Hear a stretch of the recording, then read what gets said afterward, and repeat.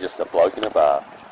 What is up, ladies and gentlemen? Welcome to another episode of Bloke in a Bar. And before we get into it, there are still some maroon hoodies left. Honestly, about 100 left. So they're going to be gone over the next few weeks. If you want to grab some, make sure to grab some. We've also got some blue shirts and maroon shirts left as well. They are also nearly gone. If you go check, you can see a lot of the sizes already sold out. Everything else is sold out, guys. So head to bloke.shop, grab it.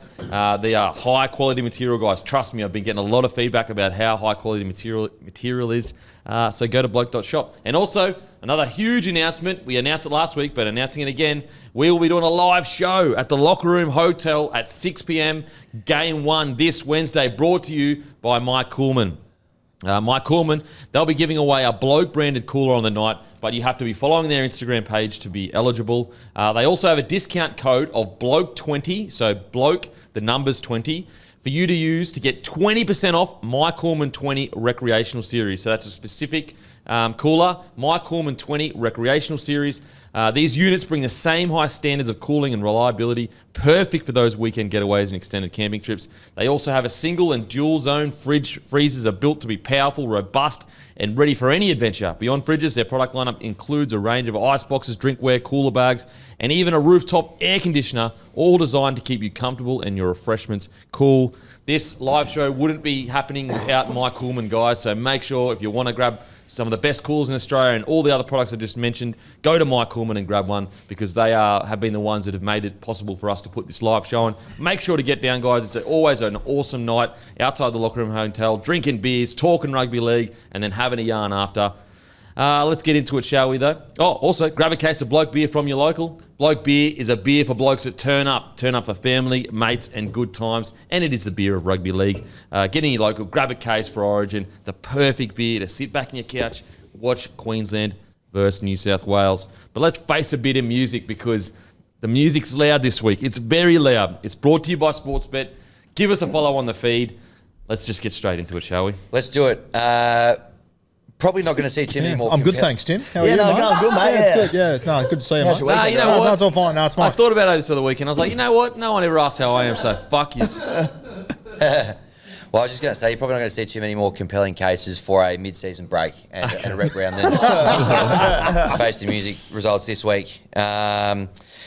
There's going to be a crackdown as well. We've seen a few refs cracking down on some stuff. As the custodian of Face the Music, I'm going to be cracking down on something I want to get out of the segment, basically. So we're in a crackdown right now? We're going to be having a crackdown. Oh, no, there's a crackdown. Crackdown to be reviewed. Official? Is it official? This is an official crackdown. Oh, no. And someone's going to be going to the bin. Oh, no. So Will the audience be blowing up Deluxe on the social media? This is bullshit. This was a bit I consistency. think it'll get people talking. I think they'll agree with me, though. Oh, Yeah. that's a first. I think the people, hey, you be careful. Well, I'm just saying, the league fan doesn't usually agree with the ref. I'm just saying. In this instance, I think they will, and I think everybody on the panel, apart from the person in question, will agree as well. I think I know what it is, and I completely agree. Yeah, thank if you. it's what I think it is. Thank you. Okay. Yeah. I feel like, right now, you know when cops drive past you, but you're not doing anything wrong? Yeah.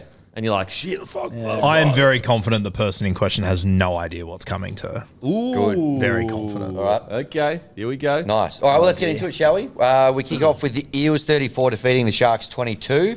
Matty wrote the Eels off completely. He had the Sharks winning and covering the 6.5, so no points for him. Timmy and I had the Eels with the start, so 1 point for us. Rue and Kempy, you liked what you saw with the Eels with Moses and Gutho coming back in. 2 points for Thanks you. for coming, baby. Lovely. Because we get rugby league. That's the only 2 points we award for this whole segment. Nothing else. We can get through these next ones pretty You're quickly. kidding. Knights 2 defeated by the Dogs 32. Everyone had the Knights winning and covering the 4.5. Oh, shit. So Like the Dogs have been so good as well. It's such a dumb tip. we're only 27.5 points off, everyone. So we got a little bit closer on the next one, but not much. Panthers 10 defeated by Dargans 22. Everyone had Penrith winning and covering the 5.5. So no points once again for everybody. Not much better. Dolphins 25 defeated by the Milk 26. Everyone had the Dolphins winning and covering the 3.5, apart from Rue, who had the Raiders with the start, so he gets 1 point. The only person to get a point out of that game. So across 3 games of rugby league, collectively, we've got 1 point there. Oh my God. Which is not ideal. More on that game in a minute. And the last game, the Chooks 16 defeated by the Cowboys 18. Den and Rue and myself had the Cowboys with the enormous 16.5 point start, so we all get a point. Matty and Timmy, you went chooks, so you get no points. So here is basically how we finished. What's happened here? Roo had a bounce back, 4 points. So he's gone from the shit house to the penthouse. That in feels 1 like week. 400. You this won week. with less points than last week. Yeah. Yeah. Yep. Well done, mate. Denon, 3 points. I mean, I'm the king of the tips. Come on, Silver let's be medalist? real here. Let's be real. Myself, I got the bronze medal with 3 points. Timmy, at the moment, you've got 1 point. Maddie, What's this going to be? you are on our first nudie run of the season at the moment with 0 points. Yeah, that's highly embarrassing. Nudie run. Wow. 0 points. Holy. In my defence, though, I don't want to throw excuses out, but I did say this last week off air. I actually couldn't hear you guys or any of the tips last week. I actually don't know what I was Is that tipping. the I was just worst copying excuse? Timmy, but I will cop the 0. That You was were just copying Timmy. No, I was listening to, like, if Timmy said Roosters, I'd like say something similar because I was editing the Origin part, so I actually couldn't hear anything. But I actually did get 0 What tips. is this? I actually did get 0 tips in real life, so I'm For not going to whatever walk away points from that. I'm about to be negated, taken away from, can you also take off Matty for carrying on? Yeah, well, clearly didn't copy Timmy because he got 1 point, you got 0, mate. Oh. But I do need to walk it back a little bit because I'm going to crack down on this and I'm making a 2-point deduction. Tenet Rewind. The movie Tenet, but you rewind. The movie, Yeah. exactly. Yeah. Great segue, because that's what I'm going to do. Because when we go to the Dolphins versus the Raiders game, check the tapes. Okay, check the tape. Timmy took 28 seconds to submit his tip for that game. 28 seconds. Yeah. And we all gave him a bit of a ribbing and a bit of cajoling on the day. But if everyone took that long to tip each week, the segment would go for almost 19 minutes. At the end of a very long show anyway, I'm deducting 2 points from your score. You finish on -1, and you're going to be revving up your beloved New South Wales Blues. Is that fair enough? That's fair enough. It's like a player taking too long to get off the field when he gets sent for 10. Not even is it not fair enough. It's not even that funny. What are you blokes laughing at? Well, it's not funny. That's why we've got to stamp it out. It's no laughing matter. So without further ado, 30 seconds of your best for your state. And you got your jersey on and everything. Boys, I hate Queensland. You hate Queensland. Deep down, I reckon Queenslanders hate Queensland.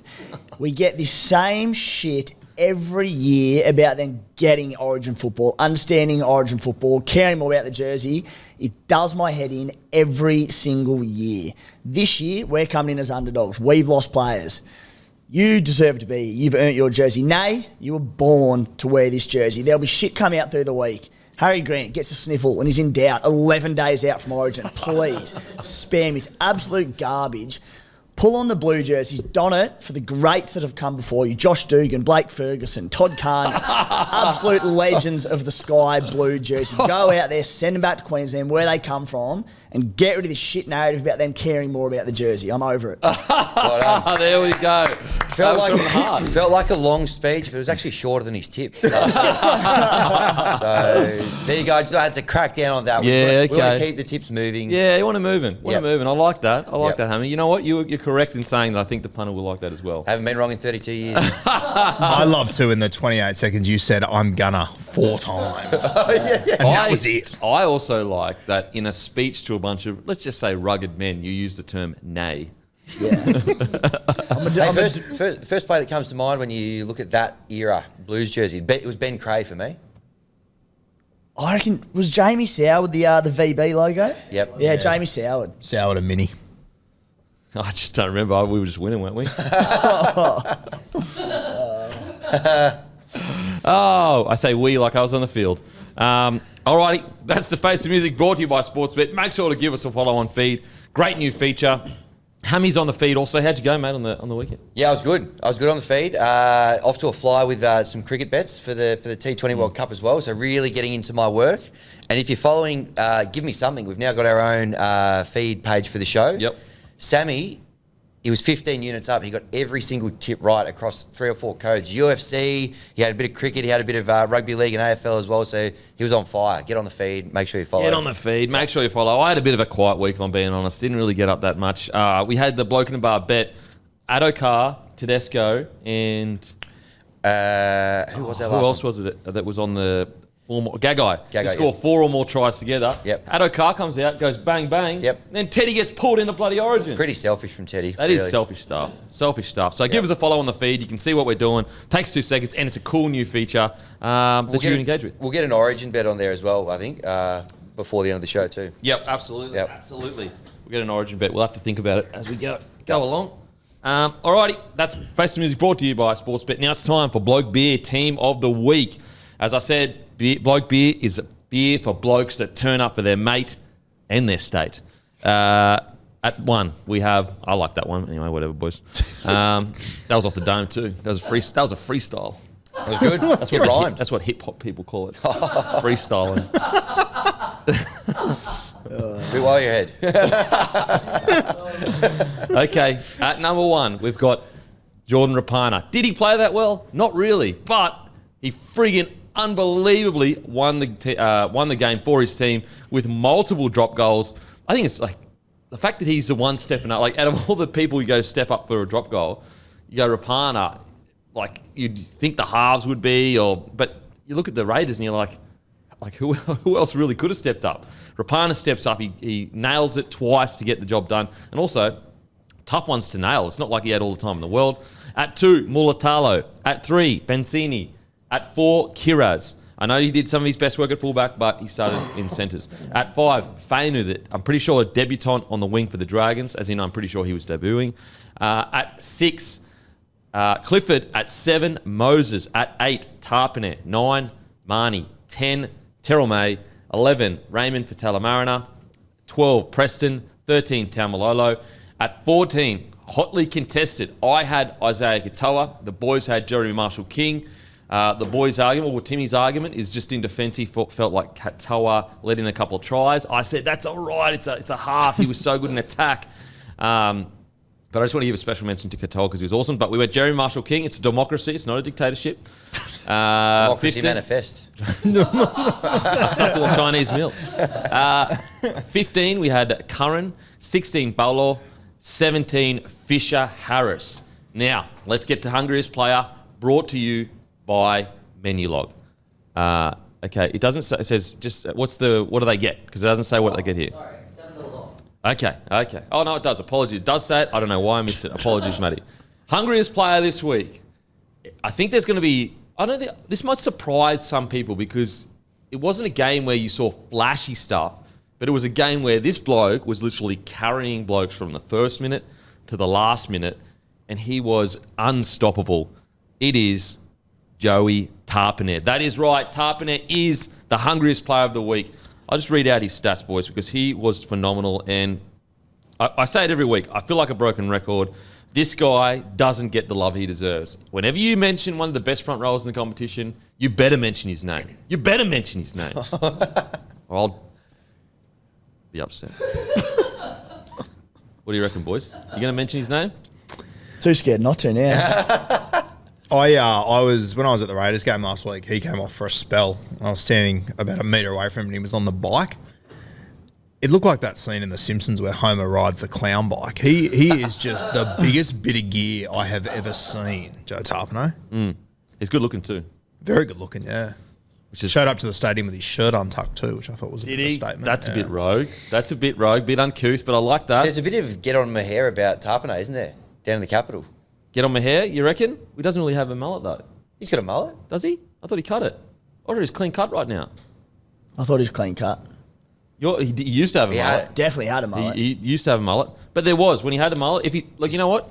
We'll confirm that. I'm sure he got clean cut because I remember the day being hurt from it. Yeah. It's not got a haircut. Definitely not as long as it once was, but yeah, he embodies those qualities. He does embody. Yeah, absolutely. I'm with you there.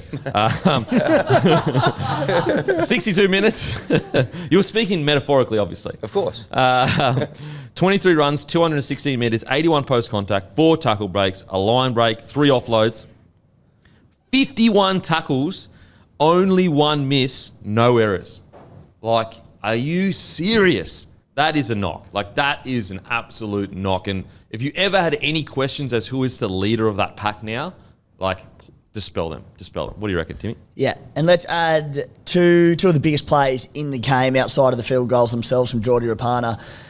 There are a couple. There was Rapana's first field goal. look at the bloke who took the charge before it. Yep.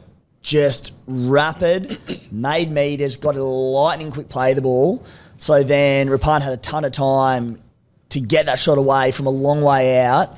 It was outstanding. And the other one was he charged down one of Asarko's kicks. So after doing all that work, 85th, 86th, 87th minute into this contest, and he's still the one leading the charge for two of the biggest plays in the game. Absolutely incredible. And as I said, if he was at any other bigger club, and I know Raiders fans don't like hearing that, but it's just a fact of the matter. Like, Canberra players don't get the appreciation they deserve because it's almost out of sight, out of mind. But, you know, he deserves to be in the conversation as best front rower in the game at the moment. So that's hungriest player. Use code TAPINE, TAPINE, for $7 off menu log this week. Use code TAPINE, so that's TAPINE, for $7 off menu log this week. If you're going to get food to your house, download the menu log app. Use the menu log app because, as I say each week, you get discounts every single week. Let's get straight into it. He's cut the mullet, but it's not like clean cut. There's still a little bit going on there. So the truth's always somewhere in the middle, isn't it? There's enough there for the boys to get on. That's a great point. And you know what? That's why maybe he isn't as clean cut, because he wants a little bit there to get the boys on it. Sure. There you go. I like that.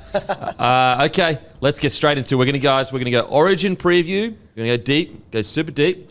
And then we'll do the round review. Alrighty. Tedesco has been called in. Houston, we have a Teddy. Getting my jaw off the floor over here. What a turn of events. So much talk about him being dropped and, you know, not being the captain and, you know, the incumbency, and some people would have had him, some people wouldn't. And then there are almost the fairy tale of Edwards grinding his way to getting a debut, and then he strains his quad doing extras of all things. Like, talk about bittersweet poetry. Have you been talking about bittersweet poetry lately?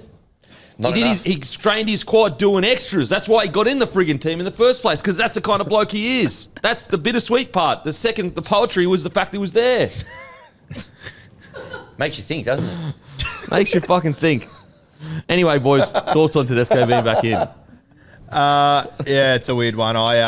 What, me or the news? Yeah, both. Bit of column A, bit of column B. I obviously wanted Dylan Edwards in my side, but I don't know. I felt and I think Matty said the same thing in our group chat yesterday. Almost a weird bit of calm when Tedesco came in. I don't know. I just feel like, you know, I thought it was so interesting last week as well. I think I was reading a Buzz Rothfield article saying that, you know, Teddy should have been given the opportunity to, you know, announce his retirement his way. And I just sat there and went, the fuck are you talking about? Retirement? Like, it's not, his job's not done yet. Like, and it took, you know, 48 hours for him to come back in after I read that. And yeah, I'm not concerned whatsoever about him coming in, obviously, with a new captain and whatnot. That doesn't worry me in the slightest. I'm excited to see him back in there.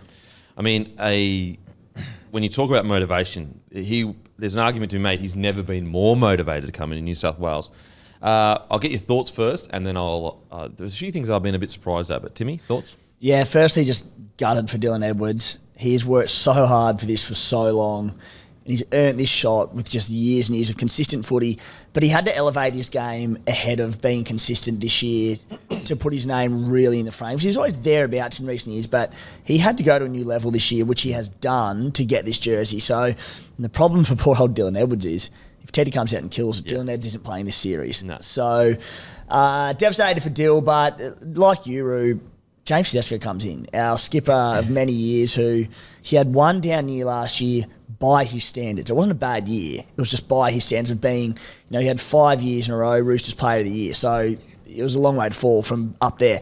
And I'm fine with him coming back in. It changes the game plan a little bit. I have a few queries just in the fact that, you know, we've mentioned certainly last week that a lot of the team was picked around Nicho Hynes being the 7 and being a very ball-dominant half.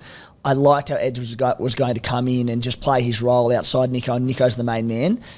Teddy's not probably going to play the same role. He's a very hands-on fullback. He'll get a lot of touches. He's used to being the main man. So how Madge Maguire approaches that with Teddy, says, mate, take a little bit of a back seat, or if he just goes in and says, play your exact normal game or make it work, I don't know. But do you think the fact that he's back in without the captaincy next to his name may actually alleviate that concern a little bit, where because he's been captain, he feels like, I've got to do something, Could he come in and go, I'm not captain, so I'll just take it back with Potentially, but I don't think so because that's the way Teddy has always played his footy nature. for as long as I can remember.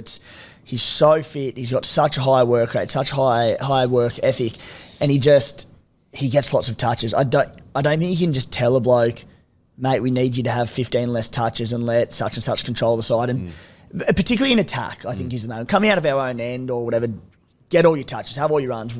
It'll do wonders for us, but it'll be in the opposition 20 when we are in attacking shape and going, mate, Nico's our main creator. We need you to play a role. It's far easier said than done. Yeah. I mean, look, it's the obvious answer, and I thought that Tedesco was playing even better footy than last year, and he got selected last year. So I think it's the perfect answer, especially like he doesn't play exactly like Edwards, but at least you're not bringing in a guy like, for example, let's say Edwards goes down and you're bringing in Scotty Drinkwater. That's when I feel like game plans look way different because they're so different. Whereas Tedesco and Edwards are relatively similar. I have been surprised at the amount of people that have said that he's going to feel weird and almost feel insulted because he got dropped and now he's been called in. Like, obviously Tedesco would have been disappointed when he didn't get named and he was captain. But, like, I don't understand this idea of him being insulted. Like, it's the state first always. Like, and I'm sure Tedesco feels the same way. Like, yes, you have that initial point of disappointment, but, like, you're not there for yourself. You're there for the state. And I think Tedesco will have that mentality. And I was quite surprised at a lot of pundits and even some ex-players saying that he would almost feel a little bit weird about it all. I'm like, oh, it's never about you. It's about the team. So I don't think that at all. What do you think? Yeah, I completely agree. And I just think Teddy's going to look at this as just such a big challenge. I think that'll be just Teddy's mindset. And I agree. Like, it's Origin. You do whatever you got to do for your state, whether that you're in the side, you're not in the side, whatever. He now gets his opportunity to come in. And I think the other thing, mate, like I was worried in the lead up to it. The reason why I didn't have Teddy was, as Timmy said, that connection with Nico Hines and the combinations and everything. But, I mean, having a look this morning, it looks like it's going to be a pretty wet Origin. Yeah. So I think that just simplifies it all down, that I'm sort of getting more and more comfortable with it. Yeah. I personally think that, you know, we have seen Tedesco pull the brakes a little bit for the Roosters this year. So we know he's capable of it. Like, he absolutely has pulled back a bit. He's nowhere near as ball dominant as he was last year. I think it's genuinely plausible that we might come out of this game and Teddy, you're not even sitting there going, oh, geez, Teddy's touched the ball 1,000 times in attack. I do think Madge will be quite firm in, like, mate, when you get into good ball, wherever Nico needs you or Luai, just go stand there. Don't come in, don't take, just go. I actually think you might see Teddy like that. And, like, all the dribble that's come out around that and whether, you know, it's a chip on his shoulder that he got dropped and then called back in. Like, Teddy's been in the NRL for over a decade. When has he ever been known as a bloke with a big ego that's going to come in and be like, oh, you dropped me, like, and be awkward about it or weird about it? He's a complete professional. To my knowledge, an absolute cracker of a bloke. I mean, he led the state for a number of years. Yeah. So I don't think there's going to be any drama at all. And Teddy's not going to play.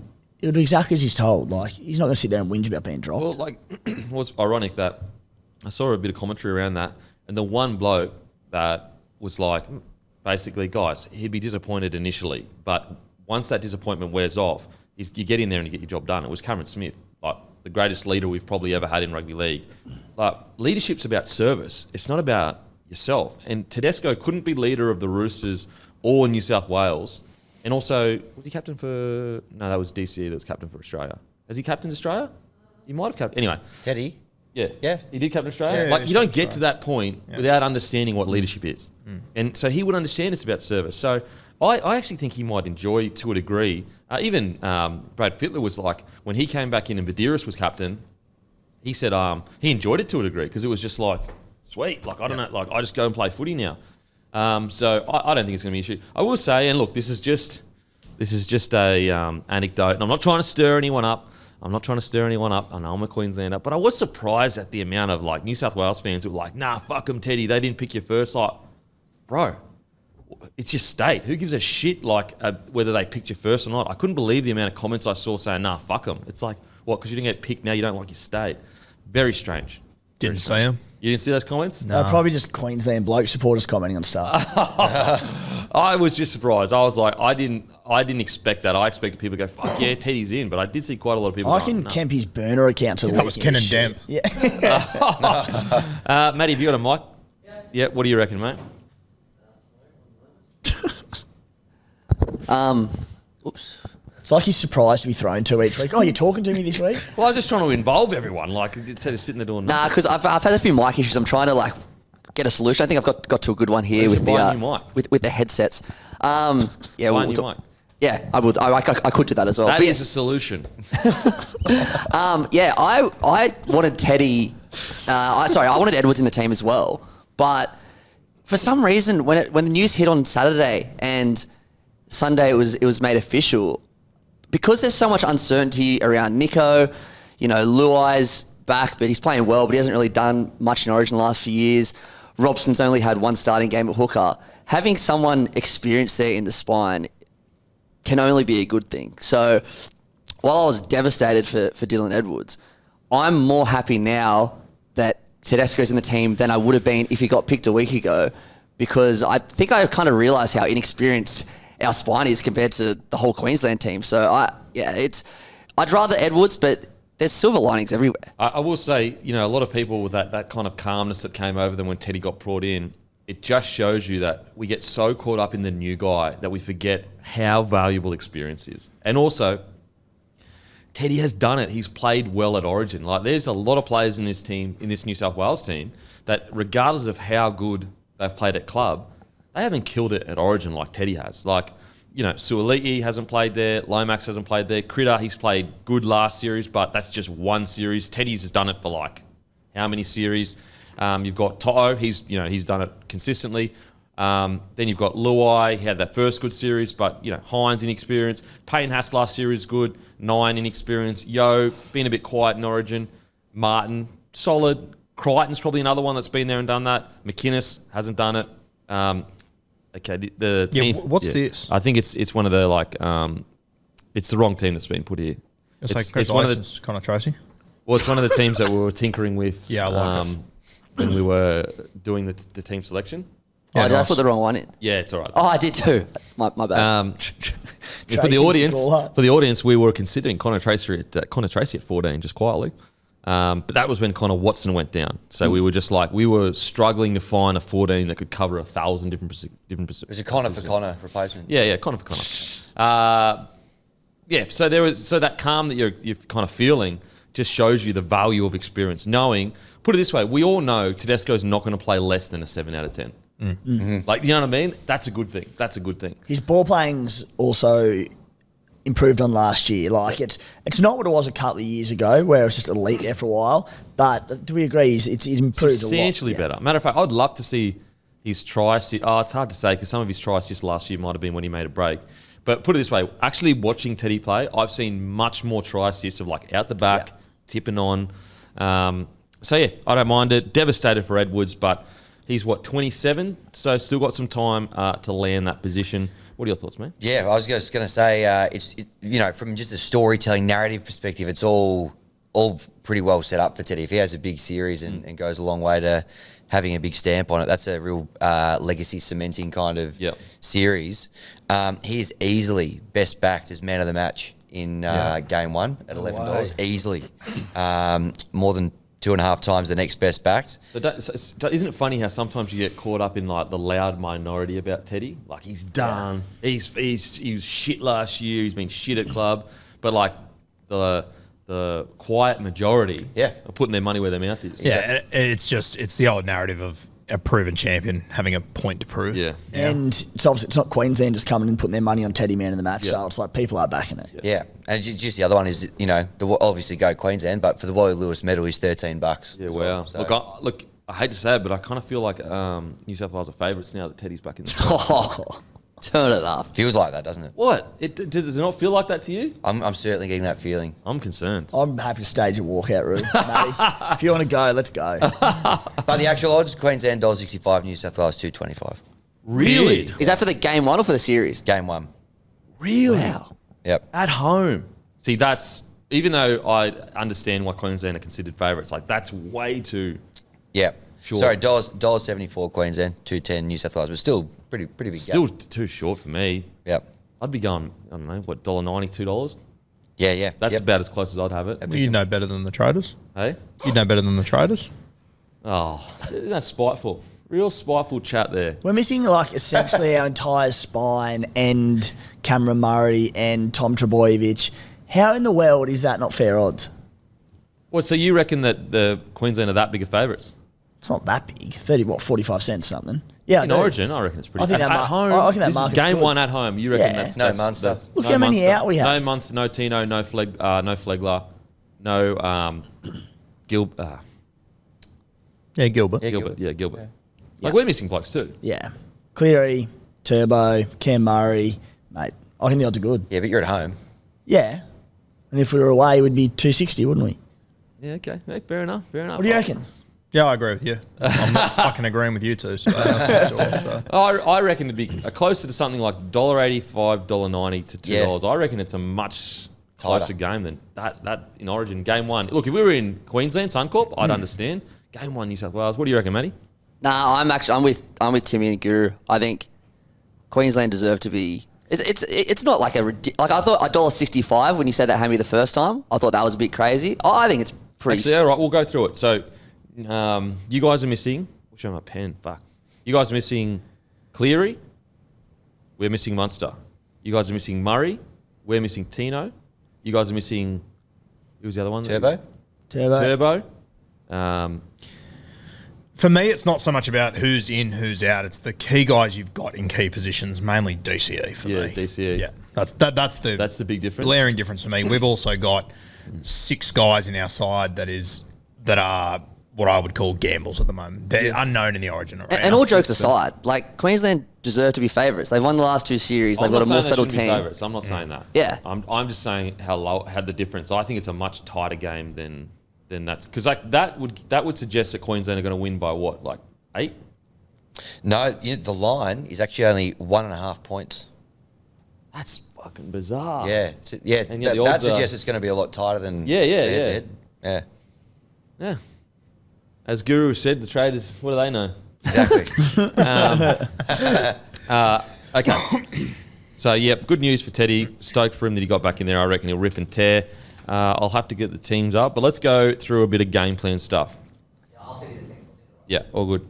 All righty, let's go through the way we think things are going to be played. We'll go through New South Wales first. I'm going to have some predictions, and I'd love to hear your guys' thoughts. I think that most of your forwards won't go over 100 metres. I think the most will be Haas, I know that's obvious, but what I'm saying is the most he'll do will be around 140 metres.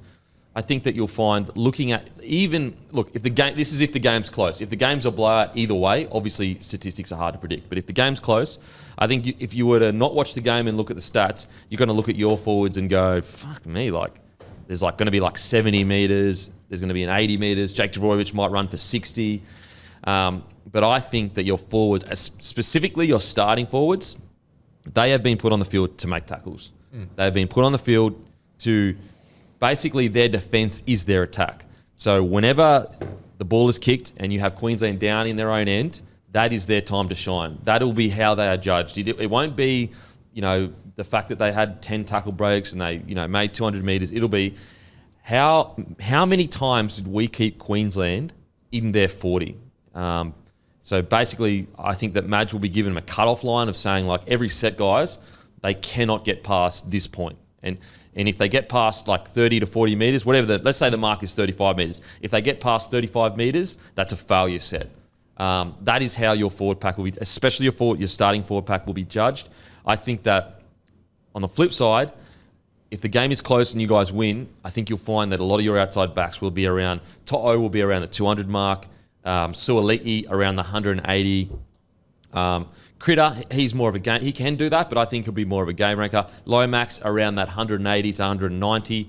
And that's how, and obviously Tedesco around that 180, 190. So I think the game plan is really, really clear for New South Wales. Rest the forwards in attack. Basically, their role in attack is running lines and jumping in for tough carries when their team needs it. And in defence, it's 100% their job just to squeeze and squeeze and squeeze. Very similar to Penrith and similar-ish to what the Sharks try to do and are building towards. So that is my prediction in regards to game plans. Yeah, I don't disagree with you. I think that Madge has picked a forward pack to suit game ones in Sydney, which are always tight. You have a look, just scanning through the last few, 14 to 6, 10 to 11 to 10, 6-4.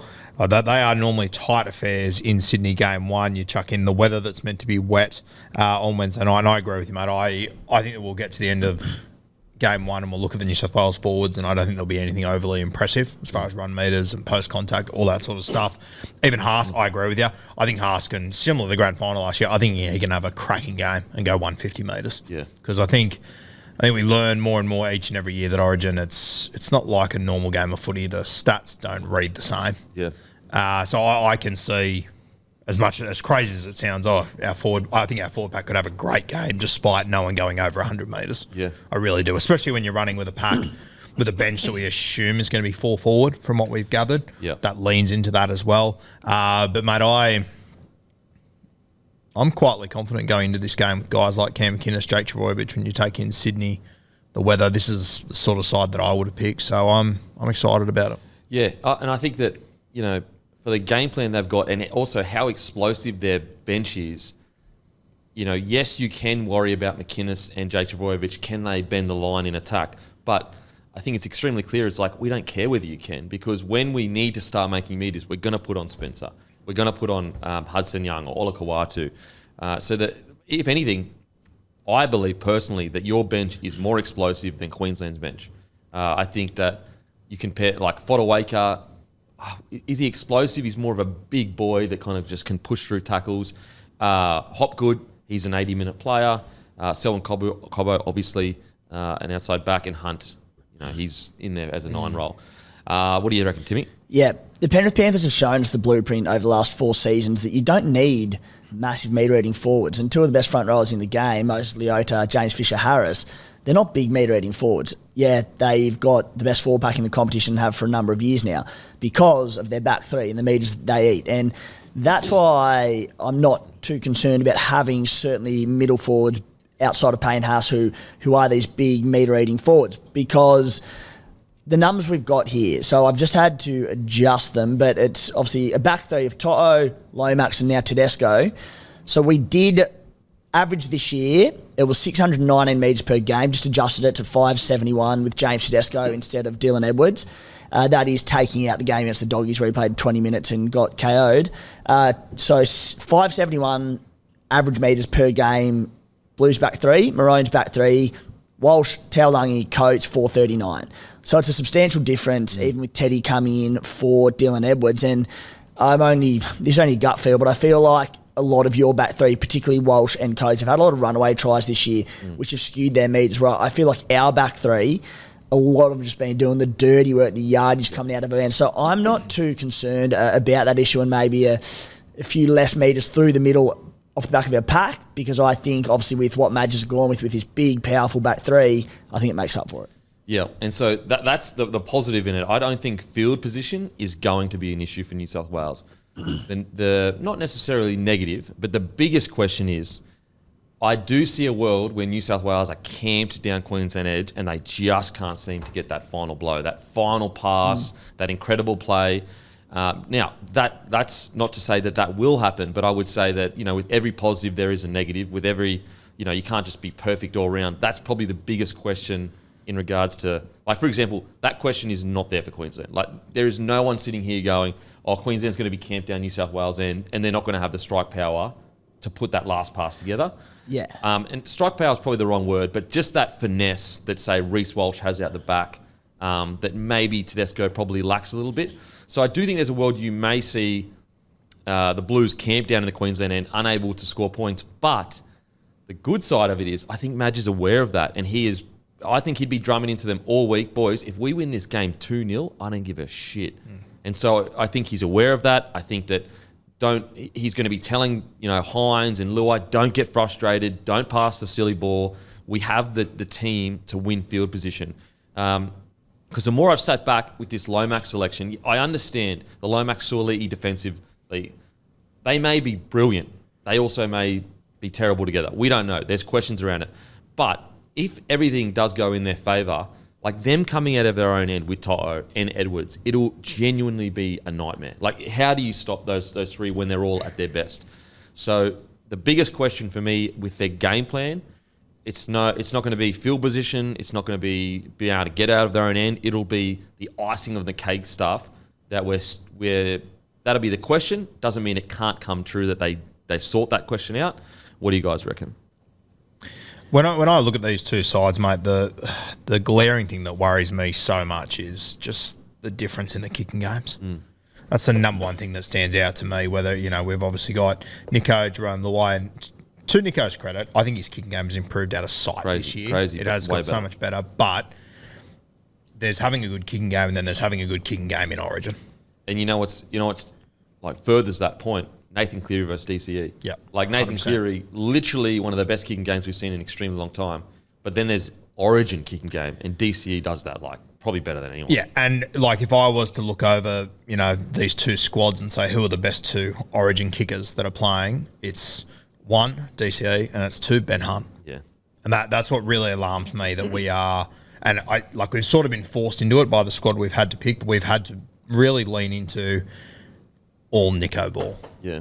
And I look at, Jerome Luai's got a decent kicking game, but not a, no-to kicker of the football. Reece Robson, not a no-to kick at the football. Luai's short kicking game is really good. Yep. Repeat sets, all that kind of stuff. It's just the medium and short I'm okay with. It's the long kicking game that I'm and that's where I, with all these new dropout rules, unfortunately, I think short kicking games become a little bit less irrelevant as time goes on. It's the long kicking game that matters. And DCE, by far and away, has the best long kicking game and the most proven long kicking game, which is where, though, I do love that we have picked this group of outside backs that I think can potentially bounce back from that. Well, you're looking at averaging, about 100 more metres per game as a back three? 130. And so let's say Hines kicks for 450 metres and DC kicks for 600. You might make it up with that back three. What do you reckon, Timmy? Yeah, definitely. And leaning again into, playing Nico ball. So much pressure on this bloke coming in, not to mention that he also was under that injury cloud with the calf, but they just have to be so definitive and clear with their roles because, we saw Jerome Luai play some of his best footy of the season the last couple of rounds for Penrith as an out-and-out number 7, and he was crabbing both sides of the field and just was very ball dominant. He can't do that with Nico. I think they've just got to back Nico entirely and just say, mate, play like club football in terms of get a lot of touches, play eyes up. Like Nico's one of the best at just seeing a slight little lapse or a slightly slower retreat in the defensive line and just going at them. Yep. They need to say, Teddy, try not to step on Nico's toes too much. Like, he's the first receiver. Give him the ball when he wants it. And Jerome Luai, as much as he'll be tempted to sort of creep over to the right and get a few more touches, just dominate that left edge like he does at Clubland when he's got Nathan Cleary there. He plays second fielder to Cleary. I think he's got to play, despite being the far more experienced Origin player here alongside Nico. Stay on your left edge, control the left edge. You'll get a heap of opportunity. But Nico's number 7. I think this is his team. I'm not concerned in the slightest about Jerome stepping on toes or anything. I think think he's just selfless in what he does. The biggest concern is probably Teddy and Yo. Yes, 100%. Yeah, because they're so dominant at their club. Yeah, and that's not a shot at Teddy at Yo. It's just all about roles. It's just all about partnerships. It has nothing to do with their playing ability or how well they do at club. It's more just about what role are you used to playing. But just back to the question of, I feel like the big reason you guys lost game 1 last year, and essentially that probably lost you the series because it was there to win, was because you had a bunch of field position and you couldn't ice that field position.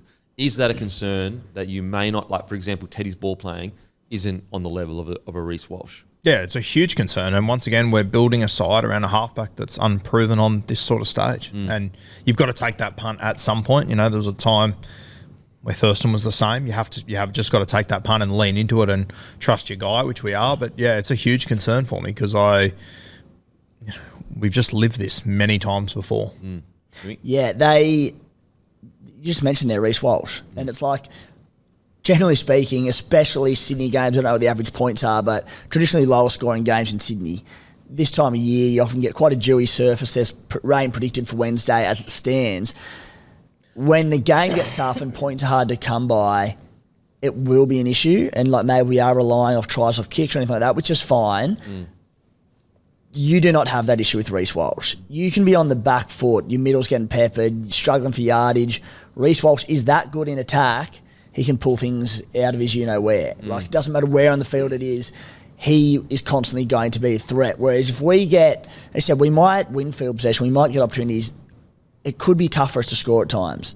And we might be leaning into this cross-field kick. And I've got a few thoughts around how the Blues are going to play tactically and where they're going to go. I was going to say, and you've kind of already alluded to it, I think Madge's answer to that is that's why Lomax and Suaalii was selected. And I think you're going to find a lot of sets going in. They're not even... Obviously, they're looking to score, but I reckon a lot of the time they're just going to be going, look, 4 tackles and just ping it across there. I think the game plan and the edges that we think are going to get picked are going to play in really nicely. And I look at these 2 teams, and I look at the Maroons and go, all right, where do the Blues have an edge here, and where are they going to fancy their opportunities in attack? And I think it is that corridor between Daly, Cherry Evans, Jeremiah and Nanai. I've been pretty critical of Nanai this season defensively and before this season as well. The only time he's ever looked assured defensively in my eyes is bloody State of Origin. But I think that's where the Blues are going to fancy themselves, and they're going to have Angus Crichton, one of the best hard line running back rows in the competition, going straight to that corridor between DCE and Nanai. And I think the Blues are going to attack there, look to lay it there sort of on 4th, or not lay it there, attack there, and then it'll be straight, kick cross field on 5th to Joseph Suaalii and Zach Lomax, because you mentioned before, Kempy, like it might be a low-faring contest because possibly we're lacking a bit of a spark in attack. We might win 12-10 and it could be 2 counts of Zach Lomax scoring and assisting off kicks off the field, and that's fine because that's sort of the team we've picked. It is a bit of a grindy team, but Lomax can pull those out of his backside and we could win 12-10 with 2 bits of brilliance from him. And not only Lomax, but when you're looking at laying that line and testing DC and Nanai, because, you know, DC has had in the history defensively, sometimes he can shoot out of line or slide when he shouldn't. Not all the time, but there are times. So if you are laying there, you can also drop the ball straight on Dearden's head. And like Sewer's not necessarily known for a guy that can catch that ball. Yep. So you got Suaalii basically landing on Dearden. Like that is like not even close in height. And so I wonder, and this is, you know, maybe you're being too reactionary here. I don't think Billy would do this, but I wonder during the game, if Queensland is just getting peppered, does he move Nanai over that side to help with that crossfield kick to try to defend Suaalii? Because I think they will be going for Lomax, but I think they're going to try and land it straight on in that no man's land with Suaalii coming through. Liam Martin can get up as well. Yeah, he's scored some tries from him as well. Yeah, and you've obviously got Nanai, you can move. The other one, which we assume is going to be on the other wing, is Xavier Coates, who's probably your best in the air. Yep. Yeah, so I wonder if they look at potentially putting him on Lomax, but that's reactionary, and I don't think Billy Slater's a reactionary coach. He's more like, you know, you may have an advantage here, but this is where we have advantages. Yeah, Because on the flip side, Coates versus To'o, I know To'o never gets out jumped for some reason because he's so bloody good, but physicality-wise, he should eventually. Yeah, I understand where you come from, and that was my first thought as well. Move Coates over there, but I think Slater will look at Hammer and Murray Tuilagi and go, you 2 fuckers have never let me down before. Well, if there's one friggin' bloke in this whole team that we go, holy shit, Hammer is like Israel Folau, prime Israel Folau in the air. It's friggin' the Hammer. Like, he can just do crazy shit that no one else can do. What do you reckon about it? Well, I was just going to say, don't forget Lindsay Collins in the air as well. The big fella. You saw what he could do last Mate, he year. was outstanding, that try. I'll never forget that try. Yeah. Oh, man. Just with the kicking games and some of that stuff that you guys were talking about there, are we convinced that this bench that the Blues have got here, is that going to be the bench on Wednesday? Or do we think Burton's finding a way on there and he's going to play a role on the night? I asked him last week when we caught up with him, and Still hasn't blinked. he doesn't. Yeah, I just got the sense, just the way kind of even Kiri was reacting with him, I wouldn't be surprised if he. I thought when it all happened, like, Burton's 100% coming onto this bench. But then, like, I don't think Madge is that kind of operator. Like, I don't think he's the kind of guy that, like, for example, who are you fooling? Like, is Queensland going to go, oh, shit, Burton's on the bench, look out. It would just be a strange tactic. Tell you what, if Burton does come on, they're selling it well, the Blues, because there's normally a miniature leak somewhere to meet or someone gets wind of it. Hasn't been a thing, like so. And everything I've heard is like, nah, that's the team. This is it. And they're going all in on, we're just going to knock the front door down. We're just going to knock the front down. That's what I'm hearing. What was your vibe from being in the room? I got the vibe that very real chance he could be involved in the game. it's just so high risk, I think. Like, if one of those halves does go down, particularly probably Nico, they're very... What do you do there? Like, how do you... Well, the yarn I've heard, and I'm surprised at it, but McInnes would go into the halves. Okay. Luai would go to 7, essentially. Now, when I heard this, they're like, oh, yeah, McInnes, he played 7 for the Sharkies at Storm. No, he didn't. He was named there, but Brayley defended out in 7s, and McInnes played essentially like a lock, and it was Atkinson that did all the ball playing. So this idea that McInnes is this crazy utility that can fit everywhere, I just don't see it. They say the same, like their backline coverage. They go, oh, Hudson Young, Ricky Stewart said Hudson Young's spent the last 3 weeks training at centre a little bit just to be able to cover it for the Raiders. I'm like, that doesn't mean he's a centre. It doesn't mean he can handle Reece Welsh. Like, if I do 3 opposed sessions in the front row, it doesn't make me a front rower, does it? No, not at all. So that, look, when I hear yarns like that, Yep. I'd rather you just say, we have a game plan. If something goes wrong, then yes, okay, we didn't pick for it. But I've got this idea of what's going to happen, and I'm sticking with it. This whole idea of, oh, yeah, but we got Hudson Young and McInnes can play anywhere. It's like, come on, bro. Like, this is Origin. Like, you need to be at a high... Like, yes, we have seen players go out there and play well in the centres. Yep. But we've also seen those same players get absolutely... I mean, remember when... Was it Kurt Capewell that got put in the centres against Tommy Turbo? Yeah. 2021, got absolutely just torn apart. And it's like Queensland they've picked cover on the bench obviously with Cobbo, but they could afford to do it more so than, if they had to put like a Cotter or whoever it might be, or an Nanai to go up on Teddy, who's quick, but not as quick as he once was, or even a Dylan Edwards in the same boat. We can't, like, it's different with Reece Walsh. Yeah. He's twice as quick as him. Well, that's his strength. Like, his weakness is he's not making 200 metres off hit-ups. No. So where you get your strength is your fullback does do that. So you're making all these extra metres. But his literal strength is isolating players and beating them with speed. And I think Billy Slater mentioned in one of his presses, but when asked about Cobbo, 4 of the last 5 games for the Maroons, they've lost an outside back to injury. And he's gone, that is a tremendous 80%. Yeah, and if you go back further to 2020, since everything came in with HI, all that kind of stuff, and you go both sides, it's like 70%. And that's the thing, like, the Blues may not have an injury or a head knock that rules play out for the game. It could be a 15-minute period, and that's all Reece Walsh needs to go bang, bang, game over. Yeah, and with a low-scoring game as well. So I personally, I would rather them just come out and go, yeah, like, our coverage isn't as good, and we've got guys that will try to do the job, but we've got a very specific game plan, and we believe it's going to work. And then... We'll put it this way. If they go out and something does happen, do you really think they're going to roll into the next game? Like, do you really let's say something does happen and they lose the game. Do you really think they're going to go into the next game going, oh, well, actually, Hudson Young can play in the centres and we've actually got... No, they're going to put Burton on the bench because that's the proper cover for it. Yeah. Well, I was listening to Gus Gould this morning on the way in, and he mentioned that in NRL games this season... where a player has lost a backline player in the first half to a HIA and didn't have cover, they've lost 84% of the time. Yep, so you've got a 16% chance of winning if an outside back goes down. It's like, that's where I see all these stats coming out. Maroons 4 of the last 5. I don't know what the Blues stats are, 4 of the last 5, but then there's the 84% from NRL this season. Then you look back to game 1 last year when Damien Cook had to go to centre and we got carved up there. It's like... there are countless examples of why I think you need cover anyway. And also, it's a bit surprising that I've had word that Connor Watson was in the squad. He was their 14. So that's what surprised me even more. It was like, so they were already thinking about it by putting Connor Watson on the bench. But now that he's not there, then anyway, we'll see. We'll see.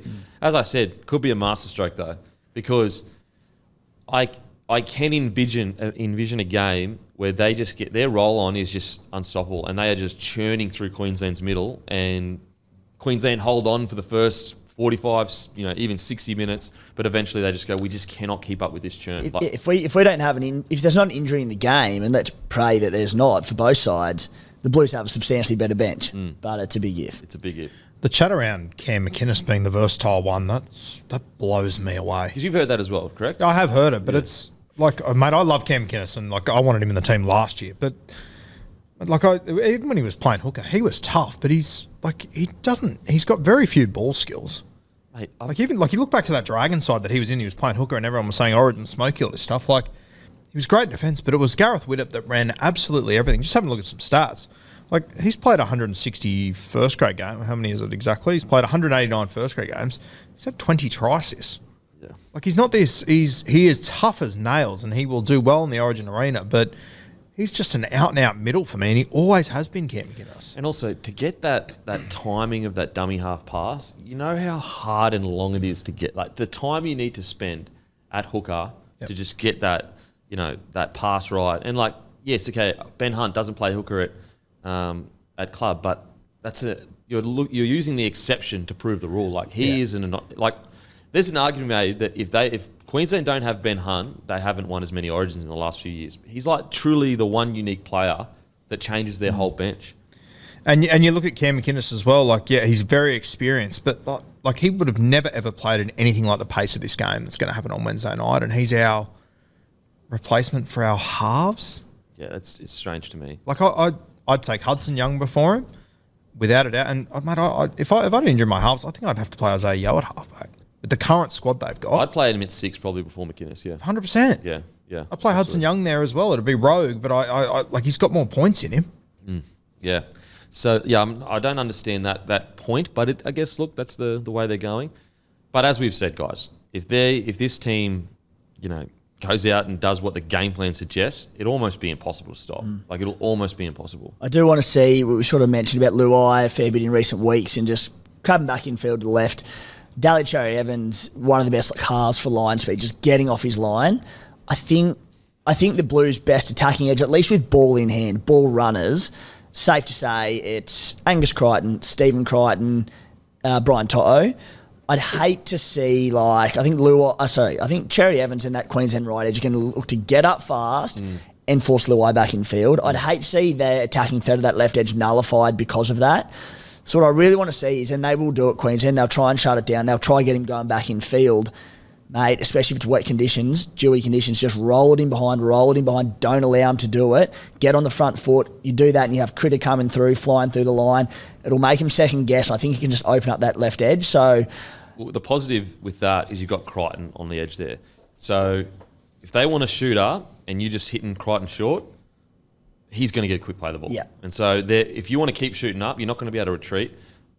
They'll almost walk over the line because the defence won't even be back on the line. So I think Crichton, as in Angus Crichton, like, he really does concern that Queensland left edge because as soon as he lays that line, he's going to get a quick play of the ball. And so if Queensland want to do that up and in defence, that's the best way. There's two ways to beat up and in defence. It's laying it in behind, but it's also just hitting easy, short balls on certain players so they can't continue to scream out of the line. Whereas, let's say they're an up and slide defence, it's much if you get up and slide and Crichton gets a quick play of the ball, usually you're already back by the time so you can go again. But if you're coming screaming in and you're past the ball, let's say, for people that are watching, you're past the ball, the play of the ball is actually behind you as a defender now. You've got 20 metres to get back rather than just 10 metres or 5 metres. Or for example, up and slide defence, the ball very rarely goes behind you in the play of the ball. So you're up, you slide, it gets done. Okay, boom, I'm straight back to my line. So I think Crichton could really upset that timing of DCE if they get it right. The question will be, it's just a scramble defence of Queensland, that filling in behind. I think you're going to see a lot of filling in behind. And that's where Reece Walsh needs to be Billy Slater in just on his bike constantly, just across the back. Yeah. Because as Timmy just mentioned there, obviously going down that left edge, Jerome Luai's kicking game, putting a few in behind. I think the other key bit is going to be Stephen Crichton's short kicking game. We've seen him in a number of big games in the past come up with huge plays there, and if they are going to have that real up and in defence, I can see Critter having a big impact there too.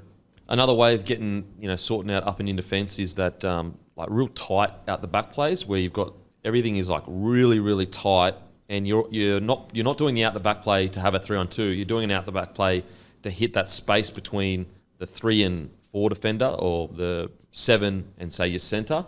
That's another way you can kind of get around it. Other ways, inside balls as well. But yeah, it's going to be super interesting to see how Luai deals with that. And also Hines, because I think that the Queensland are just going to, we'll get to it, but I think the pressure they're going to put on Hines is going to be absolutely immense. Alrighty, anything else with the Blue Squad, boys? No, I think that pretty much covers it for me. Mate, I got about 3 days worth of notes on this game, but look, we can only get through so much, can't we? Matty, anything? Nah, nothing to add. I pretty much agree with all the bench stuff. I'm still would rather utility there, but nothing that you guys haven't said already. I am still very intrigued to see how Madge does use his bench, especially with like Olakuatu and Hudson. If it is to be the bench that has been named, which it sounds like it will, Hudson in particular, I'm intrigued to see whether he comes on as a middle, whether he goes to the edge, what they do there. Hutto middle, Ola on for Liam Martin, we reckon. Angus Crichton goes 80. Ola comes on his right edge where he normally plays for Martin, who has a spell, and then just Hutto through the middle. So that's where I even wonder, like, if we are struggling through the middle for meters, which we quite possibly could be, like, I would be very tempted to put Hutto on at left edge and Angus into the middle. Angus has played middle, maybe even played a bit of middle for... Because like he's a bloody good middle forward, Angus. Yeah. I think people. What about Isaiah Yeo? Do you think McInnes will get a spell, or do you think that he'll be, or do you think he'll be put into 9, or where do you see Isaiah Yeo playing? I would be bringing Isaiah Yeo on for Cam McInnes. Yep. Okay. Not Jakey Trbojevic. Depends how the game's going. Yeah. What do you reckon, Timmy? I think I'm not certain who he'll come on for. I would have him coming on for Cam McInnes. And play. I'd not say Yo can't do it, but he's got a bit of footwork. He's quite agile as a forward. I'd be letting... Like, Cam McInnes is there to get through the tough stuff. That first 20-minute onslaught, he's one of the best defenders and the best tackle efficiencies in the competition. Get through the hard yards, first 20 to 25. Then I'd be bringing on Isaiah Yeo for, like, probably 55 straight. Yep. Whether that's as an out-and-out prop for Gerbo, Jakey Trbojevic, or whether that's for Cam McInnes, I'd probably just bring him on at lock and have him...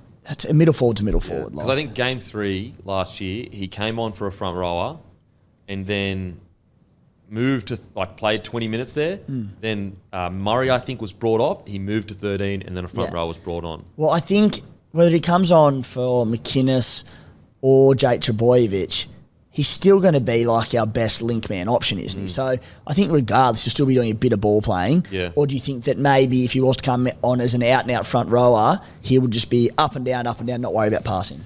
Yeah, I'm really unsure on what Madge sees him as because you could go, if you wanted to have Isaiah Yeo and Jake Trbojevic on the field at the same time, you could bring Haas off in the 25th minute or so. Yeah, it's tough actually because you want to get Spencer Lena on before half-time. So it would have to probably be McInnes. I don't think you'd want like Yo, Jake Trbojevic, Camp McGinnis on the same time without a Payne Haas or a Spencer Lenu, because that does leave us a little bit light on, I think. And also mobility. Probably then you're looking at either bringing Reece Robson off in the 30-minute mark and you put McInnes in at hooker and then you put Yo there, or you just go straight swap. I think Robson will go 80. Oh, fuck, I hope Robson goes 80. Yeah, I'm not sure. I'm just... Yeah. I'm not sure. Because they view McInnes differently to how we view McInnes. Yeah. You know what I'm saying? Yeah. I don't want to see McInnes at 9, but they seem to think that he could be that.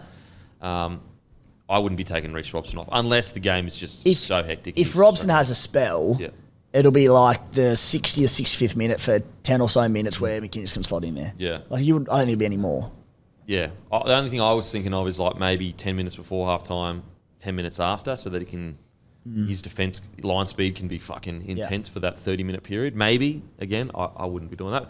But yeah, look, I am really, really intrigued to see how the bench is used, because I do feel there will be a point, unless there's an injury obviously, there will be a point, let's say everything goes perfectly, where you're almost forcing a player on that doesn't really need to be on, because, you know, Jakey Haas can play long minutes, Jake Trbojevic can play long minutes, Isaiah Yeo, Cam McInnes, and you know what I'm saying? So I think Madge has to make a decision pre-game whether Robson's going to go the 80 or not. Yeah. And if he has any concerns whether he's going to go the 80 or not, that's where I would rather see Cam McInnes play hooker for the first 15 minutes than any other 15-minute period throughout this game. Okay.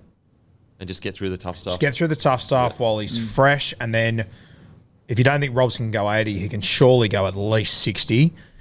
I would just play Robson for 80. I think he's capable of doing it. But I think he did play 80 in the game 3 last year. I think if you've got any concerns, though, I think that's the way you have to do it. Yeah. I reckon like fit as a fiddle. We've seen him go 80 time and time again. I know Origin's a different beast, but he's not going to be running a lot. His job will be, mate, make your 50 tackles and just give good service. We don't need you having 10 runs. So I think he'll be fine. Who do you bring on first, Spencer Leniu or Isaiah Yeo? Isaiah Yo. Yeah, yeah. So yeah. I'd be penciling in a Lenu for Haas at about 30. Yep. And you're bringing off McGuinness 20-minute mark pretty much. Yes. Putting on yeah. Isaiah Yo. Yeah. Same for you, Timmy? Yep. Matty? Because that, honestly, I feel like that first interchange will indicate as to what's happening to Yeah, the for game. sure. Yeah. I was just looking up the Robson from last year. So he played 80 in game 2 last year, but that was because Turbo went down and Cook had to play centre. Okay. So game 3, he didn't play 80. He didn't play 80? No. Okay. Well, that's interesting. So it's not, we're not really that sure that, because like he's lost obviously game 2, not really that sure that he can deliver quality for 80 in Origin. Yeah, even though I think he can. To be fair, he was probably Blues' best player that night, but yeah, we don't know. Just because game 3 he only played 50 odd minutes. I think that he can play 80. I think Robson can play 80. too. Yeah. It's yeah, it will be interesting though because like you look at him at Clubland as well. Like he plays big minutes there, but fuck, there's probably not a team in the competition you get more breaks throughout games than the North Queensland Cowboys. Like the pace of this game, and I'm assuming it's going to be a 10-all, 10-12 sort of game. It's just going to be played all through the middle. When you're playing for the Cowboys, you stand behind your posts every 6 minutes, or like there's always a lot, but there's a lot of drop ball. There's a lot of break. Like they don't get much 10-minute periods of just ball in play consistently. Yeah. Yeah.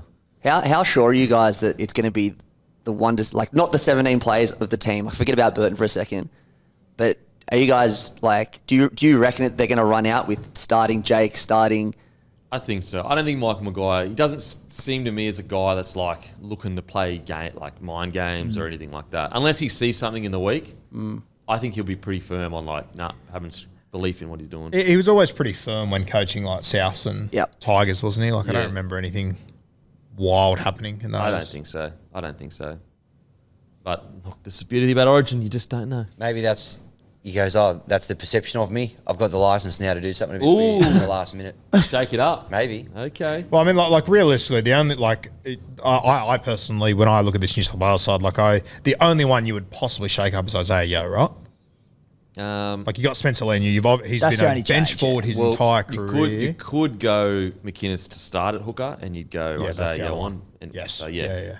Which Maybe I don't hate it if he's going to be there the first 15 minutes. Yeah, Cam okay. McInnes. But in reality, you're right. Like I think Isaiah is really he's like the linchpin of how the game plan will pan out. Probably.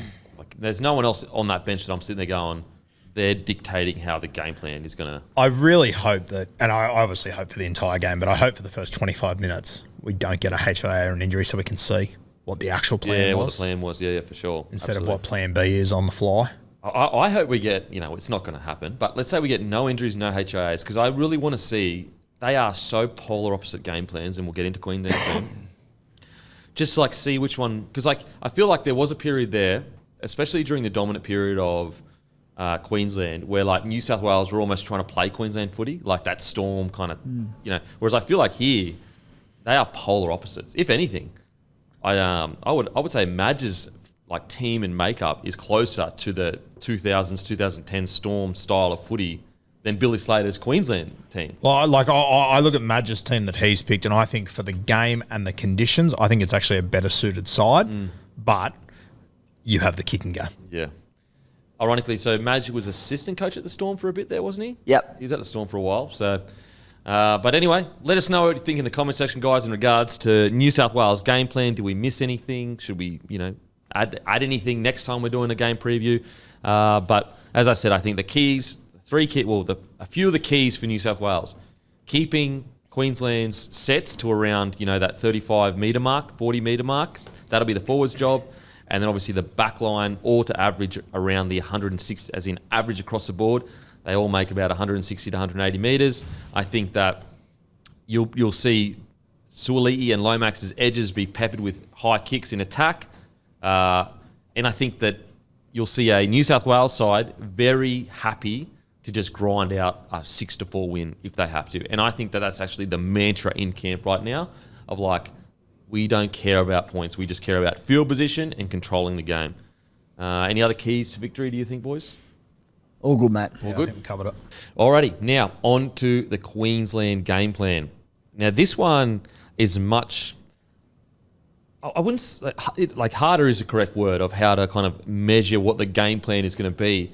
But because they've got so many players with like X factor, it can kind of go. Put it this way. I believe the Queensland squad has many more ways to victory than the New South Wales squad. I think New South Wales, what they have decided to go with, it's very clear. It's substantially better than Queensland, but it's a really narrow way to victory. Whereas I look at this Queensland side, and I do think that there are multiple ways they can get the job done. Could it be off the back of high percentage plays with an incredible kicking game? It could be. Could it be putting pressure on a bunch of rookies, or whether it's Lomax or even Hines in the halves and causing errors that kind of get them to victory? Could it be New South Wales Blues come out, absolutely nail their game plan, but Queensland with a Billy Slater-led team of Reece Walsh or Paddy Carrigan or DCE just do something so the Hammer, Holmes, Coates do something so insane, it just the game it ends up being 8-6, and the difference literally was a Reece Walsh cutout pass. So I do think there are more ways to victory, which makes it harder to kind of predict how they will play. What I do think is going to happen is I think that they've got a really mobile and robust front row with your Paddy Carrigan, Lindsay Collins and Ruben Cotter. I think that's to try to not necessarily in reaction, because they would have made this hide anyway, but I think Billy Slater will be looking to every set those first 3 tackles. Two most very important, but 3 tackles. If they can especially win that second and third tackle, it'll just completely stop the momentum of the Blues, because by the time you hit into that third or fourth tackle, usually it's a forward taking a carry. So if that forward is taking a carry off a slow play the ball, at least in the starting side, if it's not Payne Haas, they're probably not going to go as, for example, if it's Jake Dvorovich and McInnes, if they get a slow play the ball, they'll most likely not get it very many metres. So I think the game plan for the forwards will be must win the first 2 tackles, no matter what. So the kick chase has to be outstanding, and I think you've seen that a lot with the Broncos. I know the Broncos aren't, the back rowers there, but I think Paddy Carrigan will be telling those boys is your job as back rowers is just kick chase. Your kick chase needs to be perfect, and it's whatever you can do to slow down that first play of the ball and second play of the ball to do it, and then coming out of their own end. Anytime you see Haas lining up, I want people absolutely shooting out of the line to just try and rattle him. Just get him out of the game. Because I do feel if you can nullify Payne Haas, New South Wales could find trouble getting out of their own end at stages. In regards to good ball, I think that it's more just about getting field position and getting to points on the field and trusting the fact that we have the star power to score points. Don't be in a rush to score points. We spoke about Reece Walsh's debut. It was all about being conservative in the first half, and in the second half, the plays will come. And I think that Billy will be telling the boys, points will come. We have the team to score points. Don't stress out. If you've had a few cracks and it hasn't worked out, just get back to our systems, win tackle 1 and 2, kick long, and then try to get the field position again, because eventually we will break them. What do you reckon, Root? Mate, the thing that stands out for me that you said that I've just been thinking about all week is the amount of ways you can beat us. And as you said, the New South Wales Blues, we've picked a squad to win a certain way. And I think, as I said, I think it really suits the conditions and where we're playing this game and all that sort of stuff. But that's the only way I really see us winning, is a tight, grinding affair. Whereas Queensland, I just, if I'm sitting here on Thursday morning saying, okay, DCE kicked us out of the game. If I'm sitting here on Thursday morning going, okay, Harry Grant came on when we put a couple of guys on in the middle that aren't genuine middle forwards, that haven't played at the pace of Origin before, and they got cut up there. I can see that happening if Reece Walsh and Hamiso just ruin that edge of the young blokes we've got coming in there. I can see that as well. That's my number one biggest fear, that Queensland, I just look at the squad and I can see a number of ways that you can beat us, whereas I look at New South Wales and I see one way that we can win this game, and I'm okay with that. But that's my biggest concern. Yeah. My biggest concern for New South Wales is around the ruck. It's night and day compared to how good Queensland are around the ruck. When it comes to number 9s and craftiness and keeping markers honest and A defenders honest, Reece Robson is a good hooker, but he's nowhere near the level of Harry Grant and Benny Hunt when it comes to holding markers and really playing games with the A defenders. And so I wonder whether a big part of Billy's game plan is like, if that's our weapon, let's use it. Let's really cause a bit of havoc around that marker and A defender position. What do you reckon about the game plan? Yeah, I think it'll be pretty straightforward for the Maroons. They'll play the same way the Maroons play each and every year. They'll try and play very high percentage. They'll try and just knock down that middle corridor and try and dominate through the middle. I think particularly, like, there's an inch of rain predicted for Wednesday at the moment, meant to be quite wet. So if that does come, even regardless, it's going to be traditionally in Sydney, a dewy surface, a little bit wetter. I think we've seen in the past at stages, if I'm correct, like teams that have had a bit of success against Penrith is kicking early and just trying to nullify a little bit of their back three and the yardage they do make. I think they'll do that in this one. Early kicks, big chases, and just really to try, as you said, Kemp, you win those first couple of tackles defensively more than ever. And if they can do that, it really nullifies, because high percentage, they won't play any sort of high risk footy outside of probably Reece Walsh, who it's in his game. Yep. But Reece Walsh is the other reason that if they complete at 85%, defend well, we know they will. We spoke about it before, but Reece Walsh can score points out of anywhere. Yep. And on top of him, if they do play tight through the middle of the field, Harry Grant, Ben Hunt, they can create points out of nowhere. So they're not going to be limited in their attacking opportunities. Even if the Blues do get up defensively, they will create chances through those three blokes just mentioned, and Reece Walsh is the big one. So yeah, I think a lot of early kicking and straight through the middle. And the really important part about early kicking is you're reducing the amount of rest time that the wingers and outside backs have between the hit up. So if you're let's say you're Brian Tyre, and look, he's the one that you can't break him, but let's say you're Sewelly or Lomax, you take a hit up, usually you've probably got, let's just say 60 seconds to kind of recruit yourself.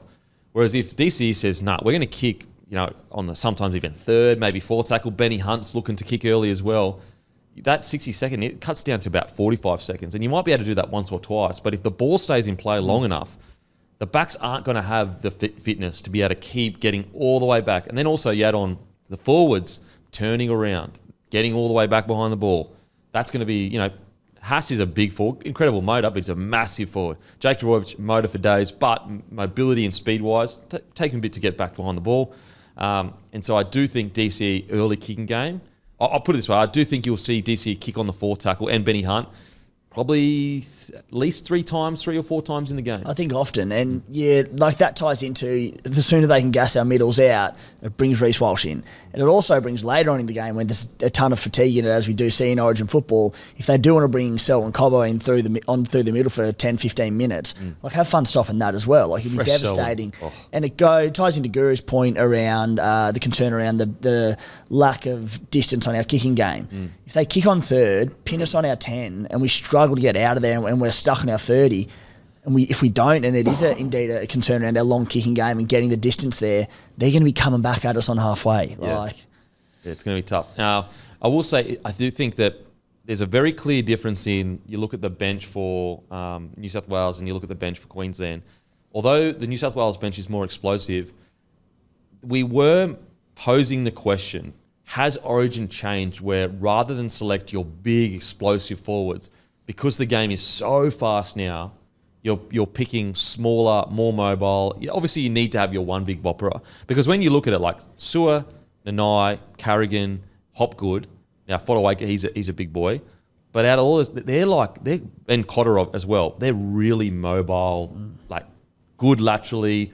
You could almost, like for example, Paddy Carrigan, he's a relatively big boy, but he's not that massive. Like his footwork is outstanding, getting back and forth. And then obviously you've got Cotter. Like the fact that Cotter is playing number 8 in Origin, could you imagine that 10, 20, like 15 years ago? Like that's how much the game has changed. Yeah, and especially when you consider as well, I reckon there'll be a 10, 15 minute period where Queensland run with Harry Grant and Ben Hunt both on the field as well. Yeah. One just jumping into 13. So the game has changed well and truly. Isn't this like these two sides, like they are, there's just so much mystery around both sides to me and how it's going to work and who's going to go on when. And I in previous years, I feel like we've always had that, but I think it's been because there's been guys in the squads that maybe we don't necessarily agree with. Like I don't have a problem with either of the squads. I'm just so interested to see how they're utilised. Yeah. Like I think it's, as far as like both squads go, I reckon it's one of the great games for just seeing it. Like this is a game of chess, this one. Oh, massive game. Because basically Billy's saying, essentially he's saying, I don't need an extra forward in my rotation. Like he's back. There's going to be a forward for Queensland. If everything goes right for both sides, there's going to be a forward in Queensland that plays, like multiple forwards, that play super long minutes. Now, I have heard whispers, not whispers, but some people talking, Selwyn actually played in the forwards growing up. And so maybe Billy has looked at that and said, okay, NRL is obviously different, but I've heard that Selwyn actually was in the forwards until he got into Q Cup, then into first grade. So Q Cup obviously was centre, and obviously first grade they put him on the wing. But I heard he grew up playing in the forwards. Gus Gould on his podcast last week said that he'd spent time playing in the forwards. Oh, well, there you go. Yeah. There you go. So maybe Billy, being as thorough as he is, has found out, like the kid, like I know people go, mate, NRL is way different to growing up.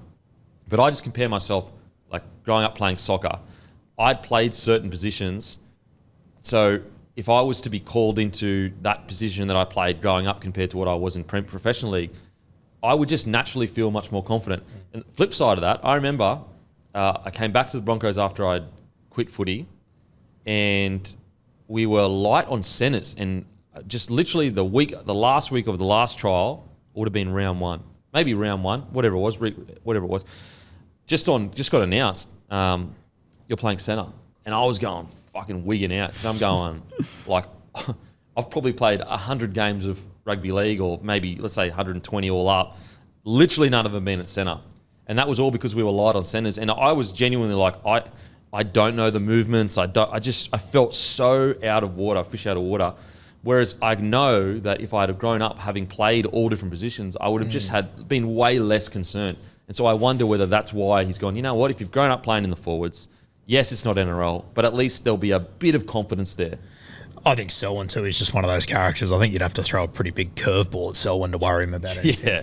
He just seems like he loves it. He loves it, yeah. I'd say, and you know, obviously I'm a little bit biased, but one thing I do really worry about is when Jermaine Hopgood gets on the field. I would imagine they put Jermaine and Harry Grant on at the same time. New South Wales cannot let him offload the football, Hopgood. Yep. That's one thing that really concerns me when he gets on the field, that he'll come up with 2 or 3 key offloads. It's a domino effect, isn't it? It's a huge domino effect. Because then Harry Grant goes, thank you, and just gets a quick play of the ball. And then it's on. Yeah. I wonder how much they're kind of training towards that of that offload, of being around Hopgood, because it's the first game he's played. 100%. But he is just so like, you know, like you go and have a look at the stats and whatnot, and you know the best offloaders in the game, but just the key offloads that Hopgood, like he just picks his moments so well, and he has for years, whether it been reserve grade, first grade, whatever. And I just have no doubt he's going to be a gun in this arena.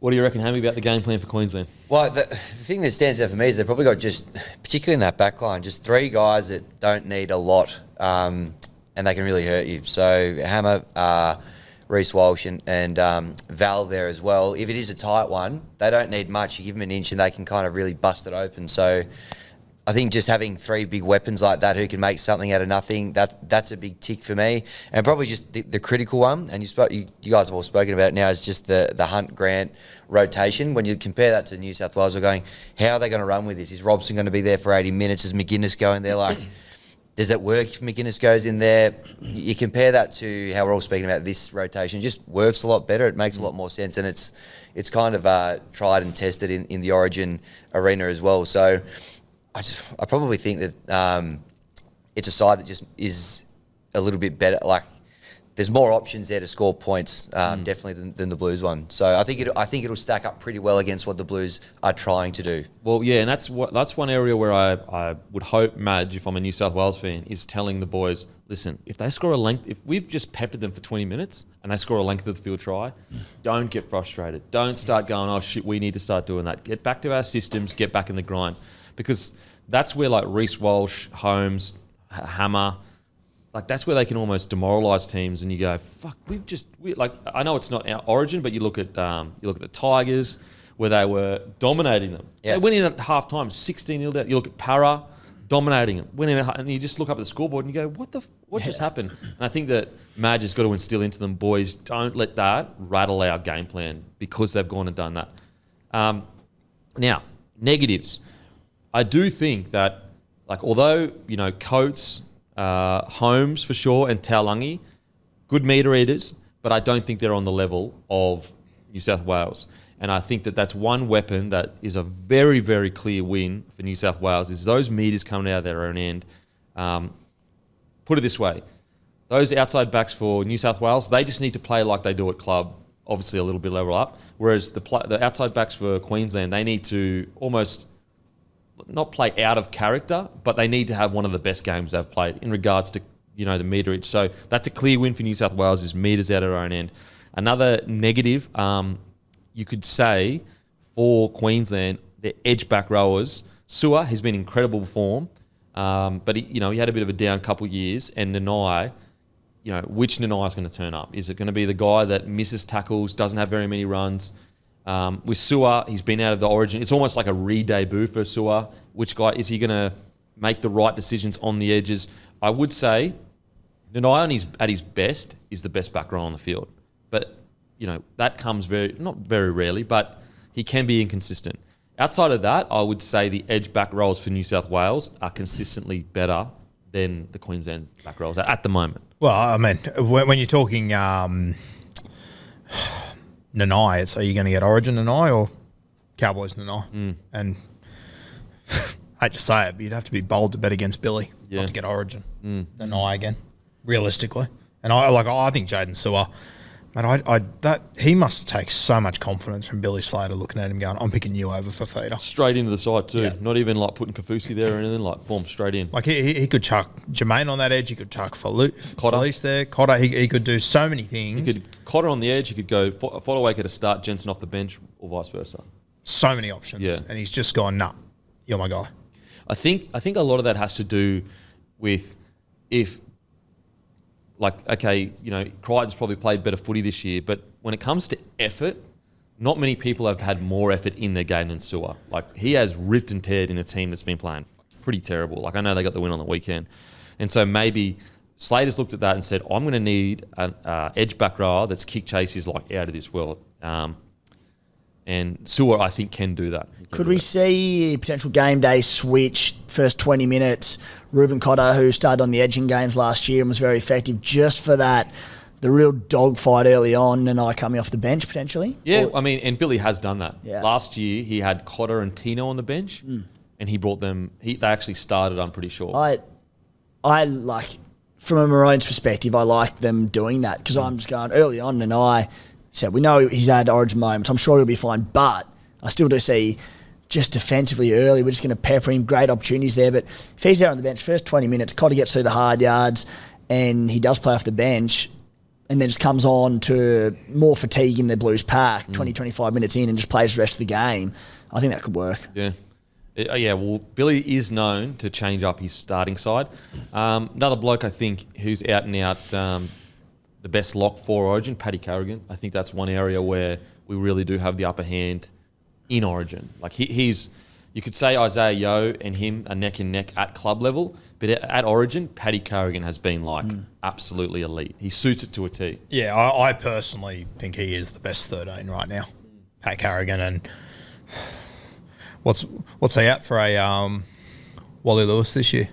Let me get back to you. He's stacking up a pretty impressive Origin career at a young age, Pat Carrigan. It's wild. His play style suits Origin too. Like, very no frills, just get through your work, quick play of the balls, good line speed, good in contact. $8. $8. Yep. As a 13.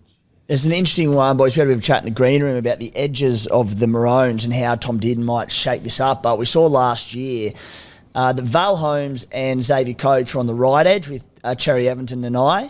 We suspect that's probably how it lines up. And then Murray, Tawalangi and Hammer, they're on the left with Tommy Dearden and Jaden Su'a. The good thing about this from a Blues perspective is, of the centres and wingers, Murray Tawalangi is the only one playing him in his club position. And don't get me wrong, I know it was the same last year and it was effective, but nonetheless, they're still playing in different positions to what they do at club. So that excites me. And what we had to chat about is with Dearden coming in on the left edge, geez, there must be temptation to hold that left edge, particularly defensively, of Dearden, Val and Tawalangi. So could there be a change-up? Well, you go back a year before, as we were speaking about, Dearden came on and Holmes was on that left edge. Now, I'm not sure if Tawalangi was outside him. Could you... Oh, it'd be hard to check. I definitely know that Dearden and Holmes were on that left edge because Dearden threw that great cutout ball Holmes hit that almost, it's like a face ball to a short line inside the centre, I think. I'd like to think. Anyway, and he's obviously scored that try. I do think there is a chance that they swap. I do think there's a chance that Billy looks at that and goes, geez, a whole Cowboys left edge working together in tandem. Like, it's almost like a cheat code. Like, you look at New South Wales putting Penrith on the left side. It makes sense to me that you would. And the only reason they wouldn't, and what it'll come down to is, all right, how much does Hammer need to be on the left? Like, how much does left suit his game that they'd risk breaking up what is the whole defensive edge of the Cowboys, except for their left edge back rower, to do it? Yeah. If I was Billy Slater, though, like, Christ, it would be tempting. So, like, you talk about guys playing out of position, like Suoli, has he even played right centre before? He's Maybe played right wing. He's played left centre. Like, huge test. I'd be very tempted just to put him up against Hammer. Just say, do your best. Do your fucking best. The one thing that I do like about how if it shapes up as it did last year with Hammer at left centre and Nanai and Val at that right edge, I think, don't get me wrong, there's some lethal players in Did and Sewer, Hammer, Taulagi, but I think the better attacking edge for the Maroons is the right, which is Cherry Evans, Nanai, Val Holmes, Xavier Coates, and I feel that Reece Walsh does his best work on that right edge as well. Yep. That's going up against our left edge of basically Penrith. Luai, Angus Crichton, Stephen Crichton, Brian Toto. You could argue close to the 4 best defensive players individually in their positions. So your best attacking edge is coming up against, I don't want this to be famous last words, but a near bulletproof like defensive edge. Like, that fills me with confidence. Yeah. And I agree with you that right edge for Queensland is probably the better attacking side, but if Hammer's having one, the left edge is automatically the better attacking side. I will say, I do feel like it's not getting talked about. Like, and look, I'm guilty of it too, and I believe it. Like, we're talking about the X factor of Queensland outside backs. Like, Suoli'i and Lomax have X factor. They're not just meter eaters. Like, Suoli'i and Lomax, they got flick passes, they got great footwork, so we could get out of game one and said, well, it was actually Suoli'i and Lomax that had the big moments, and Reece Walsh had 3 errors or whatever happened. Like that, I do think that, and as I said, I'm guilty of it. But we're leaning a lot into, look at New South Wales, they're just meter eaters on on the edge. But like Critter has won like countless games for his team. Suoli'i, although I don't like him at centre, still has the ability to be a game breaker, and so does Lomax. So I do think that has been a bit lost in the noise, and that's partly my fault and our fault. Just talking about the meter eater side of it, but they got X factor as well. I just think if I'm Queensland, as Tim just pointed out, that right edge is electric, but I sort of think this game gets decided on the left edge for Queensland. Absolutely, because my next point is... Well, just before. So, Murray Taulagi actually didn't play that game. So, he played the game before. So, Corey Oates came in. So, Val was on the left, Did, and left as well. Bring him in. Bring in the big fella in. Now, first try scorer. Can you get me the first try scorer odds for Sewer? Yep. Because Hines' shoulders, he better pack his shoulder pads. Yeah. And this is... Because they're coming all day and a lot at him. Without jumping in over the top of you, can be like, you have a look at that right edge New South Wales, Hines, who, to be fair, he's defended heaps better this year than previously, but Queensland's going to send everything they fucking can at him. Yep. You got Liam Martin, who hasn't been in the greatest form and has been under an injury cloud the last few weeks. You got Suoli playing right centre for the first time and playing Origin for the first time. And, like, you look at Hines, his experience, like, he's only played one Origin, come off the bench for 5-10 minutes. Like, you've essentially got an entire edge of Hines, Suoli, Lomax almost making their Origin debut out there with a Liam Martin. That's essentially, you got a debut edge. Like, you got a debut edge. You got a debut edge. That also isn't known for their defence.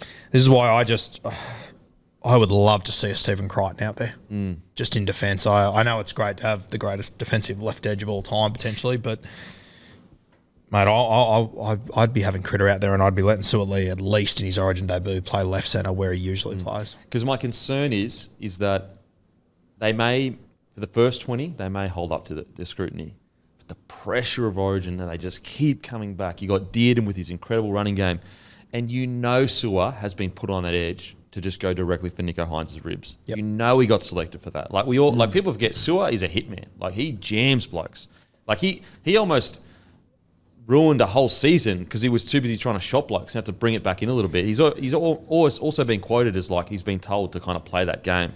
And I just wonder, with that pressure just coming in at Nico, will they start making like, for example, let's say Nico misses a tackle here. Does Suoliti start jamming in and then Lomax is disconnected? I wonder. And that's where as well, like, depending on how this game plays out, if they do shift Liam Martin or give him a spell, like Olakau'atu goes out there, all of a sudden you've got 4 debutants on that edge.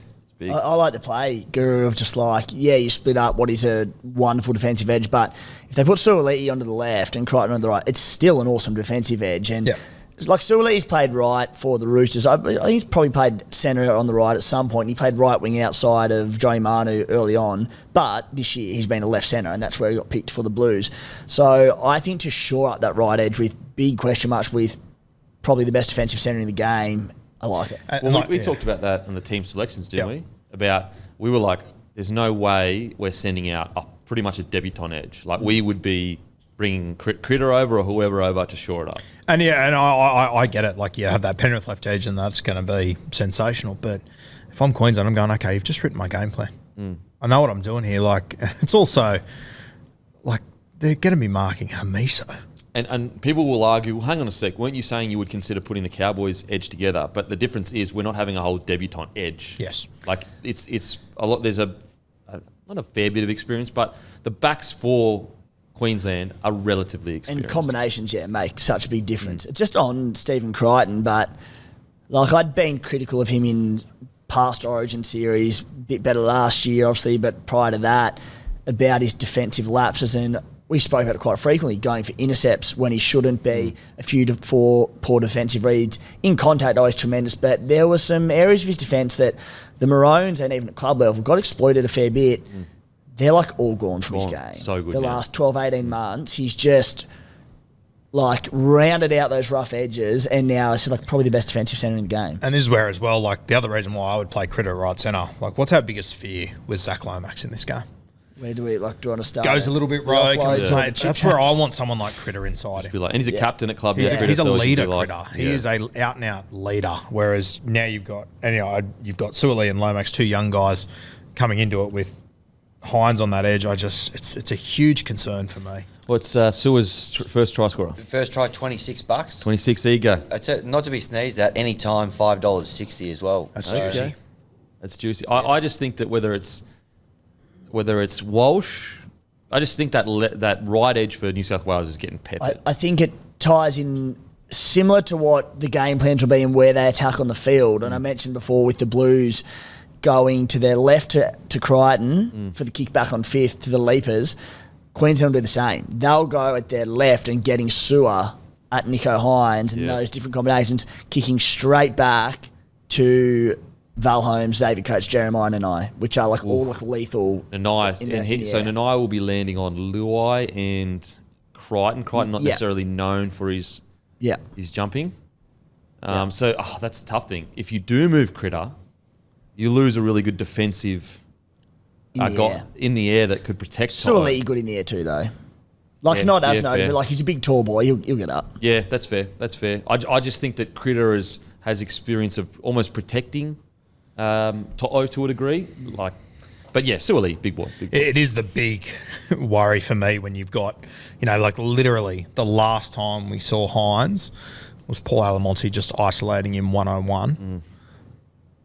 Yeah, and just bulldozing through him. I think the Sewers are great. I there. think you're going to find Hines will probably make 25 to 30 tackles, and I think that if he doesn't, Billy Slater will be really disappointed in the game plan. Yep. Any half essentially on debut should be making 30 tackles. For sure. If they're not, you haven't done your job as a team going at that specific person.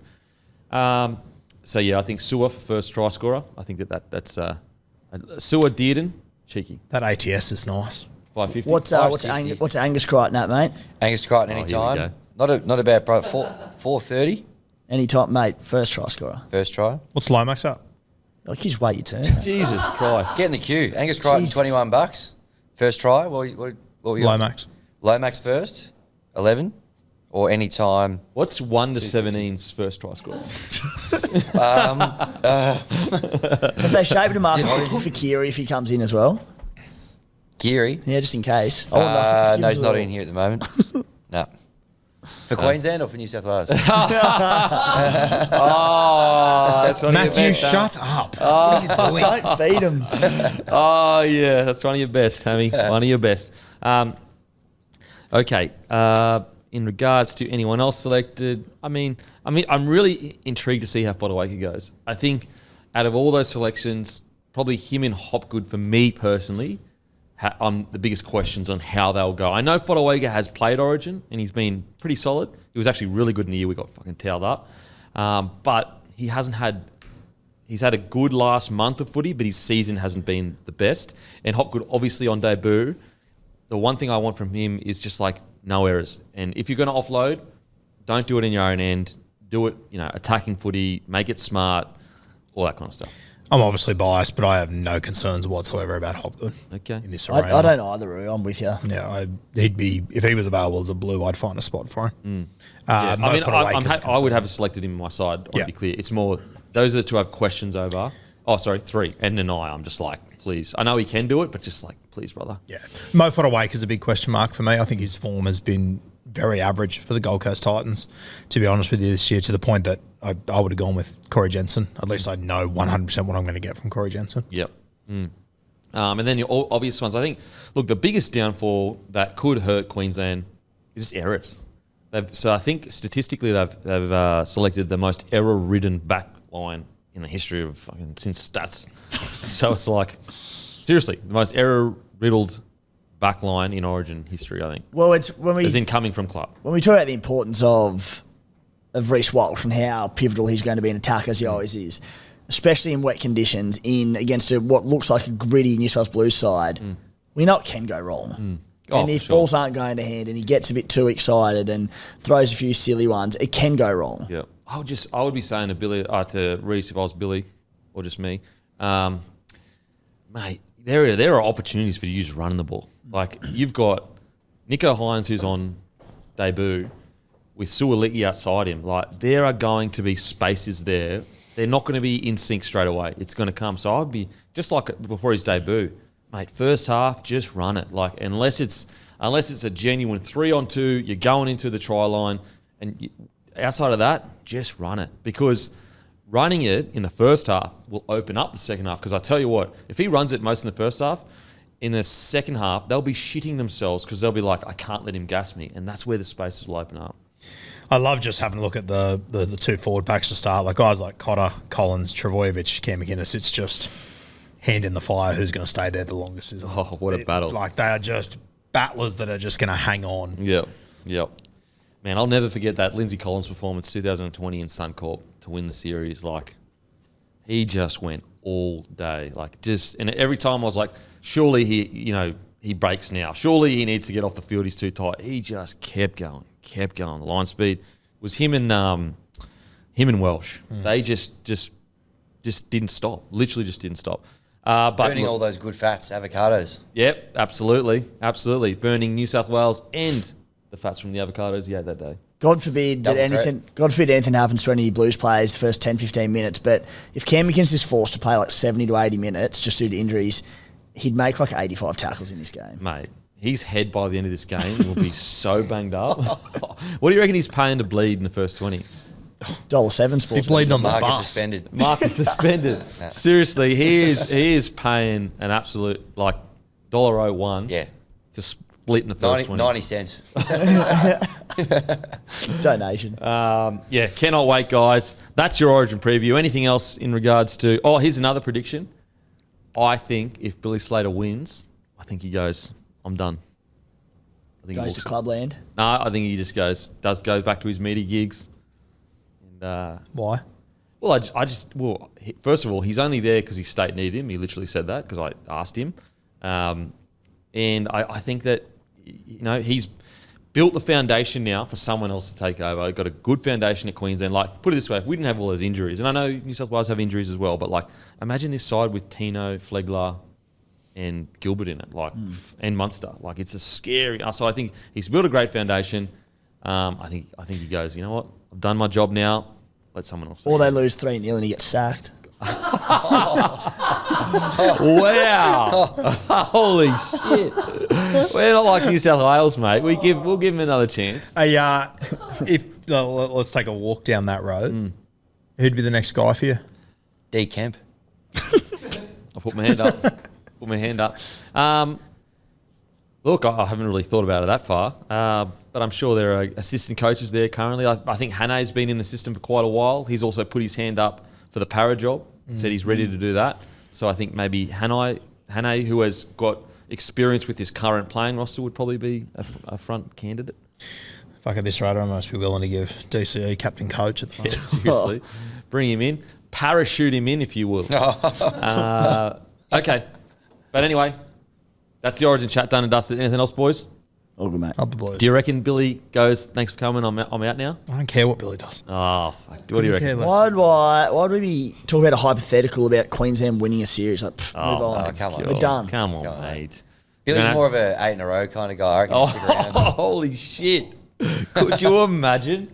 Could you imagine if they did 8 in a row again? I'm going to stop the recording now. Holy shit. Oh, that's good stuff, baby. That's good stuff. All right, let's get into the round review, shall we? Round review. Eels defeat the Sharkies 34-22. And Mitch Moses' return against the Sharks is our LDV T60 power play of the week. The LDV T60 has 160 kilowatts of grunt, which makes it one of the most powerful utes in its class. Auto from 389.90, drive away for ABN holders, 7-year or 200,000 kilometre warranty, whichever occurs first. At that price, why go second hand when you can have a brand new LDV? Jesus.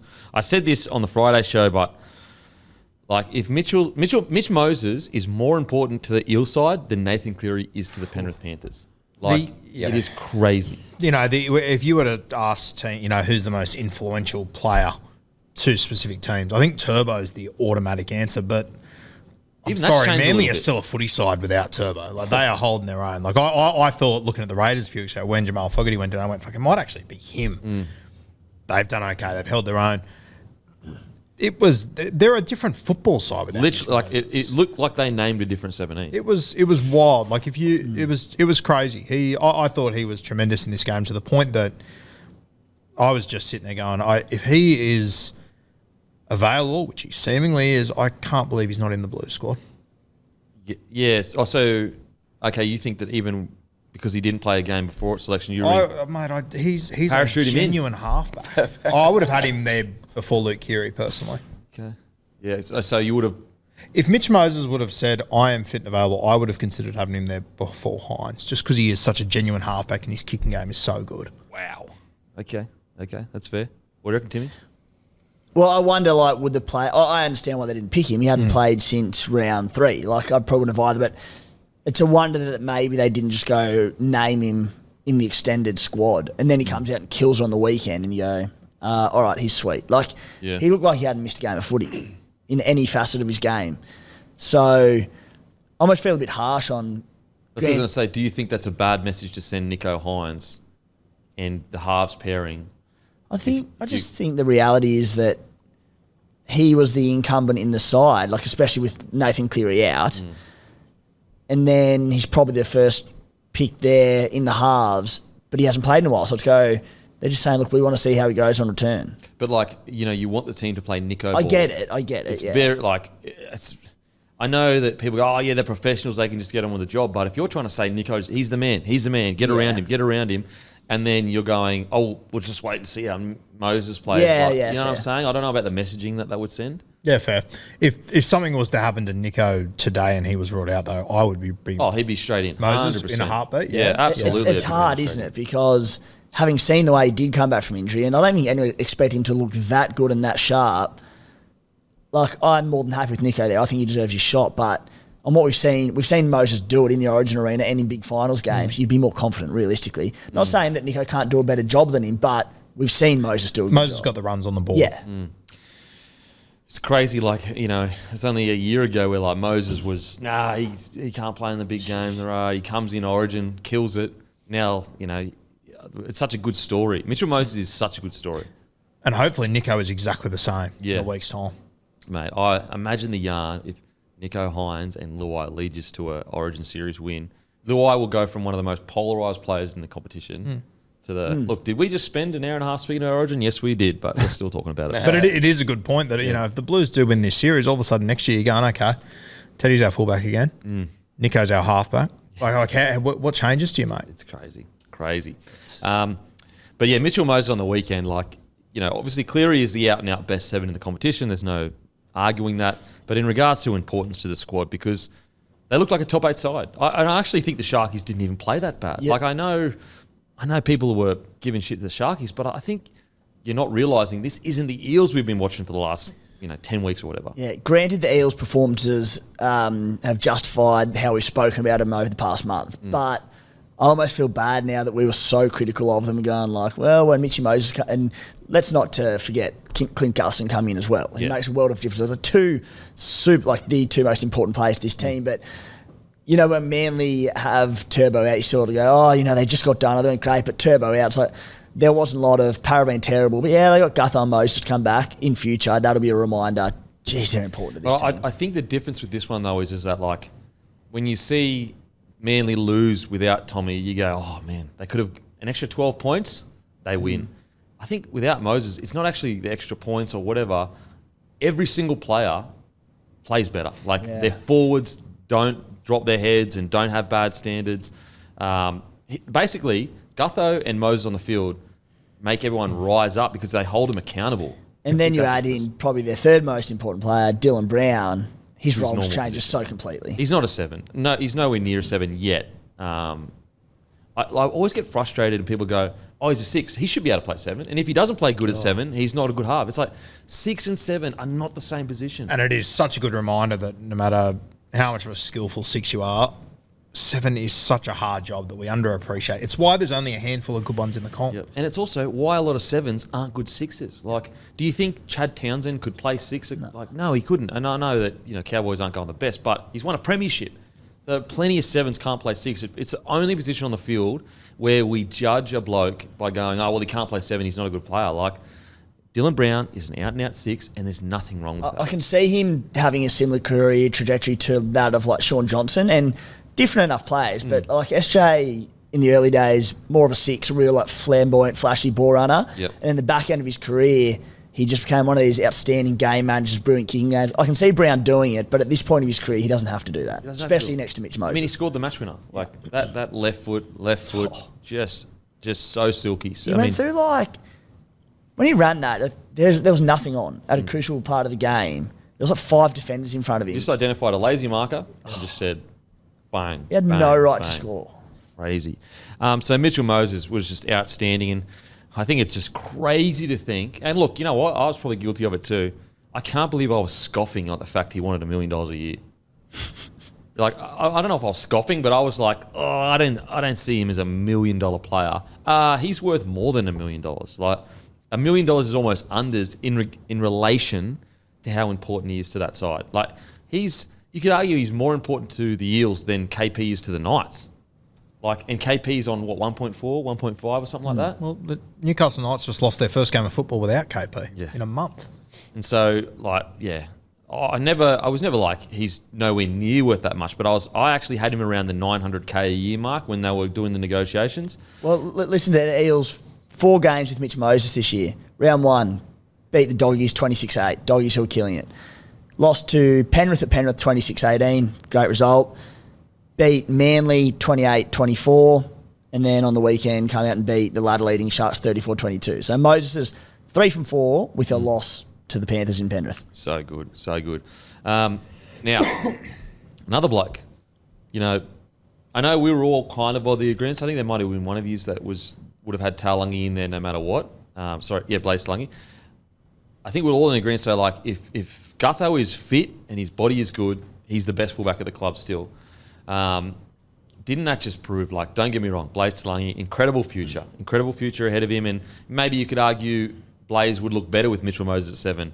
But I think it was a quick reminder of, like, he is the future for sure, Blaze, but Gutho is still a bloody good fullback. Like, he gets counted out constantly. Like, he never gets the respect he deserves as a high-quality fullback. On the weekend, he showed that. Yeah, for sure. And I was the one, I was more than happy to see Blaze stay there because I think he is the future there. Yep. But once again, just credit to these two again. The only way the Parramatta Eels look like scoring points in the last month was through Blaze Taulagi. Yeah. Doesn't get on the field in this game. Crazy. Because the other two are just so dominant. And you know what? I think the other thing that helped the other night was that, as you said, mate, when Moses and Gutho are there, everyone else lifts. If Parramatta's outside backs are going to defend like that every week, problem fucking solved. Yeah. But they don't consistently do it. No, they really don't. They just bring so much energy. And we said it last week that with them coming back, how much they can lift this side, not even in the physical attributes on footy, the kicking, the defending that, but whenever there's a try scored, Moses and I almost said Brooks, Moses and Gutho are always there up and about, jumping on top, G'ing up. You know, they cop a bad rap for getting a bit agitated towards refereeing decisions, but it is passion. It's their desire to win is so second to none. That is the sort of attitude and the energy that lifts everyone else on the field. Absolutely. I think I picked Para. You picked Para. Yep. Who did you pick? I picked Sharks. Para Sharkies. cover. But Para to cover. I was Sharks. Yep. Sharks. I had Eels covering. Yep. Eels covering. Like the fact that shows you how much we believe in Moses and Gutho, that we had the Eels going up against a Shark side that was looking to bounce back and either covering or winning. So that shows you even us sitting there. This is how important these guys are to this team. Matty doesn't rate him. Why don't you rate him, Matty? Yeah, why do you hate Gutho and Moses? Jeez. And look, everyone loves Moses now, but mate, there was a period there where he was quite disliked by the fan base, quite disliked. And as I said, it's one of the best stories in rugby league how much he has turned that around, not by talking or whinging or whatever, just purely through footy. Just keeping quiet, getting better. And now, everyone rates Moses, and very rarely, obviously, people talk about the fact he's always complaining to the refs. But outside of that, there's no shit talk. Whereas a couple of years ago, holy, he used to get peppered for no reason. Mitch Moses outstanding. I got to be a little bit of a Debbie Downer. I know my mum's name's Debbie too, just quietly, Deborah. Shout out to her. Shout out Deborah. We look similar too. She looks like me with a wig on, or I look like her without a wig on. Okay. I'm wigging out. Put it away. Okay. Getting the stats up here. Okay, hate to be a Debbie Downer, even though I love my mum. There was a play that nearly made me throw my bloke beer at the screen. So the Para Eels, they defended their asses off and they just kept Sharkies in their 40. And so the amount of energy you're expending to do that as a forward is it's unbelievable. It's that's what changes the momentum of games, wins games, all that kind of stuff. They kick the ball, Sivo gets the ball on the 30 or the 40, so maybe even the 40. And he just kind of jogs back into the line. And I just go, and I know he ended up having a good game. I get it. He scored 2 tries and that's all great. But I just go, bro, I know it would have been him just having a lapse in concentration as to what is happening and what's the awareness, situational awareness. But your forwards have just worked their ass off and you can't just fucking beeline it back into the line, or at least not even beeline. It doesn't even have to run it straight. Just come back with energy. That's where I go, they deserve better than that, bro. I know he scored 2 tries and he actually had one of his better games and he did actually, maybe the trainer got out to him because it seemed like after that he did switch on. But little moments like that, I'm like, Sivo can be great, but he just gets in his own way sometimes. Mate, I've obviously done a bit of work for the Parramatta Eels where we've been on the sideline there, and on the halves where he's on that edge, you just sit there and you look at him and you just go, he's so why aren't you the best winger in this competition? 100%. I was at Wentworth Park about 6 weeks ago and he just happened to be playing reserve grade there, and even watching him there, he was clearly the best player on the field, but it was the same sort of approach. Is it cardio? So frustrating. Does he not have good cardio? Is that it? Got no idea. I wouldn't know good cardio if I tripped over it. It's you just sit there and you just watch him and you're just you should be the best winger in the game. What do you think? Mate, spot on. We spoke about his effort areas in the past at times, and particularly his run meters and wanting more out of him, particularly out of yardage for Parramatta. But say what you will about that, geez, the man can score a try. So this year, he's the top try scorer in the NRL. It's crazy. In Parramatta side who have been terrible. He scored 11 and then goes down and goes 10, 10, 10, 10, 9, etc. So the blokes behind him from 2 downwards, the amount of games they've played, 12, 12, 10, 12 in far better teams. Mike Sivo's played 7 games. He's the top try scorer. And that's what's so frustrating with a guy like Sivo, because if he just ripped and teared a little bit, he'd be like Toto, but a better finisher. Even though Toto's an incredible finisher. And so, yeah, as I said, I know I'm nitpicking, I know, but it's because I believe I want Sivo to kill it. I really do. Could have changed a club. Be a smart move for him. With that, is he just comfortable or? Remember in the season preview, we kind of had this argument of you were saying basically so what that he scores tries? He needs to lift his game. And I was saying it's a hard balance because if you piss him off and you get him in this headspace of like, mate, do your hard work, and he starts getting unhappy, can Para afford to lose a guy like that that's a leading try scorer? You know what I mean? Yeah. I don't know what the answer is. I don't know what the answer is. Like, for example, would you re-sign him right now for the Eels? Let's say it was at a reasonable amount. Given their outside backs, yeah. Yes, that's what I mean. It's tough. I don't know. And it's crazy. He's leading the try scorers, and we're having this conversation. We should be talking about how good Sivo. Yeah. And he got dropped. He got dropped, and also he only played 7 games. But even, mate, like as you said, he got dropped a few weeks ago. I was at Wentworth Park that weekend, watched him going, oh my God, he's going to run over, someone that's probably never going to play first grade. He's going to give it to him, and just went about his normal sort of, it's just, it seems like it's just hard to light a flame in him. But in saying that, as you said, like he's leading the try scorer. He's leading the try scorer. So it's like, he's probably sitting there going, oh, I'm a winger. I score a bunch of tries. What do you like? Yeah, okay. Am I Toto? No, I'm not Toto, but I'm still a pretty good bloody winger. Which he is. You sign me to score tries, I score tries. Which, if it's 2005, he probably is considered the best winger in the game. Yeah. Yeah, so I know I'm being nitpicky, guys. This is coming from a place of loving what Sivo does. Like, I love, 90% of it. He's such a good winger to watch. Just that little bit extra I would love from him. Another quick guy I want to speak before we move on. Will Bensini. Jeez, wasn't he good. Wasn't he good. That bump on Ido, Ido is a strong centre, a strong centre. He's hardly missed a tackle all year, and Pensini dropped him like it was nothing. Mate, we often talk about, Eels not having outside backs, and they do have outside backs to the gun. Like Bensini, he's only 21 years old. It's more just the depth. But I do think Lomax, Bensini, in the same side, very quickly this Eels backline can turn into, oh shit, there is a lot of strike power here. You add in there, it's very chopping and changing edge back rowers, but we know he's had his defensive deficiencies in the past, like Kelmo Tuolangi. He was devastating as well. If he can round out the defensive issues, and there's not a ton of them, there's a few, fire he can run a ball.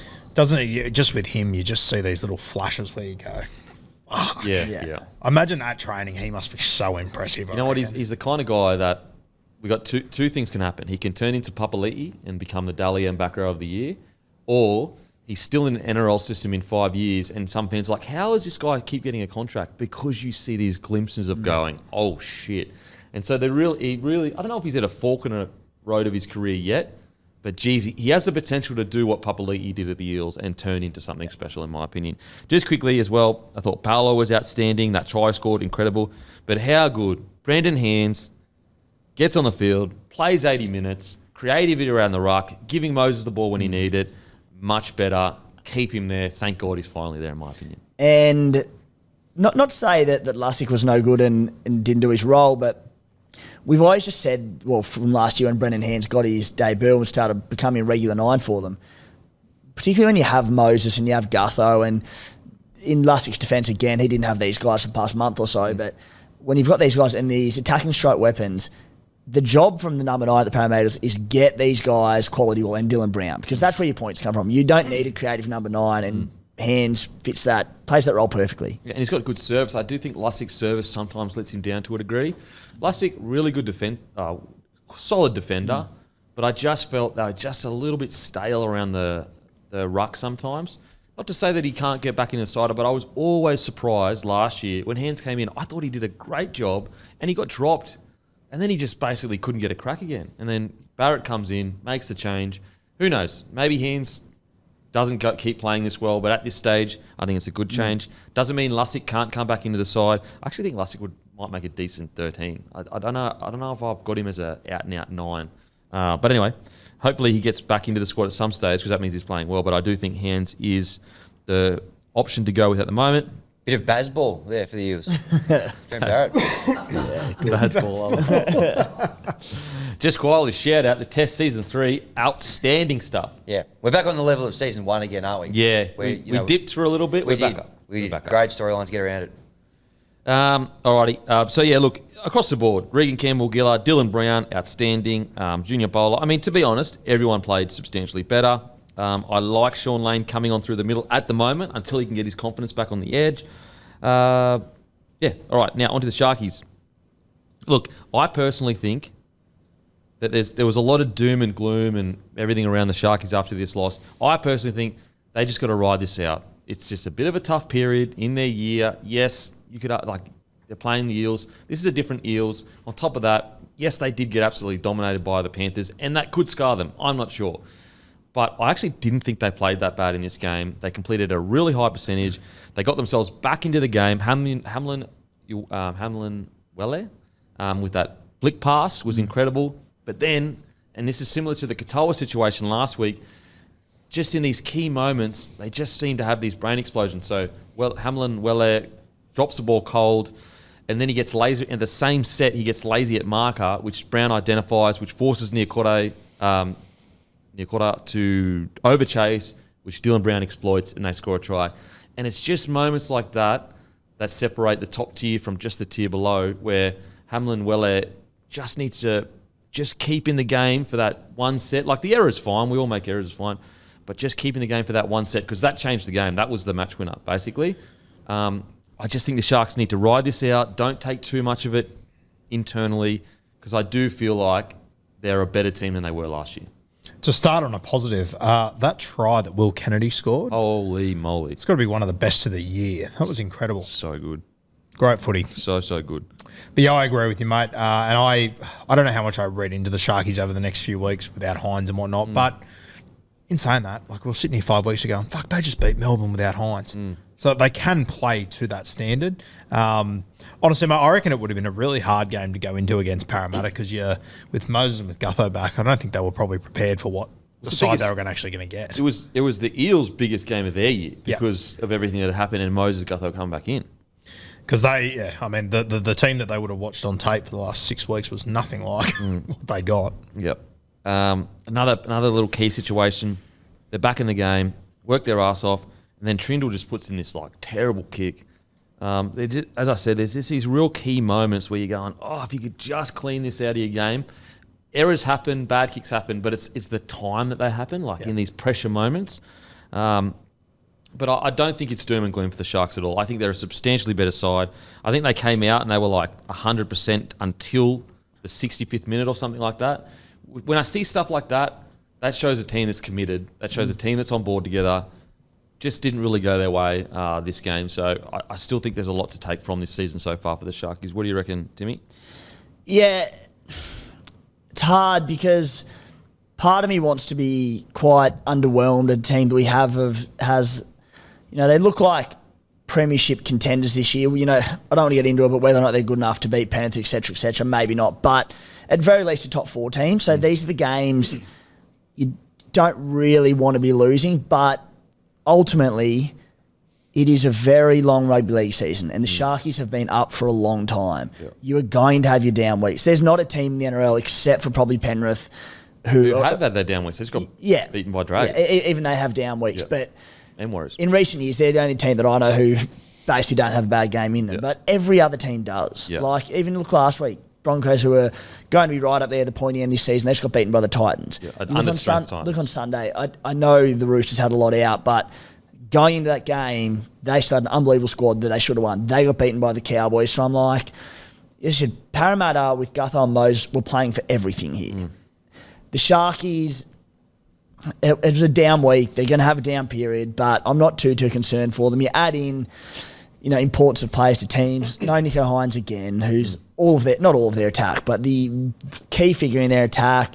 McInnes are less of a loss, obviously, but you still add into it. I'm not too concerned for them. Yeah, I'm not concerned. They just got to ride this out. I really feel they've built nicely.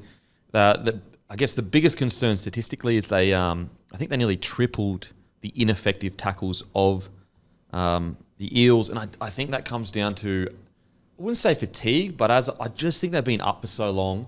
Then the physical game last week against the Panthers as well. Mulatalo was outstanding. I think Will Kennedy, incredible in attack, still needs to work on his defence. He's a smaller body, so it's always going to be hard. But I think that's one area, if he could just find a way, just to improve that, just a tad, it'll just round him out a bit.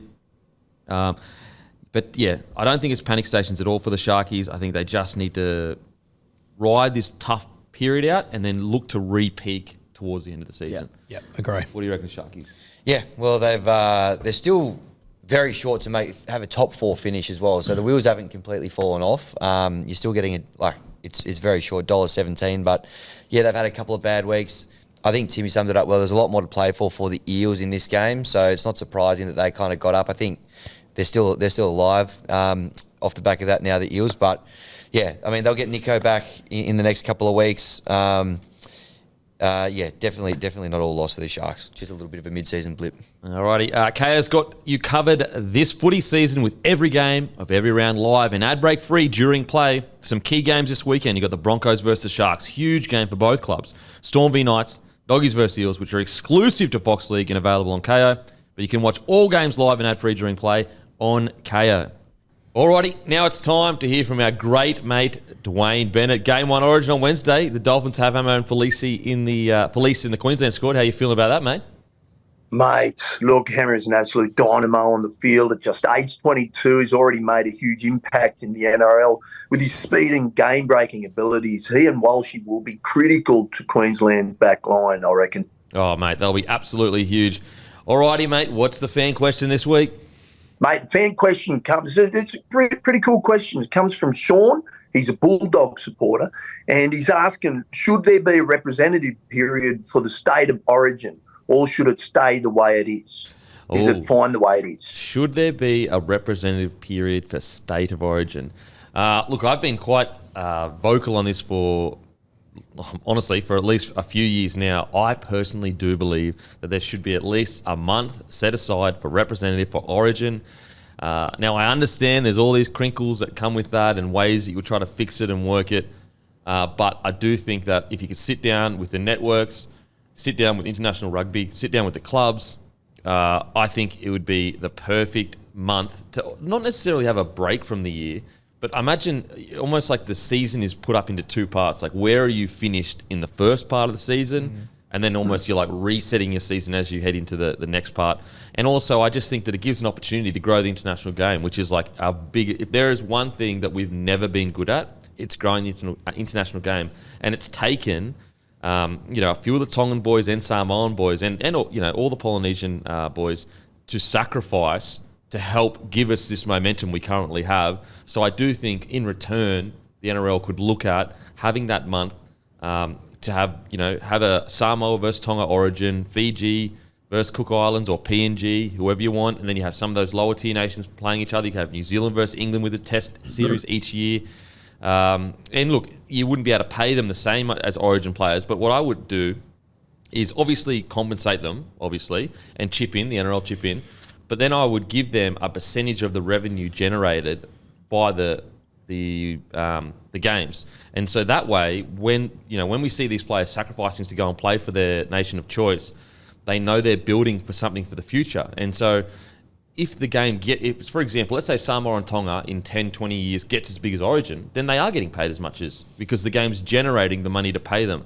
And so I understand there'd be so many crinkles in this that you'd have to work out. But I do think for the long-term growth of the game, especially international, and also, I have to be honest, watching the games on the weekend, although there were some good games, all my mind is thinking about is Origin. Like, if there was no footy this weekend, like, obviously I'd be like, damn, there's no footy. But at the same time, like, if it was for the greater good of Origin or something like that, I wouldn't mind that much. What do you reckon, Guru? I'm potentially the worst person to ask because I actually love buy-round footy, seeing all the kids make their debuts. So I'm more than happy to wear I'm the worst person to ask. But I agree, mate. I think, and a few years ago I was a bit iffy on it, but now looking at it and seeing what we could do with international footy, I think it probably is the way to go, having a break. Well, and I think also, I agree with you. I made my debut in Origin round. Carmichael goes up to Origin. I went in at fullback for the Bronx. And so I understand the opportunity that creates around Origin, but at the same time, like, we've got 27 rounds of footy now. The amount of injuries we have now, the opportunities to get into play first grade, I think there's more of them now than maybe there was quite a while ago. And as I said, I think we all agree there are crinkles. We don't have a perfect solution right now, but I think at the very least it should be looked at. What do you reckon, Timmy? Yeah, I'm with you, boys. And like you said, Guru, there are some silver linings to the buy period footy and giving rookies a chance, like giving the battlers like Dan and Kemp a chance to get an NRL debut under the bright lights of the NRL. But, mate, I'm with you, Kempy. I just think there's such an opportunity here to grow the international game and just build on this rivalry, particularly the one that stands out is, of course, Samoa and Tonga through the Origin period. The NRL comp is so long, 27 rounds, an extra 4 if you play the grand final, pre-season. Like, it's a long year, it's a physical sport. We've seen injury toll this year alone. Like, it's pretty damaging.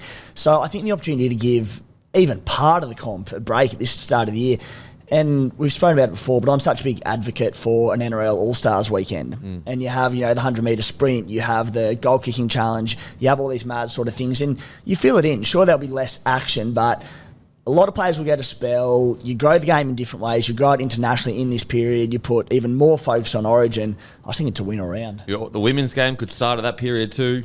There's just so many.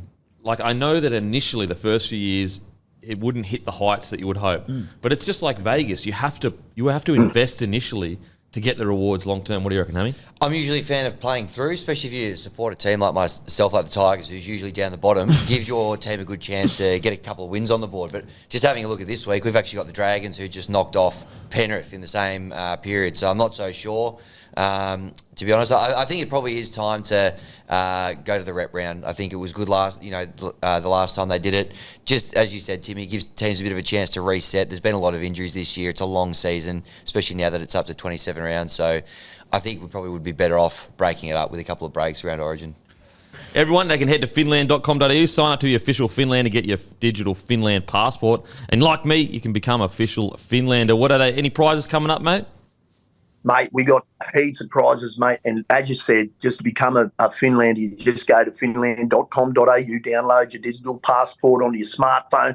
Keep an eye out for my special announcements that could see you winning some great exclusive prizes. And, hey, look, you sign up and you get that iconic, the magnificent Budget Direct fin when they sign up. When you sign up, you get that fin. How that good. fits perfectly on the hand. How good. And you become a Dolphin. All righty, thanks for joining us, mate, and we'll see you next week. All righty, now on to one of the best wins of the weekend. Bulldogs v. the Knights. Like, I keep waiting for the Bulldogs to fall apart. Do you know what I mean? I keep waiting for them to have that game where you go, they've made some progress, but they're nowhere near a top 8 finals footy side. Stay patient, Kempy. I'm staying patient, baby. Could you imagine if I'm the only one still counting them out when I'm the one that's been copping shit for like 2-3 years over this shit? But I've been keep waiting for them to go, oh, it's a big, like, mate, you look at their forward pack and you look at other people's forwards packs and you go, mate, there's just no way. And then Kickout's out and Burton's gone and you're sitting there just going, eventually it all caves together. Or eventually it's going to just, the price will be paid for how much they've been playing above their weight this whole season. And it just looks like it isn't. This was a game where I was very close to going, and I am pretty close after that game to say, the club's turned a corner. Like, I feel like the club has turned a corner. I feel like for it to go south from this point onwards, now, yes, they will lose games after this, but in regards to trajectory back to a top 8 side, I just don't see how that's going to happen with the way they've been playing. They've had big wins before and had big moments or whatever, but they have not consistently turned up, regardless of who is in the jumper, and done what they've done this year. And I'm about 95% confident, maybe even more, that this club has turned a corner. Yeah, I agree, mate. And, just to take it further, when you look at the guys they had out because of Origin injury and whatnot, they lost Josh Adokar. They had 2 sin bins in this game. I know. In the 6th and the 50th They had minute. no right, not just to win the game, they won it 32-2. Yeah. It's outrageous. And what I love to see is that every time Newcastle looked like scoring, Canterbury just came up with some incredible scramble. Like there was, I think it was Hastings' early kick to Marciu. Like when you was just watching on TV, I thought there isn't a universe where Marciu doesn't score this try here. Yeah. There was another one, I think it was Dylan Lucas. He got over the line. He was going to score for all money. And Canterbury, it's a throwback to the old Canterbury sides. Jerseys just keep appearing everywhere. They proved that missed tackle stat doesn't really, that's not the key indicator. Yeah. It's just working for your mates no matter what. That was the big one for me because in commentary they kept reading out they ended up with 56 missed tackles, the Doggies, and they didn't concede a try. And you mentioned certainly the Marju one, which was a kick across field. There was a bit of a half bust before it. Then let Lucas one kind of, but outside of those, I didn't feel like the Knights really threatened at all. And then I saw the missed tackle stat, I heard it, and I was like, That just is so not aligned. Yeah, well, when I was at the Bronx, like Wayne, he was never anal about missed tackles or whatever. He was always just about scramble. How you scramble shows how dedicated you are, to the win. How often have we seen teams that are struggling right now where a break is made and everyone just stops? And I mean, we go back to the Knights. I know I've actually been singing their praises for a while now, and I do think they've been playing really good footy. But I remember the game where maybe against an understrength Roosters side, if I recall correctly, where KP was still playing. He made a line break to win the match, and everyone just watched him run past. And like those little things, if you can just get that out of your game, yes, obviously missed tackles matter, but the Bulldogs showed on the weekend that if you're willing to scramble for your mate, then it just doesn't mean as much. It's not the same impact as 60 missed tackles for another team. Yeah, and I thought there was a few moments that really showed it with Canterbury. Obviously we pointed out the Mars, you tried the Lucas try, but there was Jacob Preston's second try where the ball was loose on the ground, and he ended up grounding it, but on the replay he grounded it, but the ball, after he grounded it, sort of scooted out. You just saw the response of all the players, and fuck, there was just Canterbury jerseys everywhere. Do you guys remember the play I'm talking about? Yeah, absolutely. Greg Marcy just sort of stopped and watched, and there was just no urgency whatsoever from Newcastle in that moment. And I think Greg Marcy in that moment was very lucky that it was Jacob Preston that scored it, because if the replay would have kept going, fuck, it would have looked bad on him. And what was a nice little bit of irony is the bloke that stopped Greg Margie from an unstoppable position that came across was Jacob Preston. Jacob Preston, yeah. Matty Johns, earlier in the year, he said he saw them just getting on the plane to go somewhere, and he said, he basically, at that stage, we're talking about early in the year, he's like, mate, it's different. Things have changed. He said, I haven't seen such an happy, together group in a very, very long time. And I go back to it. I know he didn't play this game, but Stephen Crichton's leadership to bring this team together. You can have the best coach in history, but if you don't have a leader that can bring the boys together, because at the end of the day, a coach can only do so much. He doesn't run out with you. You can only respect him so much. It has to be a leadership group that sets the standard for a team. And right now for me, look, off the top of the dome, Critter is my Dally M captain of the year so far. If I was to name it today, for me it would be Critter. When you look at the difference in the Bulldogs between this time last year. They started the year relatively well, but towards the middle of the year, or basically after the first 4 rounds, we're talking about a team here that's defence was I think it was the worst. Can you check this? I think it was the worst in Bulldogs history last year. That's what we're talking about. They just beat the Knights 32-2 at Knights home without all their key players. Yeah, and with all due respect to these guys, but if you showed up to a New South Wales Cup game and the spine was Tracy, Hutchinson, Sexton, and Hayward was the lock, would you be shocked? It sounds like, no disrespect. With all due respect to those, they are playing great footy. And it feels like in the forward pack, mate, we spoke about it all pre-season, going, geez, they just don't have the pack. And you know what? I still look at them on paper, and week to week, I still go, fuck, is this pack going to be able to compete? Mate, I'm the same. It's almost I'm waiting for them just to get blown off the park. But it's also like each week. It's like they take turns for forwards to stand up and go, I'll be the guy today. Well, I'll be the one that delivers. To that point, Guru, all 4 of those players that you mentioned, the 1, 6, 7 and 13, they've all played New South Wales Cup this year. Yep. And then a couple of them, the majority of their footy in New South Wales Cup. And you know what? Those guys probably wouldn't brain it in Cup either. They just do their job every single time. And it just... I'm finding it just so fascinating, the evolution and the way that Cameron Strado has gone, and the Doggies in general, with just the smaller-bodied forward pack that we spoke a lot about last week, and just so many utilities. And it paid off again, having utilities inside, because... As said, they had 2 people in the sin bin, not just a forward, key positions, a fullback and a halfback. And they just, because they have so many utilities, everything's covered. Yeah. People slot in and it's like nothing happened. So last year, the Doggies conceded 32 points a game, far and away the worst of that year. I don't know if it was the worst in history, but it could have been. This year, they're averaging 16 points, so it's half. And that's honestly, ranked second. It might be one of the greatest defensive turnarounds in the history of rugby league. Statistically speaking. Well, how good's this? You talk about missed tackles being misleading. There was over 50. The Knights had 1 line break. Yeah. It's just... And that line break, I don't think it came till late, because when I checked the stats during the game, it was 0. So Penrith are averaging 1.2 points less per game. So they're basically 1 point away from Penrith. That is just incredible. And, I know it's, we're beating a dead horse, but defence wins premierships, defence. If your team comes out with good defence, eventually the points will come. Yeah. And if you were to line up, the Bulldogs and the Penrith side and go, okay, go position by position, who would you pick? Outside of Josh Adokar, the only guys you would pick from Canterbury are the guys that came from Penrith. The team they're doing it with is incredible. Yeah, it's amazing stuff.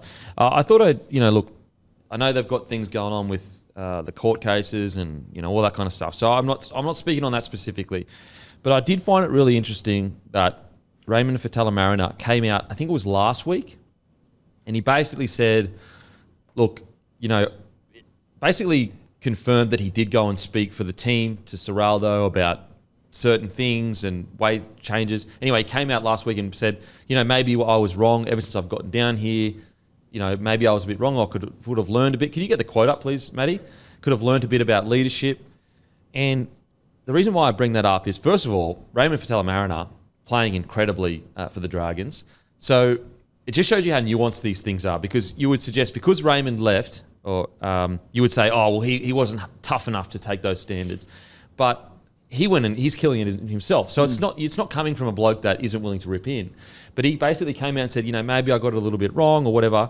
But I just want to point out, being a good team, it's tough. It's hard. It is not a normal workplace. Things are going to get uncomfortable. You're going to feel uncomfortable. And I feel like some of the teams that aren't going that well, they're not being uncomfortable at training. And that is the difference between the Bulldogs last year and the Bulldogs now, is that they've got a group of players that are okay with being uncomfortable. And Ciraldo has 4 standards on them that said, okay, it's not going to feel nice. Yes, at times you're going to feel unfairly done by, all that kind of stuff. But when you are in professional sport and you're trying to achieve greatness, you're going to do things that look a little bit crazy to everyone else. And I think that the Doggies turnaround is a good example of, if you want to be great, you've got to be willing to do things that most people won't. And I know that they're still building, but at the moment, Ciraldo has been massively justified to what we know of. If there's more stuff that we don't know of, again, I'm not talking about any specifics, I'm just talking about in general, has been justified in the mass moving on of everyone, but also justified in his methods as well. At the moment, again, not talking specifically, just of what we can see. There might be more to every story, but I think at the moment he's showing he's justified. Yeah, I think it's, Cam Ciraldo, is he your favourite for Coach of the Year at the moment? Have to be up there. I know they're 9th, but as you said, premierships are won by defence. If he's got the second best defence in this competition, from where they've come from, has to be up there. I'd probably put Wayne up there as well. Yeah, you got Wayne, you got obviously Ivan if they go again. But I think that they've already done it, so it's kind of like expected of them. Whereas Ciraldo, second year, massive turnaround. What do you got there? What's the quote, Matty? Okay, so one sec. I was still learning. I was still new to the captaincy and leadership role, and I guess my way of leadership may have been wrong. I've learned a lot from it, and hopefully it makes me a better leader now, and I know what to do and what not to do. Which is like, first of all, I want to give Fatala-Mariner massive raps for the humble nature of going, you know what, maybe I got it a little bit wrong. And he's clearly learning, because look how good he's playing. He obviously made our team of the week. But yeah, as I said, I think that, do you think they're comfortable down in Melbourne? Do you think that they walk in every day and agree with everything that happens? Like, I'm sure there are young players going, oh, this is too tough, this is too hard. Do you think they're comfortable out in Penrith?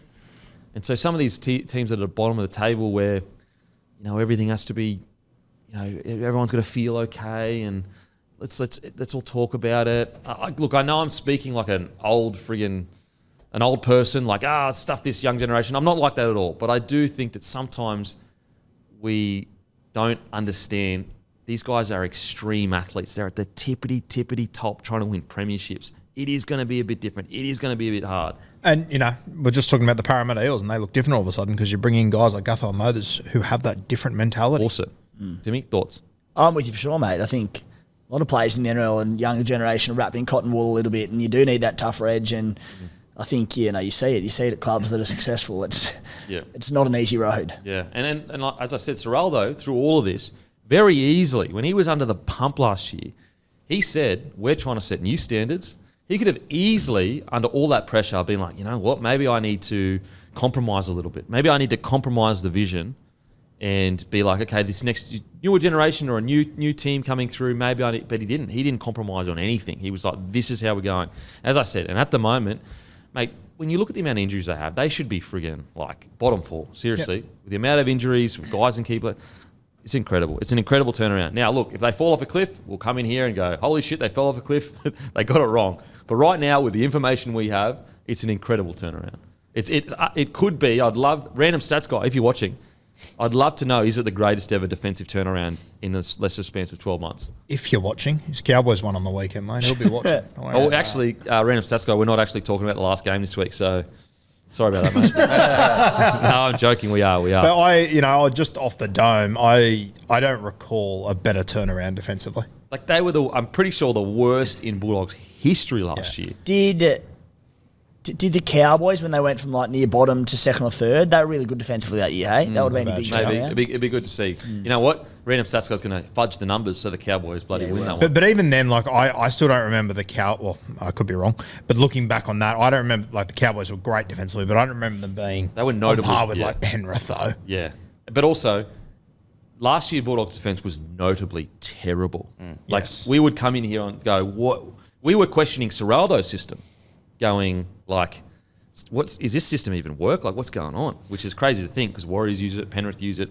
Take that back. The Cowboys 2022, they only conceded 30 more points than the Panthers that season. So, interesting to find out. But yeah, I just wanted to talk about that because it's, as I said, I want to give Raymond Fatala-Mariner massive rap, but also Serraldo massive rap and Critter for not compromising on the vision. The Cowboys of 2021 conceded 748 points. Oh. The Cowboys of 22 conceded 361. Wow. That's why I'm here, boys. What have you got the Bulldogs last year then? It's the same. Exact same?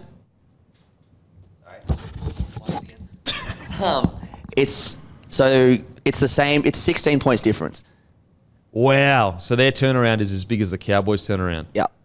Wow. So Cowboys went from 15 points a game to 31. Doggies went 16 points a game to 32. Wow. To 31. Chopped in half. They went 32 to 16, yeah. So they were conceding more points last year, though, by a point. Yeah. Sorry. Yeah. So they were 32, did you say? 30. Doggies are 32 last year. Last year. So they were conceding more points. They were a bit worse, yep. So they were. It's not exactly the same. They were a little bit worse. Sorry, I'm talking about the turnaround. The turnaround is the exact same. Exact same, but the Doggies were worse by 1 point, yes. Yeah, wow. Incredible. That's incredible. Absolutely incredible. Okay, now in regards to performances, Toby Sex God Sexton, obviously he got sin binned. Bit of booing there, I noticed. Bit of booing, strangely. I tell you what. Sin bin though, but apart from that. He's turned the boos around. Now they're booing him because he's tearing them apart. Yep, correct. But I thought that Sexton, they scored just before he came back on the field, but when he came back on the field, geez, didn't they look just much slicker. Like, I think that he needs to continue playing this well, but I think it's pretty clear if they want to score a bunch of points, they need Toby Sexton in the side. Thoughts, boys? Yeah, he's been very impressive since coming into this side, Sexton. And you obviously got to see a little bit last year of him with Matty Burton, and I'm excited to see what they can do the rest of the year. Because, do you put Hutchison at the 14? I know Kurt Mann has been, he's been 13, 14 to a degree. Do you put him at 14 then? Mate, I think with the way that Mann's going and Hayward's going, I'm a huge Hutcho fan. I would love to have him in the 13 or the 14 jersey, but I can't take this Hayward out of the side. He's been so good. Isn't it funny? Hutcho, because of his utility value, could be the bench utility at the majority of clubs in the NRL. Yeah. But because he's at the Dogs that have 1,000 of them, Yep. they don't really need him to be the utility. And also their utilities are playing so well as well, specifically. So Toby Sexton, outstanding. You look at Jamin Salmon and Kurt Mann, both players who have evolved into middle forwards, both who have played extended periods as halves, both who have played extended periods as centres. They're just covered everywhere. Yeah. I will say Preston almost got eased back into it. It was actually quite surprising where we were sitting going, geez, is he the starting back rower anymore? Because they were playing so well. But, mate, wasn't he good on the weekend? Oh, my God. Yeah, he was. But, it's a really good point because he goes from being the one shining light last season Player of the year. Okay, he can come off the bench. There was a game a few weeks ago. They didn't even put him on. Mental.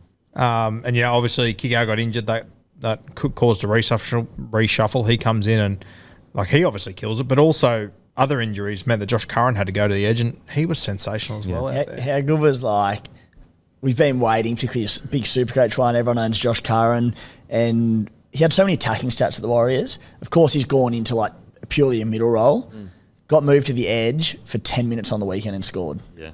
So good. It's their utility across the board is, like, genuinely next level. Also, I want to give a massive rap to their front rowers. Like, I know they're not setting the world alight or anything like in regards to numbers, but they're doing their bloody job. Like, they're just getting through their work, laying a good platform.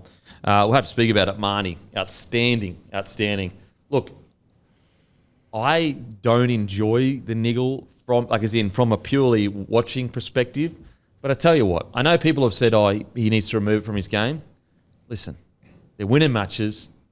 He's doing it. So who gives a shit? You know, like, don't change anything. It's working at the moment. Now, when it's working, do it. As soon as it stops working, obviously don't do it. But if that's what it takes to galvanise the boys and almost have an us against them mentality, as I said, I don't enjoy it that much. I think he offers so much more than just the niggle guy. But they're winning, and that's his job, is to go out there and win, and that's helping them win. Who gives a shit? Yeah, I think at times he could pick his moments better, but you're right, mate, as long as they're winning games of football. Yeah, so, like, I agree with you, mate. Like, I don't love it, and I wish that it didn't happen, but at the same time, the goal is to win. Doesn't matter how you get there, just friggin' win, and they're doing that. Yeah, you two boys use the term optics all the time, and the optics of it aren't good. Like, you're like, stop niggling, stop being a pest, it's just a bad look. But as you said, Kempy, they're NRL players, they're there to win. Reid Marnie would be as competitive as anyone in the NRL, and his ability to get under the skin of opposition players and get sin bins out of the back of it and penalties, that helps you win. So it's like, good luck to him. And look, funnily enough, we always talk about, back in the day, I used to love when teams hated each other. And then now players get shit for being too nice and too cordial. Like, guys, they're going out to bash each other. You should almost want your players to go out and dislike the opposition. Not to the point of, like, anything off the field. But when they cross that line, it's not mates. It's not slapping you. Yeah, you going, brother. It's we're out here to win and dominate the opposition. And that's the other thing. Like, you can sit there and go, back in the day, one of the front rows that is niggling would have put it on his chin and he wouldn't be so chirpy. Okay, it's not like he's back in the day and they can't do that, but he's still firing up opposition front rows that are twice his size, who can then go and flog him in defence or attack and run straight at him the next tackle and try and destroy him there. So it's like, he's still going to be tough to do it. There's many ways, and you saw it. They were trying to shot him throughout the game because he was getting under their skin. And so I understand, like, back in the day, he wouldn't have been able to do this. And I've spoken about it. The natural justice on the field has been taken away from the big boys. But at the end of the day, this is where we're at. Like, this is where we're at. You got to play to the conditions, and the conditions are he can get away with it, so do it. Yeah, and the conditions are only going to head more in this direction. They're never going to go back to back in the day. Yeah, it's drop it, it's done. And also, like, just to further your point, Timmy, if you got a problem with it, next time he gets the ball, fucking let it, like, break his ribs. Yeah, like, seriously, sounds harsh, but that's what you're trying to do. Like, I hate how we've desanitized the game where it's like, oh, I hope no one gets injured or whatever. Like, forwards are going out and trying to break people's ribs, guys. Like, this is not like a nice, oh, how you going? Like, you're trying to hurt the opposition in a legal way. You don't want to do any dog shit, but break his ribs in a tackle if you're so angry. You can do it. It's legal. So, like, if you do it legal in a non-dog way, that's how you do it. So Saifidi might not be able to put one on your chin, but he will be able to whack you in defence. Like, and I tell you what, if he does whack him, probably Reed's not going to do it next time. Exactly. Like, I don't want to get absolutely jammed. So, as I said, I don't like the optics of it, all that stuff. But at the end of the day, whatever you need to do to win, you do it. And I do think the Bulldogs are creating a bit of this kind of us versus them mentality. Because, like, on one hand, you go, fuck, I want the Dogs of War back. Guess what the Dogs of War were all about? It was us versus them. It was chip on your shoulder. It was, we are not here to make friends, we're here to win. And that's what they did. And you got to give Reed credit. Like, I would imagine, mate, every team, like, there's not a hope in hell Newcastle wouldn't have spoke about this week. Yeah, for sure. I mean, it was because Hetherington got binned last time. Yeah, it wasn't that long ago. Yeah. And I think he was calling out 2-0 to them as well. To Reed's credit, he achieves what he's trying to do. Yeah. So, look, I understand the argument of optically it doesn't look great and he'll be remembered for the niggle rather than how great of a player he is. But I don't think Reed is looking at worrying about how he's remembered as a player. He's looking to turn a club around. Yeah, I think that there are moments like on the weekend when Reid reminds you just how much of a good footballer he is, that sometimes it is lost in all of it. But once again, if Reid doesn't give a fuck, who cares? Just here to win. Yeah. Just here to win. He's not here to be remembered as good or bad or anything. He's just there to win. And he was one of their first big signings. So when you talk about turning a club around, you could argue he, not necessarily was just him, but he was a part of the turnaround. What do you reckon, mate? Niggle, no niggle? Yeah, a little bit of niggle, as long as you're playing good footy, and he is playing good footy. So, I mean, if he's playing bad footy and he's out there niggling everyone, we're probably having a bit of a different chat about how he's going. But that's all good. I wanted to give a bit of a shout-out. Unfortunately, Josh Addo-Carr injured. Real shame, but unbelievable. Like, he got 2 tries in the first half, particularly that chip and chase one I thought was just... So just speed is still an important asset.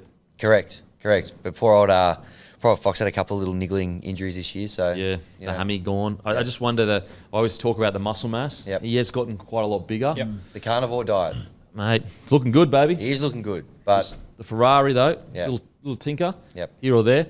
When he scored that try, the chip and chase and that, it was just good to see because you're like, we fall so hard into this big front row winger now. Like, every winger now has to make 200 metres, take 1,000 hit-ups and basically be another front rower. And what I loved about that is, like, you know what, speed still kills. Speed still puts points on the board. But yeah, I do think if I'm the Doggies, I probably would be looking at losing some muscle mass if I'm the Addo-Carr. Again, look, I'm not a fucking physio, I don't know. But in my experience, the more muscle mass you put on, usually the more soft tissue stuff starts happening. Because it is a guy that you probably don't realise, but when you go back and watch his early tapes at Melbourne, he's a different human. Mate, he's way bigger now. Yeah. He's way bigger. Kiraz, when he went back to fullback, had some huge plays. But yeah, look, incredible stuff from the Doggies. Let's get on to the Knights. Look, I've always agreed with the sentiment that, you know, at the end of the day, the 7's the guy that gets you around the park, and whether it's right or wrong, they usually get blamed for wins or losses. I have to say, though, that this was genuinely a game where I thought the 6 and 7 let down the rest of the team.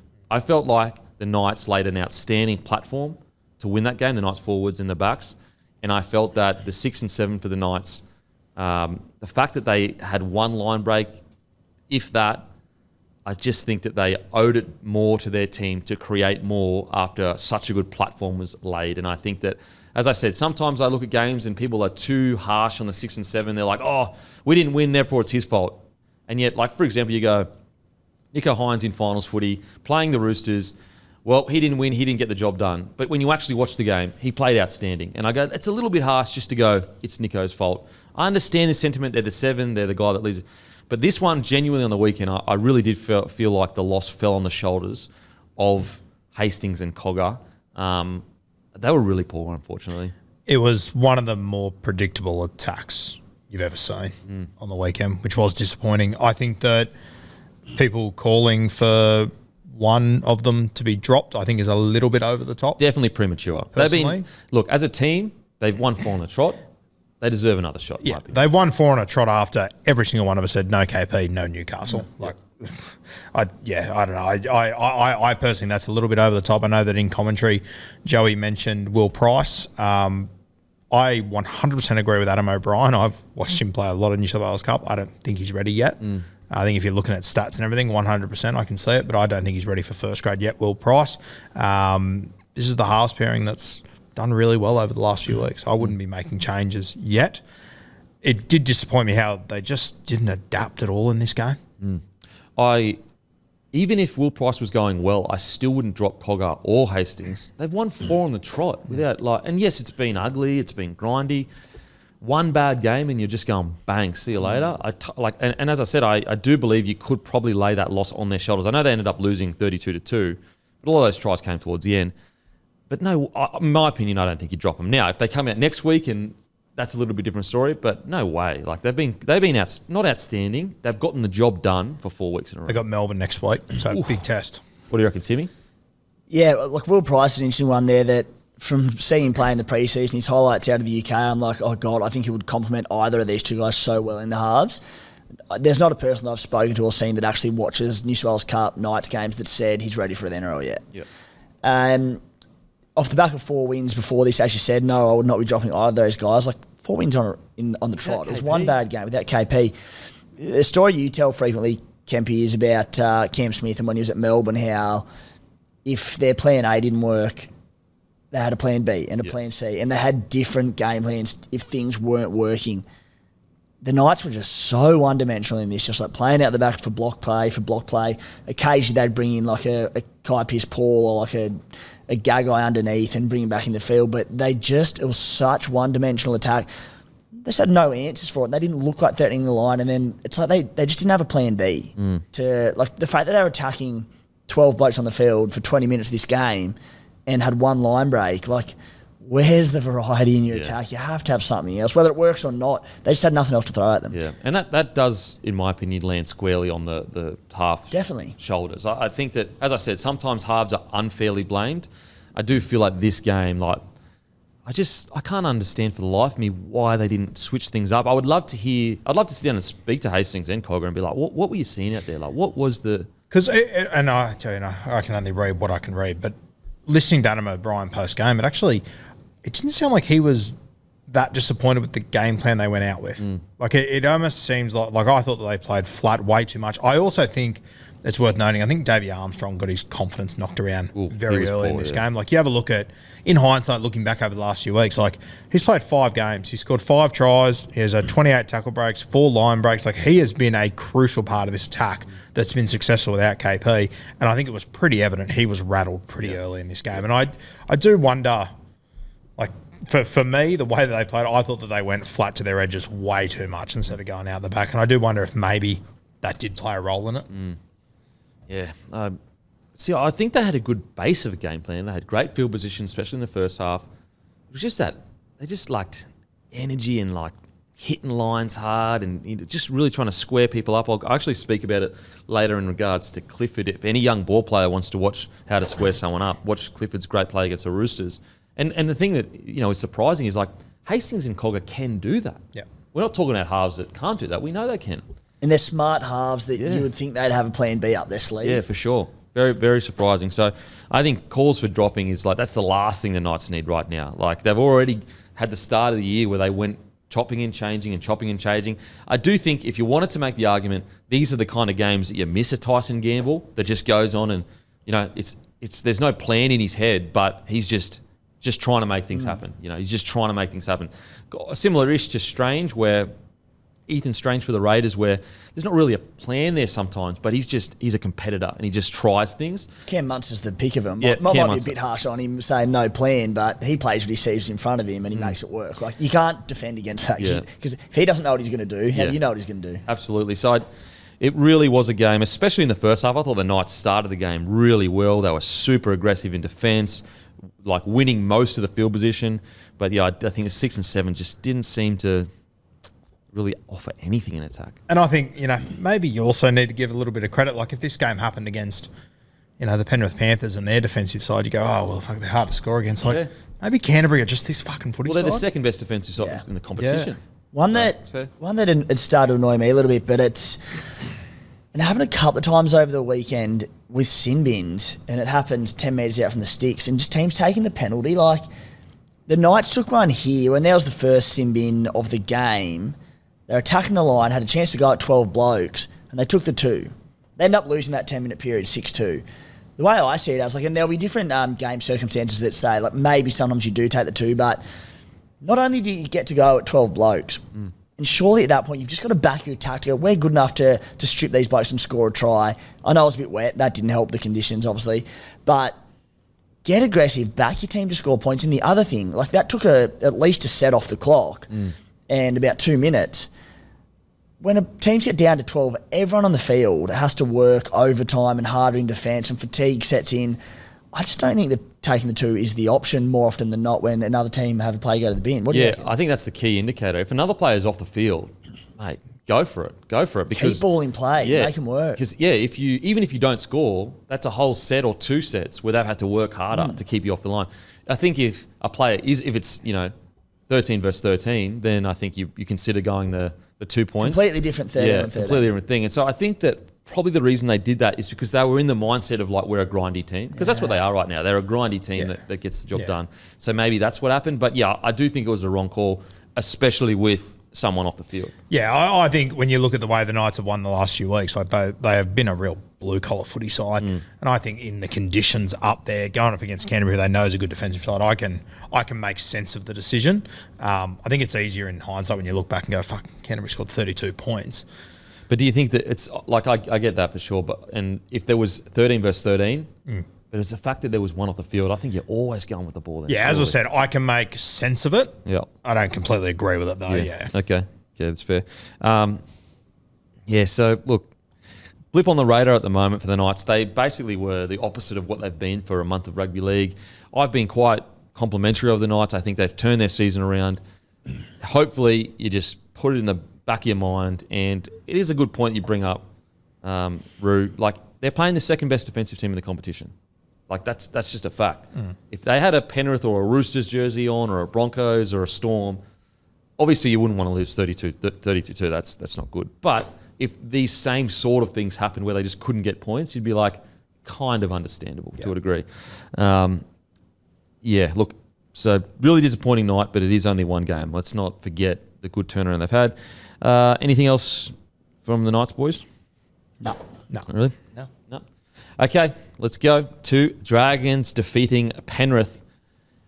Dragons defeat Penrith 22-10, and were they 12-0 down at halftime? They were 10-0, yeah. 10-0. They were down at halftime. They come out. They get the job done. I actually thought, in the commentary, were the opposite. They were like, they thought the Dragons' outside backs weren't good, and the Penrith outside backs were better. Don't get me wrong, the Penrith outside backs were good to start the game. I actually was quite surprised at how good the Dragons' outside backs were to start the game. I know Sully had a couple errors, but I thought Fainai and Fainu were outstanding coming out of their own end. Look, they just hung in there.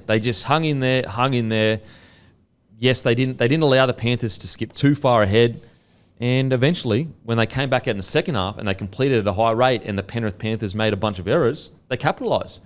Really, really good win for the Dragons. We're going to say it pretty much every week, I think, this year. But consistency is just like, it's a huge, huge elephant in the room for the Dragons. Like, one week they are shocking, the next week they're great.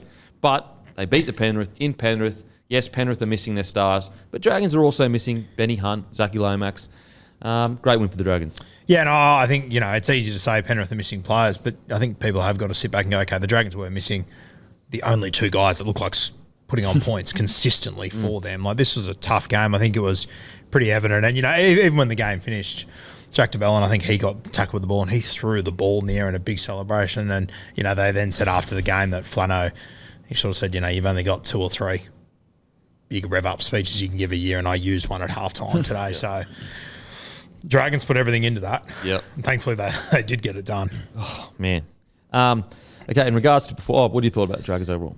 It was just the way the Dragons won for me. Like, you can read into it and say, Penrith missing half their side and whatnot, and is it really that impressive? But the way that they did it coming from 10-0 down at half-time, away from home, at a fortress for Penrith, no matter who's on the field, out in Penrith, in the pouring rain. Again, even in recent years when they've had lots of players out to Origin, defensively they've still been awesome. So to come out from 10-0 down at half-time, score 4 second-half tries, keep Penrith to 0 in the second half, it just shows ticker from the Dragons, and that's what we want to see. So, they'd be thrilled with it. And, whatever. I'd love to know what Flano said at half-time, because they just came out a new side. Yeah, for sure. In regards to performances, Sione Finau and Fangai were outstanding. Statistically, Fangai was you look at his stats, 173 metres, 70 post-contact, 7 tackle breaks, 3 line breaks. But I actually thought, they both played well, but I thought the debutant, Finau, I thought Second game. Second game. Yeah, okay, yeah, second game. I thought he was outstanding. He was good. He was really, really good. Obviously made our team of the week. Mate, I thought he was so crucial coming out of their own. The amount of sets where they needed his run to get the momentum, I thought it was outstanding. Yeah, I thought their edges were going to be a massive issue for the Dragons in this game. I sort of thought the Panthers were going to pick them apart, but they all stood up. They had really solid games. I'll tell you the one that he's not normally in this side, but I love this halfback, Marshke. Just a goer. He's a goer. I don't know what they usually do in jersey 14, the Dragons. I think they're sort of running 4 forwards usually. Mate, I'd be having him as a 14 for sure. Oh, he's made for 14. He's quite robust. He can play 6, 7, probably play 13 at a pinch if he had to. Without a doubt, he could. 14, Yeah. 9 as well if he had to. I thought he was great as well.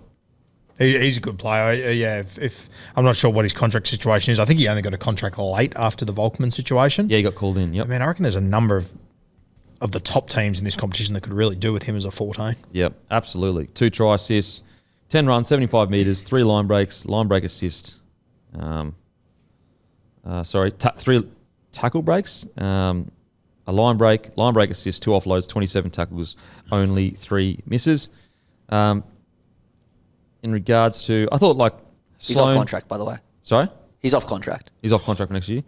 Look, like statistically wasn't great, but look, Sloan got through another game, nothing silly, did his job. Love to see that. In regards to man of the match, for me, it has to be Raymond Fatala-Mariner. He was phenomenal. And he played, like when you watched him make his debut and he'd come through the ranks, you go, geez, like there is a potential here of a damaging back rower. And he's had some injuries, and he did have a good year at the Doggies a couple of years ago. But I feel like this was the first game that I watched and I went, this is, when you imagine him playing his best footy in the NRL, this is it. He was outstanding. Yeah, for sure. And he's a guy that's always had huge potential, but you always feel like injuries or coaching decisions have held him back at different points. But then at times when he has got opportunities, probably hasn't gone to the level I thought he would. I think under Flano, you're starting to see the real Fatala-Mariner. Yeah, he was absolutely outstanding. A try, 15 runs, 171 metres, 60 post contact, 11 tackle breaks, 1 line break and offload, 45 tackles, only 2 misses, no errors. What do you think about RFM?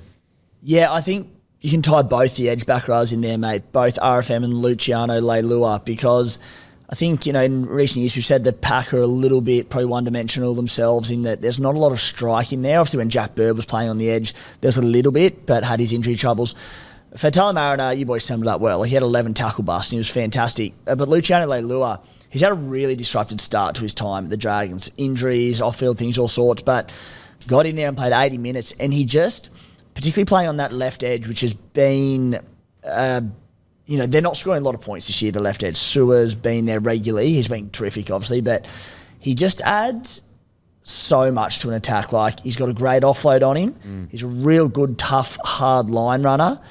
We saw him throw that beautiful pass, cut-out ball for Fenai for his try as well. He's got to kick him behind the line because he's such a skillful back rower.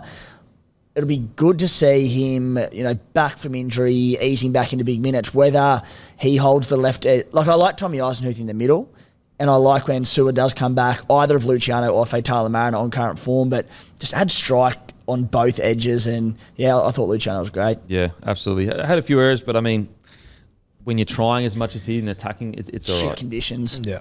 There you go. I was going to say, just quickly, when I'm looking at these stats, like, although Fainu just pipped Fangai for player of the, as in our team of the week, these Fangai fucking stats are outstanding. A try, 20 runs, 173 metres, 70 post contact, 7 tackle breaks, 3 line breaks. I had Fenai. You had Fangai? Yeah. I had both on my team of the week, Fangai and Fainu. Who'd you have? Fano. Fainu? You had Fainu? Yeah, I was happy with Fainu. Fainu. So just pipped him. But those, I've said for quite a while, Fangai, there's something special. Like, his footwork is great. How long have I been saying that for? There's just, you can just eyeball something. Yeah, and just see that there's something there. If he, whether it was, needs a fresh start or something. But yeah, he was phenomenal on the weekend. What were you going to say, mate? Mate, I was just going to say some of the middles. Obviously, Jack DeBellin had a good game, but I thought Toby Couchman coming off the bench. Yeah. Coming off the couch. Coming off. They should change it to a couch for the next couple of weeks if these guys are going to play. On the bench and they sit on the couch, you reckon? Yeah, change it to a couch. What do you reckon? I don't mind it. Little activation They there. might be a bit relaxed though. Yeah. Couch.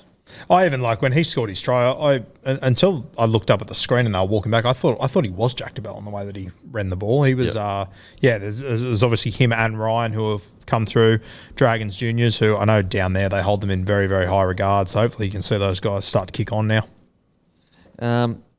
Yeah, really, really good win. Really good win. How crazy is it? Blake Laurie is almost, he's on the bench. He comes on, does his job. Like, he was their player of the year last year, and just shows you how much changes have been made into this side. What else I liked about this performance, mate, and I think that they screw around with it a little bit too much at points. I would just let Little play the 80. Yeah. I wonder whether he's looking at it more of a. I mean, he played the 80 here this week, but I wonder whether and it's like some weeks he is. I wonder whether they're looking at when they do take him off of like resting him for the year. How often has he played 80 and he's? Could you check his stingos? Because they've obviously got New Brown in the squad now, who they quite often use him as a 14. But and you're right, I would assume it would be a management load thing. But I just think they look better when they just have Little there consistently. He can build a game. You know? Yeah, like he can build a game. He is quite crafty, and also he's the kind of player that's had so many injuries and that just like let him play some footy. I just think he picks his moments well. Too Little. What do you got there, Matty? So he's played 80 the last 3. Then the 3 before that weren't 80. They were like 60, 49, 62. Yep. Then 80, 80, then 60. So it's a hot mix. Must be a load management thing, surely. Yeah. Surely. But yeah, great win. Great win for the Dragons. Onto the Penny Panthers. Look, to be honest, I don't think there's much to talk about here. I know Penny Panthers will be disappointed with that, but like, you know, their completion rate was pretty poor for them, 75%. But it was actually their second half that was like pretty bad. But look, they're human. Like it's really that simple. They're human. They're going to have moments and games. Like Leota goes off with a hamstring injury, so your front row rotation's completely stuffed up. They're missing not only people to Origin, but also Nathan Cleary out with injury. But then you throw on top of that, Campy, like someone like Dane Laurie. I was super excited to see get his first full crack this season in the NRL at fullback for the Panthers. Bucketed down rain. Yeah. Like it was just, there are so many factors that it didn't really give these players like Laurie an opportunity to get involved in the game the way they should. Just on that, like bucking down rain, if it was a sunny Sunday afternoon, that Jesse McLean try would have been a cracker. For him to do that in the wet, Outstanding. that was unbelievable. Just so exciting for Panthers fans that a guy like him's coming through. And I think that he's part of the reason why they weren't willing to pay overs for a Taruva or one of these guys, because they're confident in the guys coming through. I've said it a few times. Jesse's got a brother as well, Casey, who I think could be really relevant next year all of a sudden too. Yep. Talk about get on my hair. Jesse McLean. Oh, man. Goodness Maybe that's me. why they didn't sign someone else. Unbelievable sort of stuff. Get on me hair stuff. Yeah.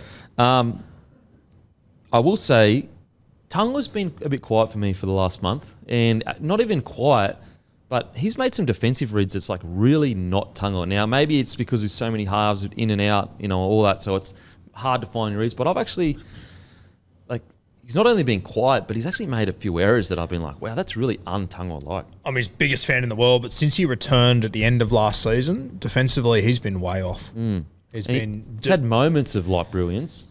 He's had moments of brilliance, but just as a whole, like based on the standards that he set himself in the first year or so, he's been. I've been really disappointed, to be honest with you, over the last With year. the potential for an Origin spot on the line as well. Like we know Suoliti got it, Zach Lomax ended up on the wing, but there was a spot up for grabs there, and he would have been in conversation, so hasn't taken it with both hands. And I think that even with a full strength Penrith team in recent weeks or a couple of injuries, the edges defensively haven't quite been there. Alamotti, fantastic in attack once again, but defensively was responsible for a couple of tries that came in through the Dragons. The edges just haven't been the rock solid that we've seen in recent years. Do you think that's because of the chopping and changing of the halves to a degree? It's not helping, of course. Like, you know, centre half, new combinations not most weeks, but quite often it doesn't help. Scotty Sorensen's also been pretty quiet this year. I know he's been in and out of injury, but A lot of injuries. yeah, but not just Scotty Sorensen, but I do feel like the edges just in general have been quiet, as in the edge back rowers. So like Martin, Sorensen, Garner, who's no longer in the side. Injured. Yeah, hopefully back this week. So Liam Henry's got moved out to 12, or actually Scotty started. Now, in regards to Liam Henry though, defensive-wise, 71 tackles. I think it was 77 on the night, down to 71. Holy moly. 71 tackles, only 2 misses. Second most in Panthers history, I think, after Elijah Taylor. Yeah. What a knock. A Blaney 71 Bear. tackles. Jeez Louise. I mean, if you know, at least you know he's got the ticker to take over someone's mantle when they... Playing, I don't know what he did in juniors and that, but playing out of position as well. Like, he moved to the edge for this game because they were light on edge back rollers, so Crazy. mental. In regards to positives, James Fisher-Harris, 18 runs, 158 metres, 49 post-contact, 3 tackle breaks, 49 tackles, only 1 miss. He was absolutely everywhere. I thought he was outstanding. Another guy similar-ish in the Tungle boat, Mitch Kenny for me, for the last month or so. Just, I don't know, like with the chat around Origin to a degree. I know he's more of a smoky chat, but has that, I don't know, hurt his game just a little bit? I don't think he's been as good as he has been in the past. He had one cracker. It might have been last week or the week before, and had a few try assists. It was great, but yeah, quite. I actually thought in this game he sort of tried to overplay his hand a little bit at times, and at the same time, I respect it for trying to take responsibility as one of the more mature ones and more experienced ones in this game now. But yeah, I think he overplayed his hand a little bit in this one. So look, as I said, guys, these guys are human. Oh my God, like beating Penrith's like winning a grand final these days. That's how good they are as a side. Look, yes, they've lost the Warriors, they've lost the Dragons, but look what they did when they played the Sharks. Like, this team it's still there. Just a bit of a lull. They'll be back. Outside of Kenny, they've lost their 1, their 6, their 7, and their 13 in Isaiah, who's one of the most important players in their spine. Like, in those conditions, tough going. Yeah. I think they'll miss Leota with the hammy injury. You're probably looking at like maybe 2 to 4 weeks, so they'll miss him. But look, nothing to worry about. I think that they'll be fine. Even though they've lost 2 of their last 3, they've actually gone back into favourites to win the minor premiership, $2.40 as well. Did Sharks go into the... Sharks have drifted. They're at the 3.30 now, so yeah, okay. They were short of it. Okay, so few concerns in regards to some key players. Form hasn't been that great, but when you really look at it, outside of Edwards and Yeo, has anyone been playing really career best footy at the Panthers this year? As in, for the first start of the year. Now, does anyone really sit here and say once finals times comes, they're not going to just go to the next level? Yeah, okay. It's such a weird and boring side to talk about, aren't they? Like, because you know, what do you say? Yeah. We could sit here and go, oh shit, they got beaten by the Warriors, they got beaten by the Dragons, they had a really good game against the Sharkies. The old Penrith wouldn't be beaten like this. They don't lose to bottom 8 sides, and you know, a couple of years ago they went on this 19-run win streak or whatever it was. But I feel like I'd be lying if I said that, because I don't feel that. I don't feel worried. No. And also, in other years, like 3 premierships back to back and the grand final the year before, and they've had players that have come in from New South Wales Cup and lower grades, and they've had depth. When you lose key players every single season, your depth, it doesn't magically just reappear. Like, it takes a hit every year. Yeah. And like when we've seen earlier in their string of premierships and whatnot, them get through this Origin period and, you know, manage to win numerous games, the depth gets tested more. And then you add in injuries to like Nathan Cleary and a few others. It's tough going. I mean, like the first year when their halves went down, they had Luai and Burton to like take care of it. They had Burton to come in, and you know what I mean? And probably player like Isaac Tungo coming up to slot in. He was the one coming from New South like when Cup, Critter was out in Origin or whatever, Tonga was coming in or whatever. So Well, it's crazy to think, like, it wasn't that long ago that they had so much depth in their halves that Isaiah Cartel couldn't even get a sniff. yeah. Yeah. He's now one of the best halves in the competition. Yeah. So, yeah, as I said, we could sit here and doom and gloom, but I just don't feel it. I don't feel worried yet. I think that once Cleary comes back and once... You got to remember, like, as I said, these are human beings. Think about, and I know fans don't like to hear this, but it is hard getting up against Dragons at home in the rain. You've won 3 premierships in a row. Your players are out. Like, these guys have been playing in premierships for 3. Like, it's hard to mentally stimulate yourself enough after you've just towed up, like you literally just towed up the Sharks at home. It is hard to get up for those games. And as I started this conversation with, Flano said himself, you got 2 or 3 big sprays you can give a year. He chose to use one of them there. Do you think there's a universe where Ivan Cleary uses one in round 13? And we're talking about the Dragons that, like, they're not necessarily playing for their season, but it's like a grand final. It'll be the biggest game of the year, pretty much. Every team marks it on their calendar when they're playing Penrith. Look, not too much to worry about. Just very quickly for the purpose of the feed, this is one of my bets. We're 2 required off the last ball here for Namibia. Have you had that in front of you the whole time? No, just Yes, he has. I would honestly respect it. I'd respect if you've had that cricket playing in front of you the whole time. We could be going to a super over here. Yeah, are we recording? Do you know the 2 teams that are playing? Oh, that's a great ball. Oh, yeah, he's going to make it. We're going to a super over. Oh, my God. Oh, my God. I'm still alive. That's all good. So just for watchers and listeners, Hammy's had the cricket on in front of him this whole time. And he's had the Homer Simpson glasses on with the eyes. We've only just realised that those eyes are painted on. What did you say? Was it 2 to win? They needed 2 off the last ball, and Oman have bowled a pretty regulation keeper up to the stumps, and he's dropped it, and they've run through for a bye. So we're going to a super over. Oh, yeah, it is. Yeah, Super over. Unbelievable. Take those glasses off now, sir. Oh. There he is. He's awake. And the other ones. Alrighty. Okay. Now we're going to do a bloke in a bar multi for Origin, and this is what I've come up with. Absolutely genius stuff. Going to break. Seriously, we might actually break super. We might break Sportsbet's app. We're going to go Sewer to score one of the first 3 tries, and Angus anytime try scorer. Yep, Angus Crichton. Angus Crichton, and that's going to get you. That'll get you about $53. Ooh, geez, that's juicy. That's about what I guessed off air in regards to the odds. Can we do a Crichton? I want to do a Crichton because that's fun. First time ever 2 Crichtons are next to each other. Yeah. Can we do like both of them anytime try scorer as well? Both Crichtons. Yeah, Yeah. we can whack that And it's a up. Crichton bet. Yeah. 15.75. 15.75. Okay, so that's one. So we'll go Sewer to score any of the first 3 tries, plus anytime Angus Crichton. Yep. Then also the Crikey Crichton bet Yep. of they score any time as well. Yep. There you go. There you go. If you want to have a good time, get around it. All right, let's get into it. Watch every game of NBA Finals with ESPN on KO. It's the Boston Celtics versus Dallas Mavericks. The Dallin, we're telling the Lesniaks. The Dallas Mavericks fighting it out to be NBA champions this season. There's plenty of room for everyone, so get on board with KO, now also available on Hubble. Raiders defeat the Dolphins in an absolute thriller, 26-25. It was such a game where both teams exemplified like what they are, just like hanging in, never beat themselves. Yeah, it can get ugly at times, but they just keep ripping and tearing, and almost a game of chicken of like, who's going to break first? Who's going to be the first team to go, you know what, this is getting a bit too hard. I'm bowing out. An outstanding win for the Raiders. And I thought, especially in that last, 15 minutes or so, I thought the Dolphins were just going to... They just looked like the more poised team ready to take, especially with Katoa leading them around. But the Raiders found a way, like even all the way down to Katoa's incredible grubber through.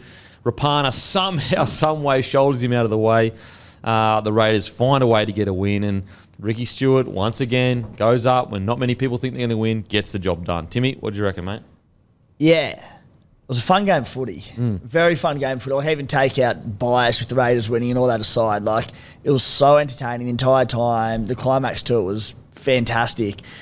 Great round of bye-period footy, and just comes down to the great Jordan Rapana. And in the absolute twilight of his career, or is he 35 years old or something, and the way this game finished just summed up Geordie's entire career. He said after the game that he'd obviously never hit a field goal in his life, doesn't practice them, mucks around at training and hits them sometimes, and then smokes 2 from like 35 out to win the game. And on top of it, makes that tackle on Isaiah Katoa, grabbing behind the line to save the match.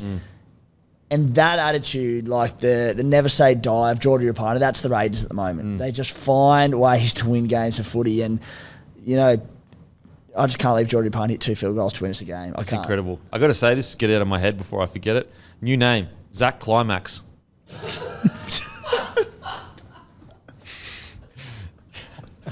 Sorry, I had to get. That was stinging me the whole time because you said climax at the start of that whole sentence, and all I kept thinking about. Hear a word. No. All I Not a heard was word. Zach Climax. That's all I heard. Just trying to give Jordan Rapana his flowers, and we just ended up with Climax. Zach Climax. What do you reckon about that? It's a yes from me. Zach Climax, Yep. thoughts? Yeah, I like it. Yeah, I back it. Zach Climax, do you back it in? All right, now let's talk about some footy. Rapana played well. Obviously the 2 field goals, the big talking point from Rapana, mate. I can't believe he kicked 4 conversions as well. He did into fucking Keith Barnes the other night, Jordan Rapana. It was unbelievable. He looks so unorthodox in everything he does, but he's just such a freak athlete. He's like he plays golf off a handicap of about 3 as well. Like, I think it's lower. Yeah. You'd never picture that bloke to be a good golfer, but he's so athletically gifted. I said, he was never a goal kicker. He was never a fullback. Certainly never hit field goals, and he just has learnt to do everything. No, he can just naturally do everything, I should say. I was at a wedding last year and I was sat next to a bloke and I was talking to him and he listens to the podcast stuff and he goes, my best mate's Jordan Rapana. And I was like, how do you know Jordan Rapana? He's like, we went on a cruise 10 years ago and our room happened to be next to his and we just got along so well that we've remained best mates ever since. What the hell? He's just such an interesting guy, isn't he? He is the most... What you see is what you get. Geordie's in his own world. He's just a happy-go-lucky, sees the positive in everything. One of the greatest blokes to be around, and just a big part of the Raiders culture. I've always been a big part of it for a long, long time now, because just brings the energy, brings a good attitude. Everyone's happy to be around him. He's an absolute ripper. Huge, I think, Lord of the Rings fan as well. Huge Lord of the Rings fan. I had him on my podcast like 1,000 years ago, and that's what we bonded on. We're actually best friends also. So I don't know about this fucking guy that was in some fucking cruise with him. Haven't heard of him once, but whatever. Mate, Jordan Rapana, like, again, you know, a lot of other clubs that are struggling, the one thing that Raiders have always had, whether they're in the 8 or not of the 8 since Ricky's took over, is players that suit the culture of the club. Players that you can look at and go, that's a Canberra Raiders player. And Jordan Rapana is that guy. Like, he never stops. If he makes an error, like, even in this game, like, yeah, you actually didn't play that well in the game, and yet he's still going, give me the ball, I'm going to knock over 2 field goals to win the match. He's incredible. And also, like, similar to Whiten, where Whiten would play 6, but you could tell probably was more of a centre. Rapana, forced to play fullback. We have to remember, he's also playing fullback at the twilight of his career. Like, how many other players do we say, no, he can't play fullback anymore because he's like 30. He's 34. 34, his legs can't do it, injuries, whatever. He's back there trying in every single, like, running 8 to 9 Ks a game, getting in every single tackle. He represents what the Raiders are all about. It may not look pretty. It may not suit the status quo of what's supposed to be in certain situations. But you know what matters is that big W at the end of the night, and that's what he works towards every single game. He was, just to like emphasise the boyish charm and what this bloke is like. So he lived with my brother for a couple of years down in Canberra. And one night, it might have been after a game, and it was about 11 at night, and everyone was sort of getting ready to go to bed. He goes, oh, let's not go to bed. He goes, let's have a game of Murder in the Dark. I shit you not. One of the all-time games, Murder in the Dark. So after 11 at night, a bunch of adults playing Murder in the Dark, and when it was his turn to be it, he's creeping around this pitch black room pretending to be Gollum from Lord of the Rings. And then all of us, you know, that Murder in the Dark, the idea is to sit in the corner and be as quiet as they can't find it, and you're just sitting there trying not to piss yourself laughing because Gollum's creeping around the lounge room. Gollum. My precious. Not as good, but just to sum him up, like, I always forget that he made his debut in 2008. He went on a mission 2 years. 2 years. His next game was in 2014. Jeez. 6 years between first grade games. Yeah, I didn't remember His it was fifth that game long. was in 2008. His sixth game was in 2014. Via club rugby in Canberra. Yeah. That is crazy. How many NRL games has he played? How many do you reckon? 180. 209. Jeez. That's a fair effort for a bloke that missed 6 years. Yeah. Holy shit. I mean, he'd be in the 300 club if he didn't miss that 6 years. Easy. You're pushing the 400 club. 6 years of footy. It'd be Cameron Smith and Jordan Rapana. So he was outstanding. We've spoken about Tarpon there, so, you know, I guess go back to Team of the Week if you want to hear that. Outside of that, in regards to the performance, I'm just trying to look here. Oh, that's the Dolphins side. Oh, I mean, we've got to talk about the big moments. I thought that the Dolphins did have some quite tough calls against them. Specifically, I don't know how Farnworth has to go for a HIA, but he doesn't get a penalty for that head high. Look, I understand. Like, was he staying down to get the penalty? Yes, he was. But it was that wasn't a little touch on the head. That was like a genuine swinging arm into his head. So not only does he not get the penalty, when the game has been slowed down, you can watch the replay. Like, how often does the bunker get involved in the game when it shouldn't? And in a moment where you're like, look, yeah, I get it, he stayed down. But at the same time, he clearly you could see the contact to the head, so much so that he had to get a HIA. How is it fair that he gets, not only does he not get the penalty, he gets taken off the field in a crucial moment? I thought that was bizarre. Look, I understand also there's a new rule with the charging down. But geez, I thought Plath was hard done by in that charge down. You watch the tape. To my viewing of it, it looked like a guy that was standing there, realised in the last minute, stepped to the left out of the way, put out his hand. Look, if to the letter of the law, if you wanted to give it, I guess I understand it. But then, like, okay, how far do we take that? Do we go even further? I think it was Tarpon. No, sorry, it was Levi that threw the pass and then stepped out in front of the markers and held him back for like literally nothing.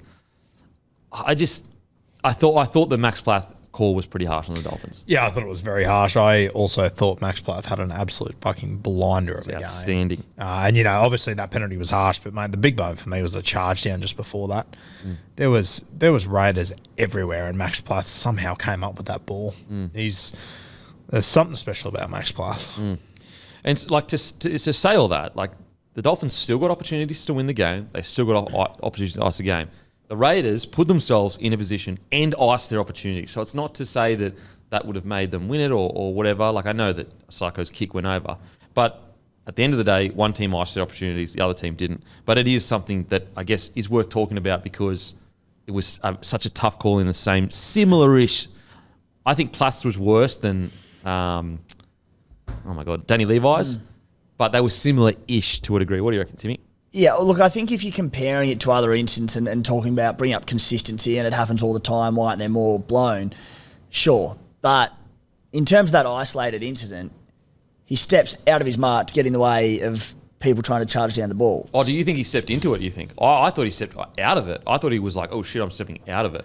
So he was, just behind like the dummy half, obviously to the right, and then they're coming at him, and as they're going to charge down the kick, he takes a step to his left to get in their way.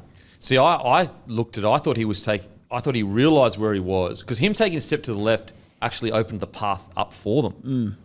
Either way, he was in their path at some point. You can't change your line if you're defending there, though. If you're a blocker, well, you can't even be there. You can't even be there. Yeah, I don't think you're allowed to even stand there anymore. I thought what the rule change like the last couple of years was that you couldn't have like two blokes as a wall there, but I thought you could still have like one bloke. No, I don't think so. I think you can. You can't even pretend to be getting a play. Like you can't just run through and pretend you're getting a play. I'm pretty sure. I thought it was a penalty anyway. Yep. Okay, thought it was a penalty. So did you think Levi stepping out in the way was like? I know people say, "Oh, he didn't mean to." Like, he meant to. And that's what I mean. Where I'm like, standalone incident penalty. Could you blow up about it being not consistent? Yeah, sure. But outside of that, as I said, like when the game was on the line, the Raiders iced their opportunity. And also, the Dolphins had plenty of opportunities to win that game. Arguably, I think they might have had more, if I recall. Anyway, but back to the Raiders.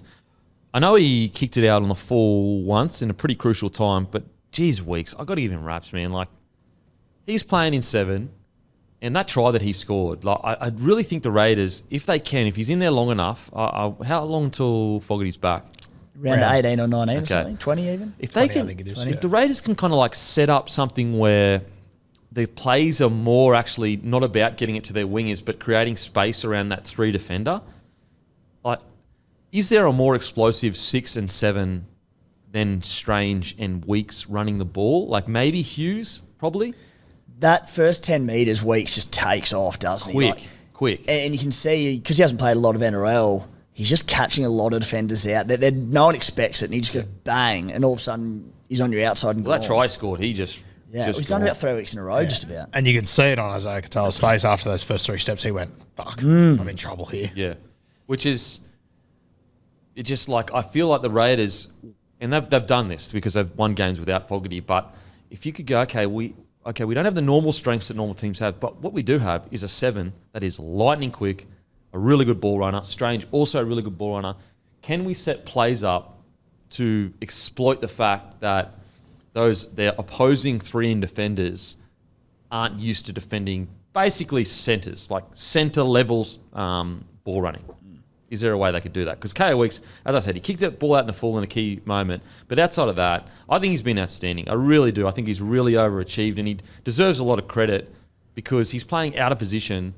And he's doing a bloody good job. And also, he's playing in a role where so much different style of footy is expected of him, but he's just doing it the way that suits him. Mate, I was very, very sceptical of him as an NRL player and more so coming into the halves. But he's been terrific for us the last few weeks and excites me with the future that if he can maintain this form with, say, with like a Jamal Fogarty, and take the pressure of having to do a bit of organising and kicking and all that off him, and Fogarty takes up that, he could be even better. And because he's still learning, certainly the role, but what it is to be an NRL player, still so early on in his career.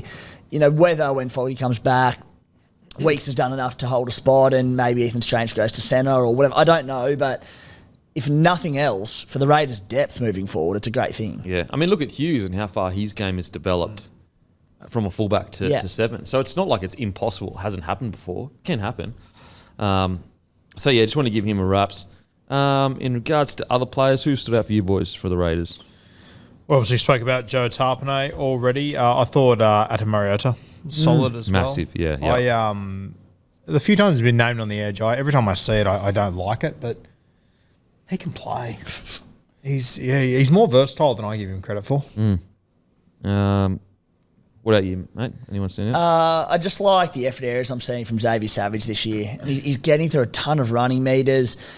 The kick chase for his try, came into the middle of the field for that. Like, he could easily have sat in his wing and didn't have to be there, but the way he leapt over Trey Fuller for that one was brilliant. It's a great try. Yeah, and he's just... There was another one. He came into the middle of the field late on in the game for Jermaine Osako one and put a heap of pressure on him for one of his field goal attempts. And it's just these little effort areas, 1%ers that he didn't have to be there, but he chose to late in the game when gassed, and good to see.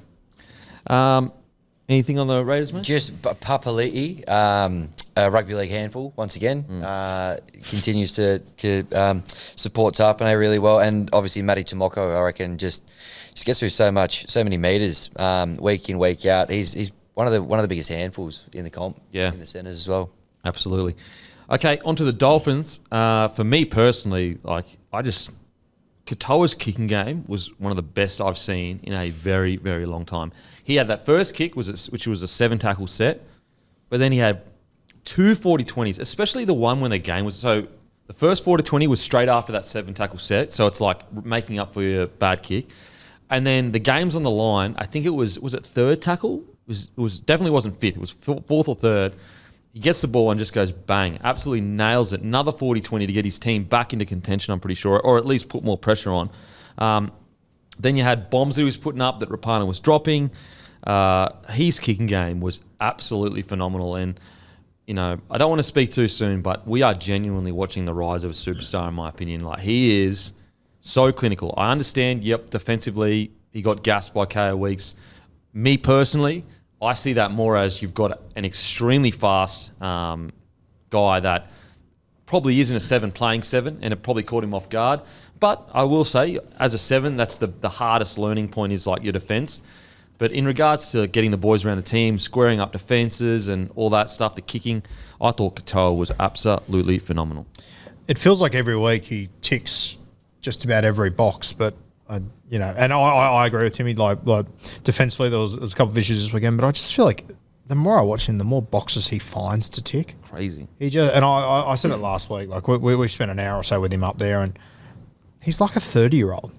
It's crazy. And, I've told the story many times that Dwayne Bennett hadn't met him before, had a Zoom with him for 10 or 15 minutes, and then got off the phone and said, whatever it takes, sign that kid up. He's got his family up there, living very close by and whatnot. He seems very settled. He's, I think it will be interesting. Obviously, he started his career with Dwayne Bennett. Dwayne Bennett's going to leave at the end of the year. I think that's going to be an interesting watch, but I think this kid can overcome that. Yeah, he's a freak, mate, and we speak about him most weeks, and the only reason I think you mentioned that he wasn't in Team of the Week was just defensively. He was also just isolated a little bit for the Elliott Whitehead try, which the contact wasn't quite there, but in 12 months' time, I think there's going to be some real serious conversations. Is he 19 or 20? I think he's 19.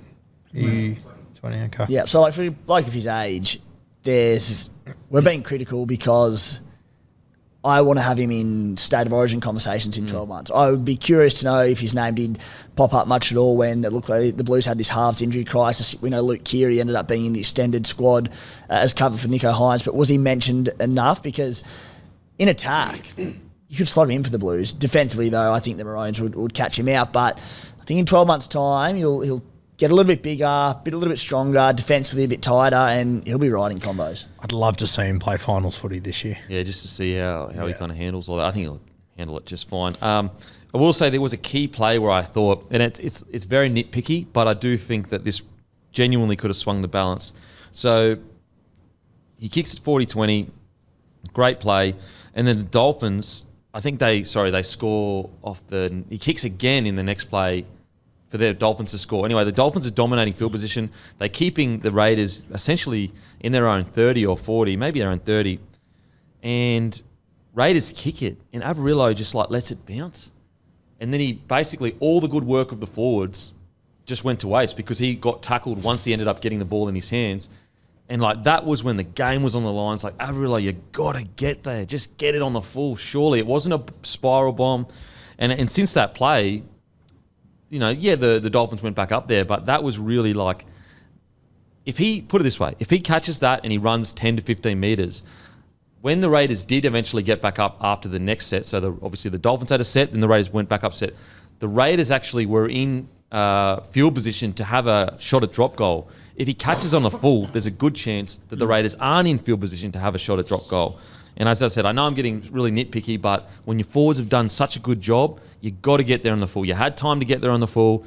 You're a decent enough player to catch it on the full. I really thought that. I know he hasn't been playing there, but Averillo's good enough to catch the ball on the full. I thought that was a real, I don't know about turning points, a bit harsh, but a point that could have changed a lot, in my opinion. Okay, in regards to other people that played really well, guys, I thought Aiken was phenomenal. There's reports that he is being looked at by the Rabbitohs, which I really actually do like. He, obviously, 88 minutes, a try assist, 16 runs, 151 metres, 56 post contact, 5 tackle breaks, 45 tackles, 0 misses. I know he had an error or two, but that's a bloody good knock. He's having a cracking season. We said it last week, and we'll probably say it for the next 6 weeks straight. For a guy that we weren't sure if he was going to make their 17 at the start of the year, I'd argue he's been probably their most consistent player this year. Ewan Aiken, he's been unreal. He's always been consistent as well. Like you go back through his years, and he's been around a long time now, a few different clubs. Very rarely does he have a bad game, and he's got a huge work rate, particularly this year. It's gone through the roof this season. The attacking upside, we're going to see more and more of it. There hasn't been a lot this year, but I think he's had a couple of tries taken off him. He had a nice try assist out of nothing for Jeremy Marshall-King on the weekend. He's been awesome. I will say, like, you know, you look at I know that the Raiders got the win, but geez, it's exciting when you look at guys like Kurt Donahue and Katoa. You know, there's a lot of clubs that would kill to have that 6 and 7 coming through the ranks right now. Really, really good signs. Outside of that, though, like, yeah, it is a game they're probably going to look back and say they should have won, but Bromwich went off 4 minutes in. That's going to hurt the rotation. Just something they'll learn from. I don't think they're that poor. Asako's conversion from the sideline to even up the game. Holy, what a kick. Herbie Farnworth was outstanding as well. I thought our boy Ray Stone was good too. Worked his ass off. Herbie Farnworth, and he was off for 10 minutes, had a try assist, 208 metres, 68 post-contact, 5 tackle breaks, a line break assist, 2 offloads, 7 tackles, only 1 miss, 0 errors. He's outstanding. So not too bad from the Dolphins. Now, Cowboys defeat the Roosters 18-16. Just very quickly, Namibia home, never in doubt in the Super Over. There you go. Anyone that was keeping track with the cricket? You've got your answer now? If you're one of the 35 followers on the feed that followed me in, we're still alive. So let's go. Giddy up for the Netherlands versus Nepal game tomorrow. Okay. Now, onto the Cowboys versus the Roosters. Ended up 18-16, but I did feel like the Cowboys kind of pushed away in that second half. What a much needed win for the Cowboys. And like the key is they kept their friggin' opposition to 16 points, which gave them the chance of winning this game. Like, although their attack, they scored 18 points, it really was their defense that won them this game. They hung in there, they hung tough. A really, really important win. And it's really good to see some, response. For example, there's been talk with Taumalolo during the week, back to not necessarily the peak Taumalolo, but the Taumalolo that we know. A really, really could be season-defining win for the Cowboys. It was their defence that won this game for the Cowboys. Was not on my bingo card going into this one. Mate, I was talking about it a little bit over the last few weeks, but last year they sort of did a similar thing, and they actually came into the Origin period, lost a heap of players, and played their best footy of the year during that Origin period. I hope we're seeing it again, because we're talking about it pre-show, mate. The Cowboys are... The Melbourne Storms won one more game than the Cowboys. They're in first place. Yeah, like you watch the Cowboys and they've been quite underwhelming, but they are still in touch. Like they absolutely can make the 8. They haven't had a bye yet. They have their first bye in round 16. So that means from round 16 and onwards, there's 11 weeks of footy. They got 3 byes in there. So basically, if they can just sort their season out, by whatever round 15 or whatever, they probably will make the 8. They're very good sniff to make the 8. Yeah, out of absolutely nowhere after being probably one of the more inconsistent teams so far. One of the most disappointing for sure. Yeah. Outside of the Rabbitohs, no offense, Matty, but one of the most disappointing.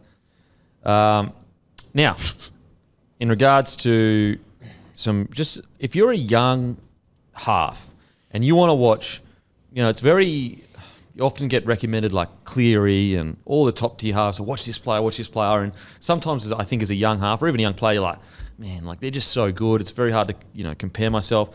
Go and watch Clifford in this one play for Cowboys' first try. And we talk about sometimes tempo and how important it is. Like tempo is like, for a half, tempo is like your secret weapon. And go back and watch Clifford. He gets the ball and he literally stops. He stops running because Roosters have shot up off the line and just stand square to make sure that Radley can't slide off. Gets the ball, I think it was out the back. And it just shows you that, like, if someone said that a half should stop in play, you'd be like, well, that's stupid. You're losing speed. You're not threatening the line. But it's a good example of understanding tempo, reacting to the defensive line and seeing where they're at. Because if Jake Clifford runs to the line like a lot of people would teach him to, he gets tackled, nothing happens. He reads it, and it's crazy to think that him stopping squares the defence up more than him running into it. And I think that, as I said, if you're a young half, go and watch that play again because it shows you the importance of tempo and knowing when to go hard at the line, when to go slow at the line. Go and watch Cody Walker as well. He's a master of it, going fast, slow. And a guy like Clifford who's been playing Q Cup to come in and just do that, it's just a really good example of tempo in my opinion. Always been a talented kid, Clifford. He's obviously been around the world and whatnot now, but there's no doubt that he's got ability. So good to see him get some results. Speaking of journeyman and whatnot, mate, I thought Braden Burns was sensational in this game. Yeah. How he somehow nearly didn't get a top 30 squad. Well, he didn't get a top 30 squad. Yep. Is insane when you think about Scored it. a try, 183 run meters, 18 runs, 61 post contact, 5 tackle breaks, an offload as well. Very good player, Braden Burns. I'll be honest, I can't believe the Cowboys won this. Like, going into the game with how poorly defensive they'd been this season and the amount of guns they were missing to Origin, the Cowboys, you're going, oh, this could be a train wreck because the Roosters were missing them, but the blokes they brought in, like, their team was outstanding still. But as you said, Guru, it's like if they were to win it, I would have thought it would be 36-34 or something. For them to cause this upset, it was a brilliant win, as said, off the back of their defence. Such a big win for them. And just another thing, like, not that any of the Origin players are going to be dropped anytime soon, but It's a strong message. it just sends a message like where they go, there are players who come in here and have knocked off the Roosters.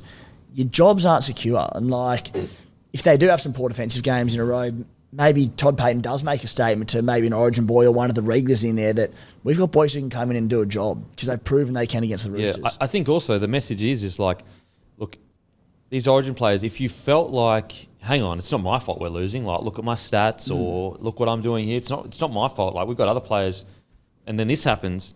It shows like, well, actually, this is evidence of complacency. Like, it just is. It's just the fact of the matter. Definitely. That unfortunately, key players in the Cowboys side have been a bit complacent this year, and they need to lift their game. It's similar to what happened with the Warriors against the Panthers.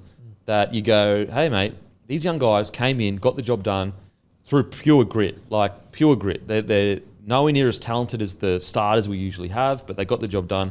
So it's a really strong message, and it's important to have evidence to almost back your claims as a coach. Sometimes he might be trying to say to those key players and go, guys, like, I need you to, look at this here and look at that there, and very hard for them to go have anything to point to because they might go, hey mate, like, we'll look at this guy that's not as good as me that did this.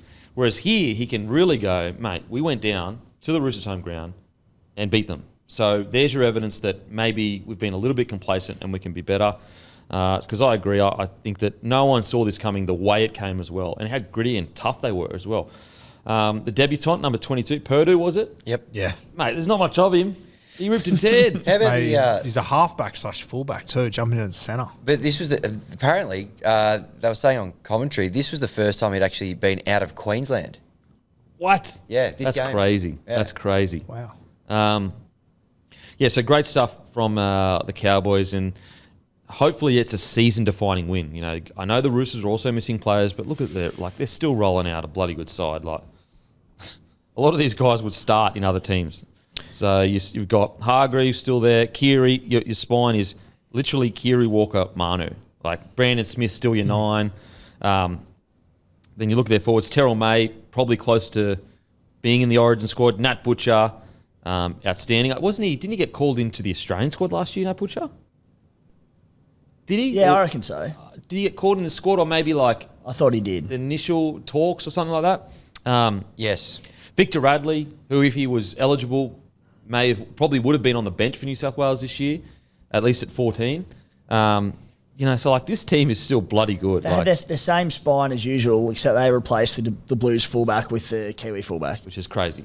Yeah, he did. He was in the extended squad last year. So like, it's a bloody good side. So it's a really, really good win for the Cowboys. I think when you look at the Cowboys too, like the middle has just been an issue all year. Crazy to think they have their best defensive game when you take Cotter and Robson out of it. Yeah. The seemingly 2 best defenders by a country mile. It's crazy. I thought, mate, Fine Fuiaki, I thought he was tremendous in this game. I think that you mentioned before that the Dolphins have got all these young guys that teams would kill for. And that signing could be a huge one for the Finn. I wonder whether that's affecting whether the Ewan Aiken, the ability to re-sign Ewan Aiken. Potentially. And as good as Ewan Aiken's been, I can understand why.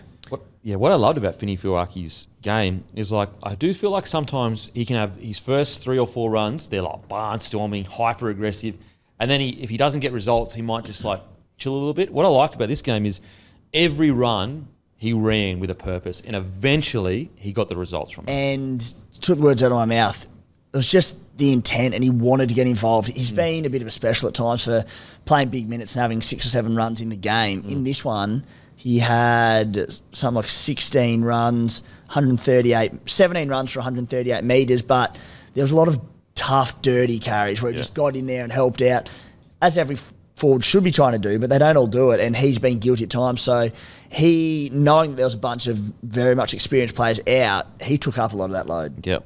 Taumalolo was outstanding. 19 runs, 184 metres, 73 post contact, 8 tackle breaks, 16 tackles, 2 offloads. What I liked about Taumalolo is that, like, just on the drop of a hat, he goes, I can actually be better than any... Like, Roosters, all we've been talking about is how hectic their forwards are. Like, genuinely blowing games apart. You can't keep up with them. They're too big. They're too fast, too explosive. And just at the drop of a hat, he goes, I can dominate them. Just goes, boom, does it. And I know he's been a bit quiet this year, but... I know we have short memories in rugby league. We're all guilty of it. We get hyped about new guys and all that kind of stuff. Man, Taumalolo at his best was one of the greatest of all time. And if you had him in your greatest of all time rugby league side, I wouldn't push back hard on it because him at his best was literally unstoppable. Literally unstoppable. I thought he was great on the weekend. Yeah, he was unreal, and he's starting to see these little glimpses and moments of his best again, which is super exciting for the Cowboys. It does make me confused though, because like at the start of the year, it was, we're not playing him minutes because he's got a bad knee, and so we're just trying to rest him. And then like lately, he's been getting a little bit more minutes, and we're starting to see his best footy. So I don't know what's going on like with that. I hope that this is an example of they're all good, they're on the same page, they're headed in the same direction. Yeah. But I got to say, it's a very weird situation. Yeah, it's odd. Very it's weird. Always been weird between them two, hasn't it? Since day dot. And I know they come out and they deny it, and I know Cowboys fans hate when we talk about this. Just our opinion, guys. But it just has never sat right. It doesn't seem to have just clicked into gear. Been something that I don't know. Just that he's played some good footy, but he's never really looked. On the weekend, he looked like his old self. That's one of the rare games where I've seen him look like his old self, at least in the last 12 months. 12 months. So incredible win from the Cowboys. I thought, the commentators kept talking about, I can't believe Cowboys keep kicking in and not competing on kicks. But those kicks, we used to call them at the Broncos cage kicks. Then we would let them catch the ball, and it was all about making them catch the ball, pinning them there in their own corner, and keeping the ball in play to just just fatigue them and make them break, make an error, do something wrong. Whereas if you go up to catch it, obviously you knock it on, it stops the flow of the game, all that kind of stuff. It's all about just keeping the game flowing, so hopefully you break them. And that's what they did. And when you look at the size of the Roosters forward pack, maybe that's what they were trying to do is gas that forward pack to a degree. I don't know. But yeah, it's intentional. When you see teams just bombing into corners and wingers not competing, it is 1,000,000% intentional. You are being told by the coach, do not compete. We're trying to get into a grind, into a rhythm, and then we'll score points later on. And it worked for them. Well, they do it and go it and compete for the ball, miss it. There might be two people there. All of a sudden, you've got a staggered defensive line. They've got support in their winger or their fullback, whatever it is. And then they go bang, bang, a few quick play the balls, and they're off and running. Yeah. So. Whereas when you go up, not only if you don't, like, so you kick it in the corner and they catch it, everyone, they're not even trying for the ball. So they're waiting for him to land. So you win that first tackle. It's a slow play the ball because everyone wrestles really well, gets him to the ground. Everyone's set and you are screaming off the line. If you, as you just said, if you go screaming through, you miss it, or two people go screaming through, all of a sudden it's a quick play the ball and everyone's fucking chasing the whole set. Okay. Now, on to the Roosters. Look, I'm not too concerned, to be honest. Like, they've been a little bit down from that explosive, well, quite a ways down from that incredible little run that they had. But I still think that they're aware of what game they're trying to play. It still looks like Sam Walker's side. Joey Manu came in late, so maybe he was a little bit mentally off. When I start to get worried about the Roosters is when I start looking at that team and going, whose side is this? Is this Sam Walker's or what is it? It's still his side. It's still his side. So, yes, obviously they should have won, and it's a game they're going to probably look back and go, Jesus, we're trying to make the top four. They're the ones who pick up. I will say that Young try was an outstanding try, and it was purely from the standards they've set. So it was talent from Walker, obviously, to pick up from dummy half and then go back down the short side. But how often do you see blokes make a line break, they play the ball, and they go, all right, job's done. They just stand there with their hands in their pockets. Young immediately gets back into gear and they score a try. That's all standards. That's all Trent Robinson driving standards of like your game, your job is never done. Your job is never done.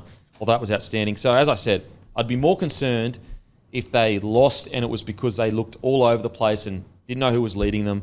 But yes, it's disappointing. I think they'll bounce back though. I think it was an old Phil Gould thing when he was coaching that if you played the ball and scored, you got a case of beer. Oh, really? Staying alive. I'm pretty sure it was a Phil Gould thing that he used to do at Canterbury. Yeah, mate, I'm not too concerned about the Roosters.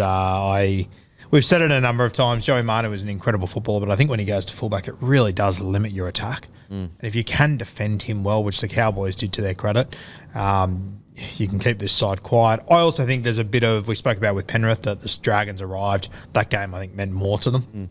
I think very similar to the Cowboys. They are obviously up for this one. This one meant a lot to them, so I don't look too far into this Roosters performance. Long season. I will say, Terrell May. Oh. Yeah, I thought he was an absolute handful. Talk about sending a message just before Origin. Oh, yeah, looking from just watching the Roosters this year, I wonder whether, I know they went with Lenu in the end, but if they went with Terrell May, like, you could completely understand that. He's been unbelievable this year. And also, at least with, like, I know Spencer Leniu probably more explosive in contact, but at least with Terrell, you know he can play 70 minutes. Yep. Correct. But I understand what Matt is going through with Spencer. Just like bring on this bloke for 20 minutes and just fucking go ham. Yeah, 51 tackles, terrible. 0 misses. This is his stats. A try, 17 runs, 147 metres, 47 post contact, 9 tackle breaks, a line break, 51 tackles, 0 misses, 0 errors. And so, like, sometimes when I see him play like 25 minutes, I'm like, oh, right, surely he's getting more minutes. And look what he can do. He played 75 minutes on the weekend, 75 minutes through the middle. You know what I thought as well was impressive with him? Like, he didn't have any offloads in this game, but my God, the amount of tackles he bounced off that I thought, he could push it here. Yeah. He didn't. He just played it smart, took it to ground. He must have been tempted on a number of occasions there. Yep. And I think that's because his role probably changed. Like, he was the starting front rower that was out there to lay a platform. What do you reckon? Yeah, I think you're being pretty generous to the Roosters. Like, this is a game they started as red-hot favourites, and I'm not concerned about him in the long term, no way. Like, especially for a 2-point loss without key Origin players out. It's not an issue, but this is not a game they should have been losing against the Cowboys, who are one of the worst defensive outfits in the competition, missing, 5 or 6 of their Origin players as well. The Roosters, just mentioned, had essentially their whole spine together. Manu slots in for Tedesco. They should have won this game and probably should have won it quite convincingly. And we've spoken about the Cowboys, and credit to them, they were terrific. Defensively, they were great. But the Roosters had enough firepower. They should have been winning this game. They completed at 80%, so it's not as if they just dropped a ton of ball and couldn't get themselves into it. They tried, and the effort was there, but the execution was not at all. And we've been critical of Joey Manu in the past at fullback, saying that he's a centre. I know there was a game at fullback earlier in the year and his ball playing was a bit better and it was like the best we'd seen of it. Just the final touch on those backline moves, it just wasn't there. Like, I think if Teddy plays, they win this game, and I think they win it by 12 points. But, yeah, I thought they were pretty ordinary, boys. Yeah, I agree they were ordinary, but I more look at it like, look, a one-off game in, been playing pretty good for, about 6 weeks now. If they back this up with another poor game next week, that's when I'll start going, that's not good enough. And for all the same reasons that I, wasn't concerned with the Sharks in 2 bad weeks now, but it happens and it's a long season. So I'm not concerned about them long term. I still think they'll be a title threat and wouldn't have any issues. But as a one-off standalone performance, and yes, they had excuses, Origin players, etc. I thought they were ordinary. Just on Terrell May, I've said for a while, but I think with him playing lesser minutes at stages this season in games where he's played 25, 30 max, I reckon Robbo, knowing that he'd be missing players to Origin in Crichton and certainly up front Lindsay Collins, and he's got a plan, and we saw it on the weekend, to get big minutes into Terrell May to carry an extra load through the Origin period. Yeah, so you reckon it's just more of a load seasonal thing? I think so, and I think he'll continue to do it throughout, and then when the boy, I don't know what his regular minutes will be from like post-Origin period onwards, but I think for the next sort of 6-7 weeks he shoulders that load. Yeah. To be honest, I think the really linchpin of the game was the fact that Young made multiple errors on line breaks, and also Manu at the back there. And so that's why although I do think it was a poor performance, I look at it and go, if those two players don't have as many errors as they did, and Manu had a bit of ball playing, they probably still win it. So I know that sounds like, well, you could say that about every single game, but when I look at, for example, in regards to tackle breaks, they had 50 tackle breaks compared to Cowboys 38. Line breaks 6-3, so that's a little bit concerning. But again, Tedesco usually is around or thereabouts. So I still think that platform foundation is there. It's just a few little tweaks. Still an ordinary performance, but I think the Cowboys actually just fucking played way better than they've been playing. They did a tremendous job on Joey Manu. The ball playing, it's never really been there for Joey Manu, give or take the odd pass here and there, but he didn't really look like breaking the line. Yeah. He went through from the try from dummy half late on that was taken back, but sure, he'd bust the first man, which he does to everyone, but they really controlled him. Worth noting, the Roosters are one of those sides that haven't had a bye yet either, so they get their first bye this weekend. Keep in mind they went to Vegas and whatnot. It's been a pretty long season for the Chooks. And did you say they're the only ones without a bye? Them and the Cowboys, funnily enough. And the Roosters get a bye this week. Cows get their first bye around 16. To be fair, if you looked at, I know they both haven't had a bye, but if you looked at the intensity in which Roosters have been playing compared to the way Cowboys is you'd assume Roosters would be more tired at this stage than the Cowboys. Down weeks happen. There's a couple of barriers. There was the Dom Young where he just tried to throw it out the back when he was getting taken near the sideline. I saw why he was doing it. He thought he was going to, but there was a bit of space. But it's Junior Ponga. Is that how we pronounce it? Ponga. Yeah. Junior Ponga, that for the penalty at the end, flew off the line. It was almost a professional foul. He was so far offside. That was at 16 all, penalty way, 18-16. I tell you what, that's one thing that I think we have to fix as a game. Teams giving intentional 6 agains away on their line. It fucking infuriates me. I don't know how we fix it. Seriously, I'd go as far to say if it goes 1, 2, the third should be gone. It's simple, mate. It's a professional foul. They're clearly breaking the rules. You just bin them. And they're doing it intentionally. For example, I hate when a 6 again is called on the play, and so the player's still going. So it's already been called from the last one.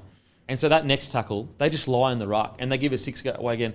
I know it's too extreme, but sometimes I'm almost send 10 in the bin now. That's a professional foul. He's intentionally lying on him to make the game slow so they can reset. As I said, I know it's too extreme and it would be really hard. And us as a game, we always friggin' take things too far. But we have to sort out this allowing penalty after penalty on our try line. Without going down a wormhole and extending this anymore, the 5-minute sin bin would be perfect for it. The only worry is they would then they would start sin bin. Look how sin bin happy they are now. Imagine with 5 minutes how sin bin happy they'd be. Oh my God. Yeah, they'd get excited, no doubt. What do you think about the Roosters, mate? Yeah, I'm with Tim. I think they'd be disappointed. It's one they would have thought they should have won. They were warm favourites, $1.14. The Cowboys $6.40 going into this one. Probably just that they made it look a bit harder than it probably should have. And when it was there to be won, there was probably a couple of handling errors from Dom Young there. You mentioned the one down the sideline, but even the one almost like he was going to fall over the line, and the ball just kind of came loose with about 5 to go there. Look, I think it's one that they should have won, but credit to the Cowboys, like they've hung in there, and as Roo kind of drew our attention to in the green room earlier, they're actually on equal wins this year with the Chooks. They haven't had a bye yet, so all of a sudden they're not in that bad of a spot. Probably 4 or 6 weeks ago, we were worried they might not make it to the point of the season, but they've got some good things they can take out. 2 weeks ago, 2-3 weeks ago, going, is Toddy Payton going to be under pressure at the end of this year? Then you go, all of a sudden, now granted they've got a long way to go, but they're within striking distance. Yep. I guess it's more about like watching them actually play. You go, geez, they've been nowhere near as good as we know they can. Yep. But if this is any indication, and they get there, maybe the best thing that can happen to us Origin, those boys come back in and just go to another level. Geez, it'd be a hard team to stop. Anyway, I think the Roosters will bounce back. I agree though, guys. It wasn't ordinary. Like, I'm not sitting here going, Trent Robinson wouldn't be, when you solely focus on that, they absolutely should have won that game. And that's why I think like the key errors from Dom Young and the lack of ball playing from Manu was just like the foundation was there to win it. They just didn't ice it. But I think they'll bounce back. I think we all agree that they'll bounce back. All right, that is it. Done and dusted. Time to tip for this coming week. Absolutely. We'll go with Origin Brought first. to you by Sportsbet. Thank you very much, Sportsbet, for being a partner in life. You're welcome. All right, so Origin obviously on Wednesday night. The Blues, $2.05. Queensland, $1.77. The line is at 1.5 points. Maybe you can give us a 1 to 12 or a 13 plus. And I wouldn't mind getting off everybody a man of the match as well, just because there can be a bit of value to be found there. Okay. Queensland? Yep. 1 to 12. Dearden man of the match. Yep. Like it. New South Wales 1 to 12. Teddy man of the match. Teddy man of the match. That'll get you $9. Dearden $19. New South Wales 1 to 12, and I'll get on Team Teddy with you, Root. Teddy man of the match. I will go Blues 1 to 12 and Reece Robson man of the match. Reece Robson, $26. I'll go on Queensland 1 to 12. I'm going to go with the Hammer at $34. My man of the match. I like it. Thursday night, we've got Women's Origin. New South Wales, $1.50. Queensland, $2.60. The line, 4.5 up there at Newcastle. Sold out. Yeah, look, New South Wales looked like a substantially better side last game. I'm going to go Queensland. Yep. 1 to 12. Yep. Briggs man of the match. Yeah, Queensland women don't get Origin. I'm going to go New South Wales 1 to 12. Tanagato. New South Wales 1 to 12, and big barnstorming Millie Elliott, player of the match. I'll go Blues 1 to 12 and Isabel Kelly man of the match. Queensland 1 to 12. Tamika Upton for me, man of the match. And sorry, by Briggs, I mean Brigginshaw. Of course. Brigginshaw. Yeah, Yep. of course, obviously. Player of the match. All right, now into the NRL. What a game we got Friday night down at Wynn Stadium. Dargans, $1.39. Tigers, $3.01. 7.5 points is the line. Oh, Benny Hunt back up, we reckon, 2 days. mate, of course he will. He's a Queenslander. What a bloody rip snorter of a game to start your Friday. Caesar back in. Nah, next week. Bud Sullivan with a point to prove. Mate, going by patterns, bloody Dragons have been so inconsistent. Look, I'll go Dragons. Dragons, 1 to 12. What's the Just start? Dragons. Dragons, 7.5 points is the line. Yep. Oh, sorry, Dragons, and I'll go Tigers to cover. Nice, yep. Giving Timmy a run for his money. Dragons. Dragons win, Tigers with the start. Yep. Yeah, on the proviso Benny Hunt backs up, I'll go Dragons win, Tigers start. Yep, Dragons, Tigers. Tigers in a famous victory for me. Saturday, Titans, $1.82. Souths, $2.02. The line, 1.5 points here. Maybe you can give us a 1 to 12, 13 plus. Titans 1-12. I'm going to take a Souths upset 1-12. Huge $2.02 Yeah, $2.02 upset. Jesus You can't be throwing an upset chat with that. That's fucking outrageous. Are they the outsiders or not? I'll go the Titans to win at 1-12. Guru's going to add in a winger to score a try as well. I'll go South and South. Can you to run win some big. odds up for us? Over 8.5 total match points for Royal as well. South 13+. Oh, Wow. don't mind it. Big upset. South 1-12 for me. Cowboys $1.50. The Wars $2.58. 6.5 points is the line. It's in North Queensland. I think the Wars are expecting a host of players back too. Okay. I'm going Wars. And what's the points? 6.5, did you say? Yeah, but they're the underdogs. Yeah, yeah. Sure. Yep. Wars. Yep. Oh, up there. I'm going to go the Cowboys to win. Wars with the start. Yep. Yeah, look, I'll be disappointed by the Wars for another time this season and go the Wars. Yep. I'll pick Cowboys, but Warriors with the start. Yeah, Cowboys head-to-head Wars with the start for me as well. Then we got the Broncos up in Brisbane, $1.50. Sharks $2.62. 5.5 is the line. Broncos. Yep. Do you reckon Walsh backs up, Kempy? Yeah, probably. Yeah. I mean, and we got guns anyway to, like, bring people in. Someone could play back. This is a tough one because of, like, Walsh and Nico being such key figures. Well, Selwyn could, like, I think outside backs, we could put Selwyn back there. Yeah. Yeah, Brisbane. Yeah, I'll go Brisbane. I'll go Broncos, but Sharks start. Brisbane for me. Sunday, we're down to Melbourne. Storm, $1.21. Knights, $4.45. 12.5 points is the line. Is Hughes is playing? He's in. He's in. In the Kirk Reynolds Cup. Definitely Storm, just by how much is what I'm considering. Whether I go the big play here. Not sure if Tim Williams or Denon Kemp here. Better be demoted for this next week. Storm. Storm minus 12.5. Yep. Storm Newcastle. Oh. I'll go Storm. Yep. I'll go Storm Newcastle. Actually, yeah, Storm. Storm Newcastle for me. Penrith $1.35. Manly $3.21. Line is 9.5 points. Out at Penrith. Penrith Manly to cover. What is it? 9.5. Yep. Big.